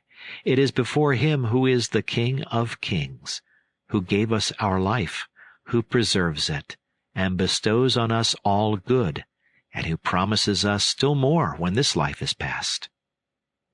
"Was it he who charged you to take care of Minu Minu and to restore him to me?" asked she. "Yes, Kanda. All that you or I do that is good is put into our hearts by him." I thus tried to prepare the simple mind of Canda for the great truths that Mr. Willis was to teach her. "You left me little to do," said Mr. Willis. "I found Père Baquite and Canda prepared to believe, with sincere faith, the holy religion I came to teach. The God of the white people was the only one they adored. I knew Père Baquite. He had come to hunt seals in the island where I was established, and I was struck by his appearance. What was my astonishment to find that when I spoke to him of the one true God, he was no stranger to the subject. He had even some ideas of a Savior and of future rewards and punishments. "It was the white lady," said he, "who taught me this. She teaches Canda and Minu Minu, whose life she saved, and whom she is bringing up to be good like herself." "I had a great desire," continued Mr. Willis, "to become acquainted with my powerful assistant in the great work of my mission. I told Père Baquite this, who offered to bring me here in his canoe. I came and found in a miserable cave, or rather in a bear's den, all the virtues of mature age united to the charms of youth, a resigned and pious mother bringing up her children as women should be brought up, in simplicity, forbearance, and love of industry, teaching them as the best knowledge to love God with all their heart and their neighbor as themselves. Under the inspection of their mother, they were educating the son of Père Baquite. This child, then 4 years and a half old, spoke German well and knew his alphabet, which Madame Hertel traced on the floor of the grotto. In this way she taught her daughters to read.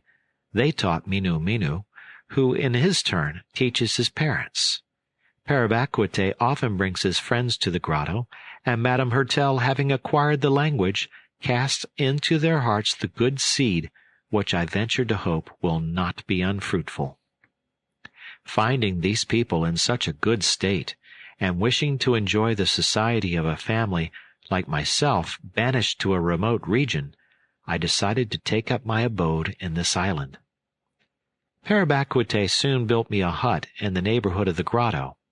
Madame Hertel compelled me to take one of her bearskins. I have by degrees formed my establishment, dividing with my worthy neighbor the few useful articles I brought from Europe, and we live a tranquil and happy life. And now comes the time that brought about our meeting. Some of our islanders in a fishing expedition were driven by the wind on your island. At the entrance of a large bay they found a small canoe of bark, carefully moored to a tree. Either their innate propensity for theft, or the notion that it had no owner prevailed over them, and they brought it away. I was informed of this, and was curious to see it. I recognized at once that it was made by Europeans. The careful finish, the neat form, the oars, rudder, mast, and triangular sail, all showed that it had not been made by savages. The seats of the rowers were made of planks and were painted, and what further convinced me was that I found in it a capital gun, loaded, and a horn of powder in a hole under one of the seats. I then made particular inquiries about the island from whence they had brought the canoe, and all their answers confirmed my idea that it must be inhabited by a European, from whom they had perhaps taken his only means of leaving it. Restless about this fancy, I tried to persuade them to return and discover if the island was inhabited. I could not prevail on them to restore the canoe, but, seeing me much agitated, they resolved secretly to procure me a great pleasure, as they thought, by returning to the island and bringing away any one they could meet with, whether he would or not. Père Baquite, always the leader in perilous enterprises, and who was so attached to me, would not be left out in one which was to produce me such pleasure. They set out, and you know the rest of their expedition. I leave it to your wife to tell you how she was brought away, and pass on to the time of their arrival. My people brought them to me in triumph, and were vexed that they had only found one woman and a child, whom I might give to the white lady. This I did promptly. Your wife was ill and distressed, and I carried her immediately to the grotto. There she found a companion who welcomed her with joy. Frances replaced her own lost Alfred, and the two good mothers were soon intimate friends. But, notwithstanding this solace, your Elizabeth was inconsolable at the separation from her husband and children, and terrified at the danger to which you would expose yourself in searching for her. We were even afraid she would lose her reason when the king came to take away Francis.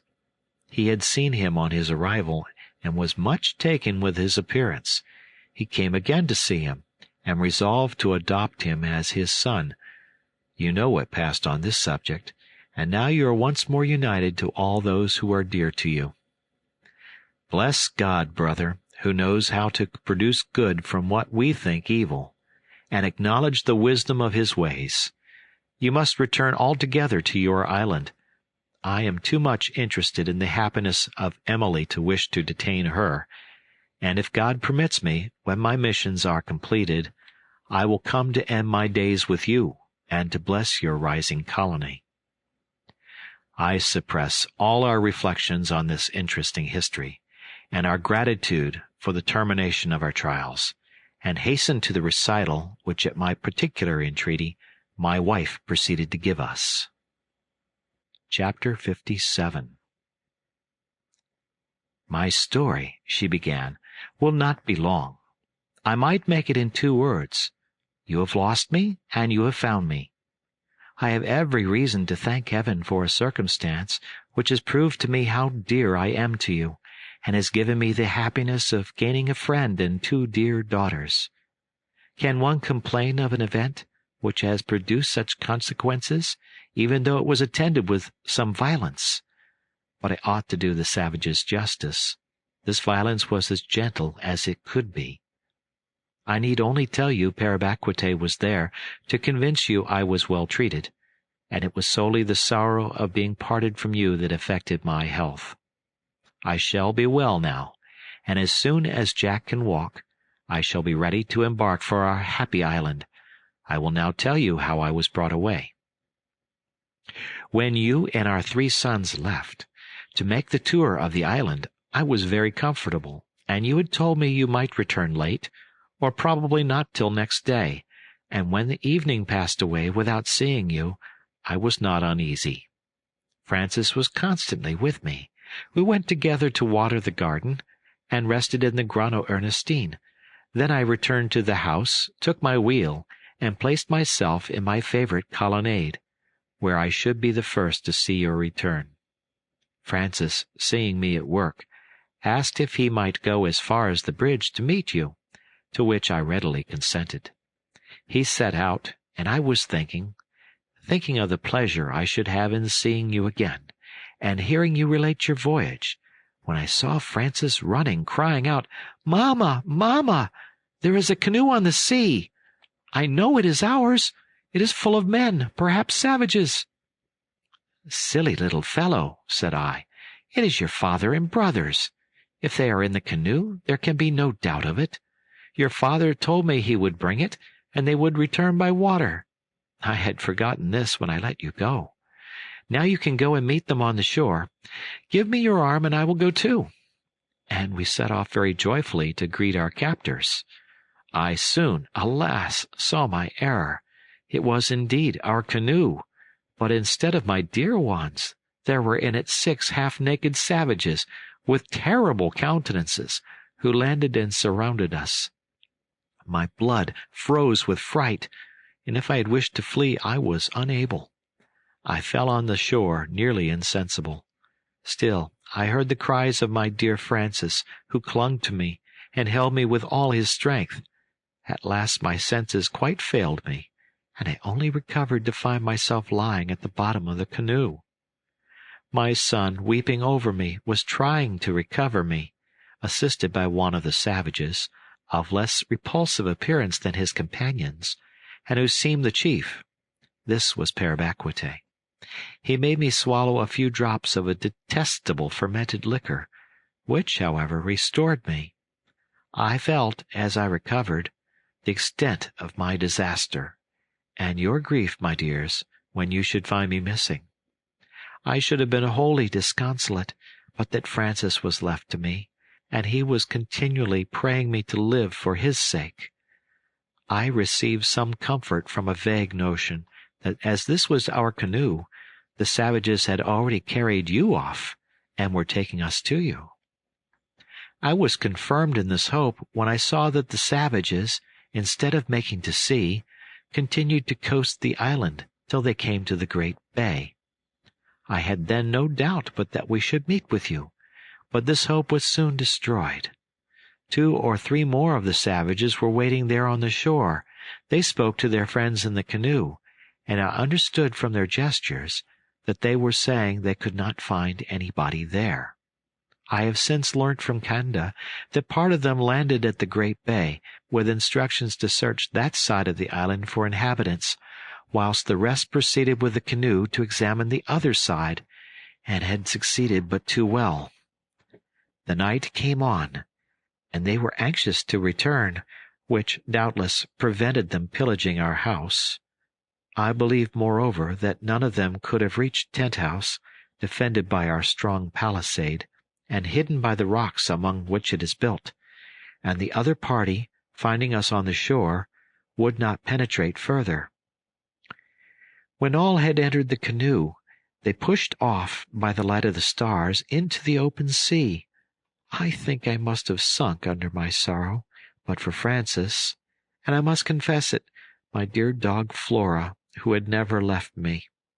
Francis told me that she had tried to defend me and flew at the savages, but one of them took my apron, tore it, and tied it over her mouth like a muzzle, bound her legs, and then threw her into the canoe, where the poor creature lay at my feet, moaning piteously. She arrived with us in this island, but I have not seen her since. I have often inquired of Père Bacuete, but he could not tell me what had become of her. "But I know," said Fritz, "and have seen her. We brought Turk with us, and the savages had carried Flora to that desert part of the island, from whence Jack was carried off, so the 2 dogs met. When I had the misfortune to wound Jack, I quite forgot them. They were rambling off in chase of kangaroos. We left them, and no doubt they are still there. But we must not abandon the poor beasts. If my father will permit me, I will go and seek them in Père Bacuete's canoe."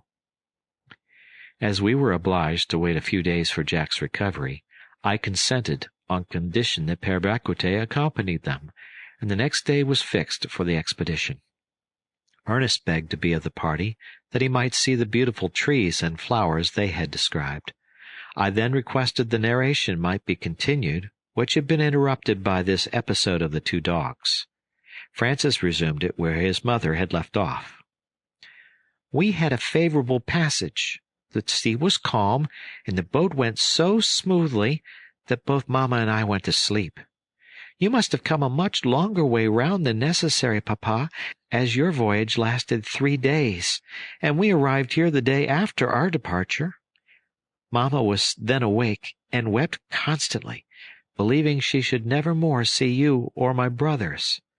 Père Bacuete seemed very sorry for her, and tried to console her. At last he addressed to her 2 or 3 words of German, pointing to heaven. His words were very plain: Almighty God, good, and then Black Friend, and White Lady, adding the words Kanda, Bear, and Minu Minu. We did not understand what he meant, but he seemed so pleased at speaking these words that we could not but be pleased too, and to hear him name God in German gave us confidence, though we could not comprehend where or how he had learnt the words. Perhaps, said Mamma, he has seen your papa and brothers. I thought so too. Still it appeared strange that in so short a time he could acquire and remember these words. However it might be, Mamma was delighted to have him near her, and taught him to pronounce the words Father, Mother, and Son, which did not seem strange to him, and he soon knew them. She pointed to me and to herself as she pronounced the words, and he readily comprehended them, and said to us, with bursts of laughter, showing its large ivory teeth, Kanda, Mother, Minu Minu, Son, Père Bacuete, Father, White lady? Mother. Mamma thought he referred to her, but it was to Madame Emily. He tried to pronounce this name and two others, but could not succeed. At last he said, "Girls, girls," and almost convinced us he must know some Europeans, which was a great comfort to us. When I saw Mamma more composed, I took out my flageolet to amuse her, and played the air to earnest verses. This made her weep again very much, and she begged me to desist. The savages, however, wished me to continue, and I did not know whom to obey. I changed the air, playing the merriest I knew. They were in ecstasies. They took me in their arms one after the other, saying, "Bara Uru! Bara Uru!" I repeated the word after them, and they were still more delighted. But Mamma was so uneasy to see me in their arms that I broke from them and returned to her. At last we landed. They carried Mamma, who was too weak to walk. About 100 yards from the shore, we saw a large building of wood and reeds, before which was a crowd of savages. One who was very tall came to receive us. He was dressed in a short tunic, much ornamented, and wore a necklace of pierced shells. He was a little disfigured by a white bone passed through his nostrils. But you saw him, Papa, when he wanted to adopt me. It was Bara Uru, the king of the island. I was presented to him, and he was pleased with me, touched the end of my nose with his, and admired my hair very much. My conductors ordered me to play on the flageolet. I played some lively German airs, which made them dance and leap, till the king fell down with fatigue, and made a sign for me to desist. He then spoke for some time to the savages, who stood in a circle round him. He looked at Mamma, who was seated in a corner near her protector Parabaquite. He called the latter, who obliged Mamma to rise, and presented her to the king. Bara Uru looked only at the red and yellow India handkerchief which she wore on her head. He took it off very unceremoniously, and put it on his own head, saying, "Miti," which means beautiful. He then made us re-embark in the canoe with him, amusing himself with me and my flageolet, which he attempted to play by blowing it through his nose, but did not succeed. After turning round a point which seemed to divide the island into two, we landed on a sandy beach.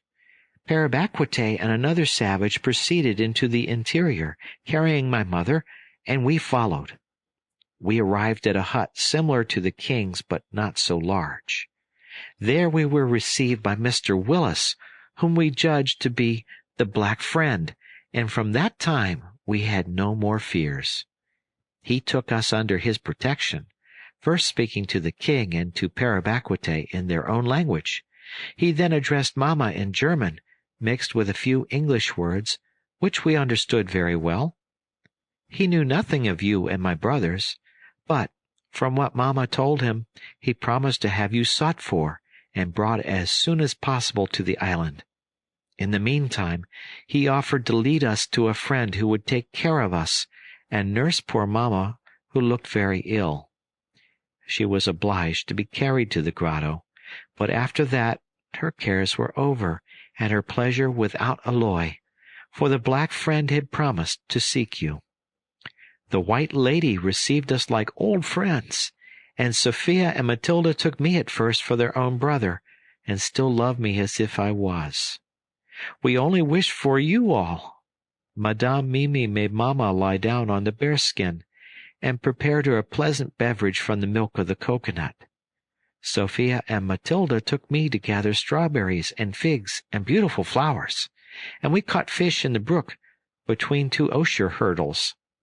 We amused ourselves very well with Minu Minu, while Kanda and Madame Emily amused Mamma. The king came the next day to see his little favorite. He wished me to go with him to another part of the island, where he often went to hunt, but I would not leave Mamma and my new friends. I was wrong, Papa, for you were there, and my brothers. It was there Jack was wounded and brought away. I might have prevented all that, and you would then have returned to us. How sorry I have been for my obstinacy. It was I more than Fritz who was the cause of his being wounded. Bara-Uru returned in the evening to the grotto, and think, Papa, of our surprise, our delight, and our distress, when he brought us poor Jack, wounded and in great pain, but still all joy at finding us again. The king told Mr. Willis he was sure Jack was my brother, and he made us a present of him, adding that he gave him in exchange for Mamma's handkerchief. Mamma thanked him earnestly, and placed Jack beside her. From him she learned all you had done to discover us. He informed Mr. Willis where he had left you, and he promised to seek and bring you to us. He then examined the wound, which Jack wished him to think he had himself caused with Fritz's gun, but this was not probable, as the ball had entered behind and lodged in the shoulder. Mr. Willis extracted it with some difficulty, and poor Jack suffered a good deal, but all is now going on well. What a large party we shall be, Papa, when we are all settled in our island.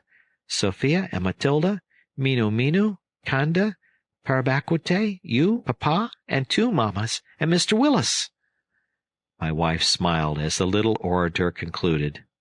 Mr. Willis then dressed Jack's wound, and thought he might be removed in 5 or 6 days. "Now, my dear Jack," said I, "it is your turn to relate your history. Your brother left off where you were entertaining the savages with your buffooneries, and certainly they were never better introduced. But how did they suddenly think of carrying you away?" "Parabaquite told me," said Jack, "that they were struck with my resemblance to Francis as soon as I took my flageolet.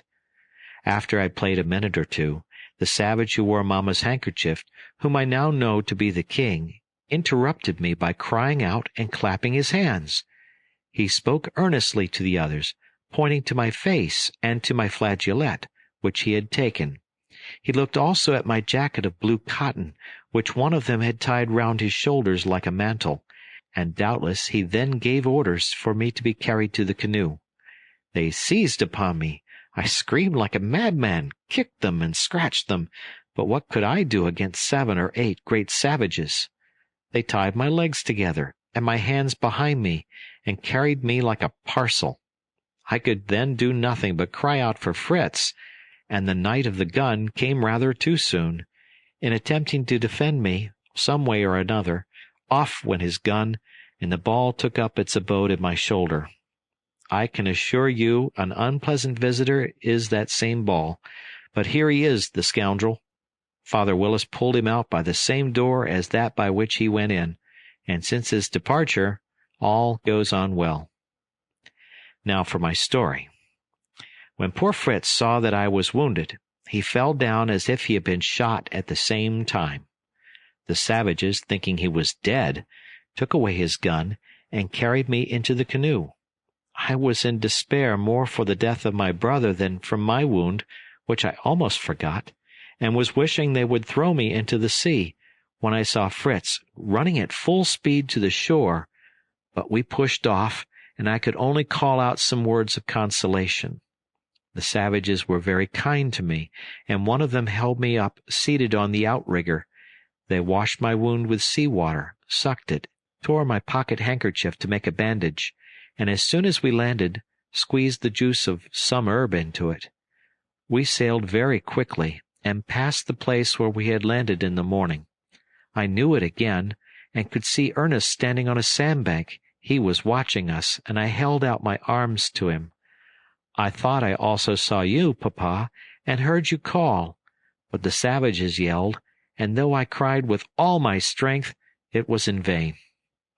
I little thought they were taking me to Mamma. As soon as we had disembarked, they brought me to this grotto, and I thought I must have died of surprise and joy when I was met by Mamma and Francis, and then by Sophia, Matilda, Mamma Emily, and Mr. Willis, who was a second father to me. This is the end of my story, and a very pretty end it is that brings us all together. What matters it to have had a little vexation for all this pleasure? I owe it all to you, Fritz. If you had let me sink to the bottom of the sea, instead of dragging me out by the hair, I should not have been here so happy as I am. I'm obliged to the gun, too. Thanks to it, I was the first to reach Mama and see our new friends." The next day, Fritz and Ernest set out on their expedition with Parabacuite in his canoe, to seek our two valued dogs. The good islander carried his canoe on his back to the shore. I saw them set off, but not without some dread in such a frail bark, into which the water leaked through every seam. But my boys could swim well, and the kind, skilful, and bold Parabacuite undertook to answer for their safety. I therefore recommended them to God, and returned to the grotto, to tranquilize my wife's fears. Jack was inconsolable that he could not form one of the party, but Sophia scolded him for wishing to leave them to go upon the sea which had swallowed up poor Alfred. In the evening we had the pleasure of seeing our brave dogs enter the grotto. They leaped on us in a way that terrified the poor little girls at first, who took them for bears, but they were soon reconciled to them when they saw them fawn round us, lick our hands, and pass from one to the other to be caressed. My sons had had no difficulty in finding them. They had run to them at the first call, and seemed delighted to see their masters again. The poor animals had subsisted on the remains of the kangaroos, but apparently had met with no fresh water, for they seemed dying with thirst, and rushed to the brook as soon as they discovered it, and returned again and again. Then they followed us to the hut of the good missionary, who had been engaged all day in visiting the dwellings of the natives and teaching them the truths of religion. I had accompanied him, but, from ignorance of the language, could not aid him. I was, however, delighted with the simple and earnest manner in which he spoke, and the eagerness with which they heard him. He finished by a prayer, kneeling, and they all imitated him, lifting up their hands and eyes to heaven. He told me he was trying to make them celebrate the Sunday. He assembled them in his tent, which he wished to make a temple for the worship of the true God. He intended to consecrate it for this purpose, and to live in the grotto after our departure. The day arrived at last. Jack's shoulder was nearly healed, and my wife, along with her happiness, recovered her strength. The pinnace had been so well guarded by Parabacuite and his friends that it suffered no injury. I distributed among the islanders everything I had that could please them, and made Parabacuite invite them to come and see us in our island, requesting we might live on friendly terms. Mr. Wyss wished much to see it, and to complete our happiness he promised to accompany and spend some days with us, and Parabacuite said he would take him back when he wished it. We embarked then, after taking leave of Barauru, who was very liberal in his presents, giving us, besides fruits of every kind, a whole hog roasted, which was excellent. We were 14 in number, 16 reckoning the 2 dogs. The missionary accompanied us, and a young islander, whom Parabacuite had procured to be his servant, as he was too old and too much occupied with his mission to attend to his own wants. This youth was of a good disposition and much attached to him. Parabacuite took him to assist in rowing when he returned. Emily could not but feel rather affected at leaving the grotto, where she had passed 4 tranquil, if not happy years, fulfilling the duties of a mother. Neither could she avoid a painful sensation when she once more saw the sea that had been so fatal to her husband and son. She could scarcely subdue the fear she had of trusting all she had left to that treacherous element. She held her daughters in her arms, and prayed for the protection of heaven. Mr. Wyss and I spoke to her of the goodness of God, and pointed out to her the calmness of the water, the security of the pinnace, and the favorable state of the wind. My wife described to her our establishment, and promised her a far more beautiful grotto than the one she had left, and at last she became more reconciled. After 7 or 8 hours' voyage, we arrived at Cape Disappointment, and we agreed the bay should henceforth be called the Bay of the Happy Return. The distance to Tent House from hence was much too great for the ladies and children to go on foot. My intention was to take them by water to the other end of the island near our house, but my elder sons had begged to be landed at the bay to seek their livestock and take them home. I left them there with Parabaquite. Jack recommended his buffalo to them, and Francis his bull, and all were found. We coasted the island, arrived at Safety Bay, and were soon at Tent House, where we found all, as we had left it, in good condition. Notwithstanding the description my wife had given them, our new guests found our establishment far, far beyond their expectation. With what delight Jack and Francis ran up and down the colonnade with their young friends! What stories they had to tell of all the surprises they had prepared for their mother! They showed them Fritzia, Jackia, the Franciade, and gave their friends water from their beautiful fountain. Absence seemed to have improved everything, and I must confess I had some difficulty to refrain from demonstrating my joy as wildly as my children. Minu, Parabaquite, and Kanda were lost in admiration, calling out continually, "Miti, beautiful!" My wife was busied in arranging a temporary lodging for our guests.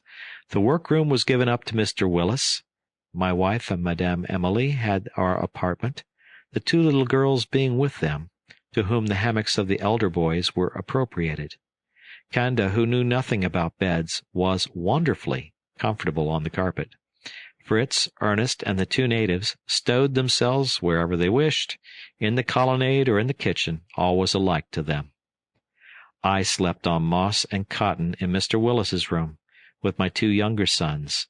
Every one was content, waiting till our ulterior arrangements were completed. The conclusion. I must conclude my journal here. We can scarcely be more happy than we are, and I feel no cares about my children. Fritz is so fond of the chase and of mechanics, and Ernest of study, that they will not wish to marry, but I please myself by hoping at some time to see my dear Jack and Francis happily united to Sophia and Matilda. What remains for me to tell? The details of happiness, however sweet in enjoyment, are often tedious in recital. I will only add that after passing a few days with us, Mr. Willis returned to his charge, promising to visit us, and eventually to join us. The Grotto Ernestine, fitted up by Fritz and Parabaquite, made a pretty abode for Madame Hertel and her daughters, and the two islanders. Minu did not leave his young mammas, and was very useful to them.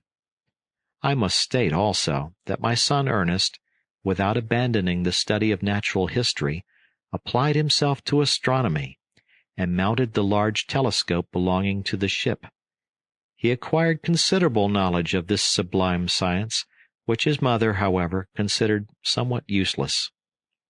The course of the other planets did not interest her, so long as all went on well in that which she inhabited, and nothing now was wanting to her happiness, surrounded as she was by friends. The following year we had a visit from a Russian vessel, the Neva, commanded by Captain Krusenstern, a countryman and distant relation of mine. The celebrated Horner of Zurich accompanied him as astronomer. Having read the first part of our journal, sent into Europe by Captain Johnson, he had come purposely to see us. Delighted with our establishment, he did not advise us to quit it. Captain Krusenstern invited us to take a passage in his vessel. We declined his offer, but my wife, though she renounced her country forever, was glad of the opportunity of making inquiries about her relations and friends. As she had concluded, her good mother had died some years before, blessing her absent children.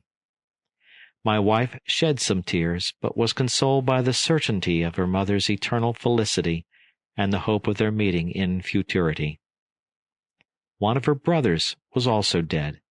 He had left a daughter, to whom my wife had always been attached, though she was very young when we left. Henrietta Bodmer was now 16, and, Mr. Horner assured us, a most amiable girl. My wife wished much to have her with us. Ernest would not leave Mr. Horner a moment. He was so delighted to meet with one so eminently skilful in his favorite science. Astronomy made them such friends that Mr. Horner petitioned me to allow him to take my son to Europe, promising to bring him back himself in a few years. This was a great trial to us, but I felt that his taste for science required a larger field than our island. His mother was reluctant to part with him, but consoled herself with the notion that he might bring his cousin Henrietta back with him. Many tears were shed at our parting. Indeed, the grief of his mother was so intense that my son seemed almost inclined to give up his inclination. But Mr. Horner made some observations about the transit of Venus so interesting that Ernest could not resist. He left us, promising to bring us back everything we wished for. In the meantime, Captain Krusenstern left us a good supply of powder, provisions, seeds, and some capital tools, to the great delight of Fritz and Jack. They regretted their brother greatly, but diverted their minds from sorrow by application to mechanics, assisted by the intelligent Parabaquite. They have already succeeded in constructing, near the cascade, a corn-mill and a sawmill, and have built a very good oven. We miss Ernest very much. Though his taste for study withdrew him a good deal from us, and he was not so useful as his brothers, we found his calm and considerate advice often of value, and his mildness always spread a charm over our circle in joy or in trouble. Except this little affliction, we were very happy. Our labors are divided regularly. Fritz and Jack manage the Board of Works. They have opened a passage through the rock which divided us from the other side of the island, thus doubling our domain and our riches. At the same time, they formed a dwelling for Madame Hertel near our own, from the same excavation in the rock. Fritz took great pains with it. The windows are made of oiled paper instead of glass, but we usually assemble in our large workroom, which is very well lighted. Francis has the charge of our flocks and of the poultry, all greatly increased.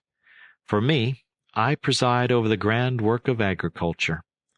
The two mothers, their two daughters, and Canda manage the garden, spin, weave, take care of our clothes, and attend to household matters. Thus we all work, and everything prospers. Several families of the natives, pupils of Mr. Wyss, have obtained leave through him to join us, and are settled at Falcon's Nest and at the farm. These people assist us in the cultivation of our ground, and our dear missionary in the cultivation of our souls. Nothing is wanting to complete our happiness but the return of dear Ernest. End of the conclusion, and now on to a postscript written 2 years after. We are now as happy as we can desire. Our son is returned. According to my wishes, he had made out Captain Johnson and Lieutenant Bell, our first visitors, whom the storm had driven from us, but who were still determined to see us again. My son found them preparing for another voyage to the South Seas. He at once seized the opportunity of accompanying them, impatiently desirous to revisit the island and to bring to us Henrietta Bodmer, now become his wife. She is a simple, amiable Swiss girl, who suits us well, and who is delighted to see once more her kind aunt, now become her mother. My wife is overjoyed. This is her first daughter-in-law, but Jack and Francis, as well as Sophia and Matilda, are growing up. And moreover, my dear wife, who has great ideas of married happiness, hopes to induce Emily to consent to be united to Fritz at the same time as her daughters are married. Fritz would feel all the value of this change. His character is already softened by her society, and though she is a few years older than he is, she is blessed with all the vivacity of youth. Mr. Wyss approves of this union, and we hope he will live to solemnize the 3 marriages. Ernest and Henrietta inhabit the Grotto Ernestine, which his brothers fitted up as a very tasteful dwelling. They had even, to gratify their brother, raised on the rock above the grotto a sort of observatory where the telescope is mounted, to enable him to make his astronomical observations.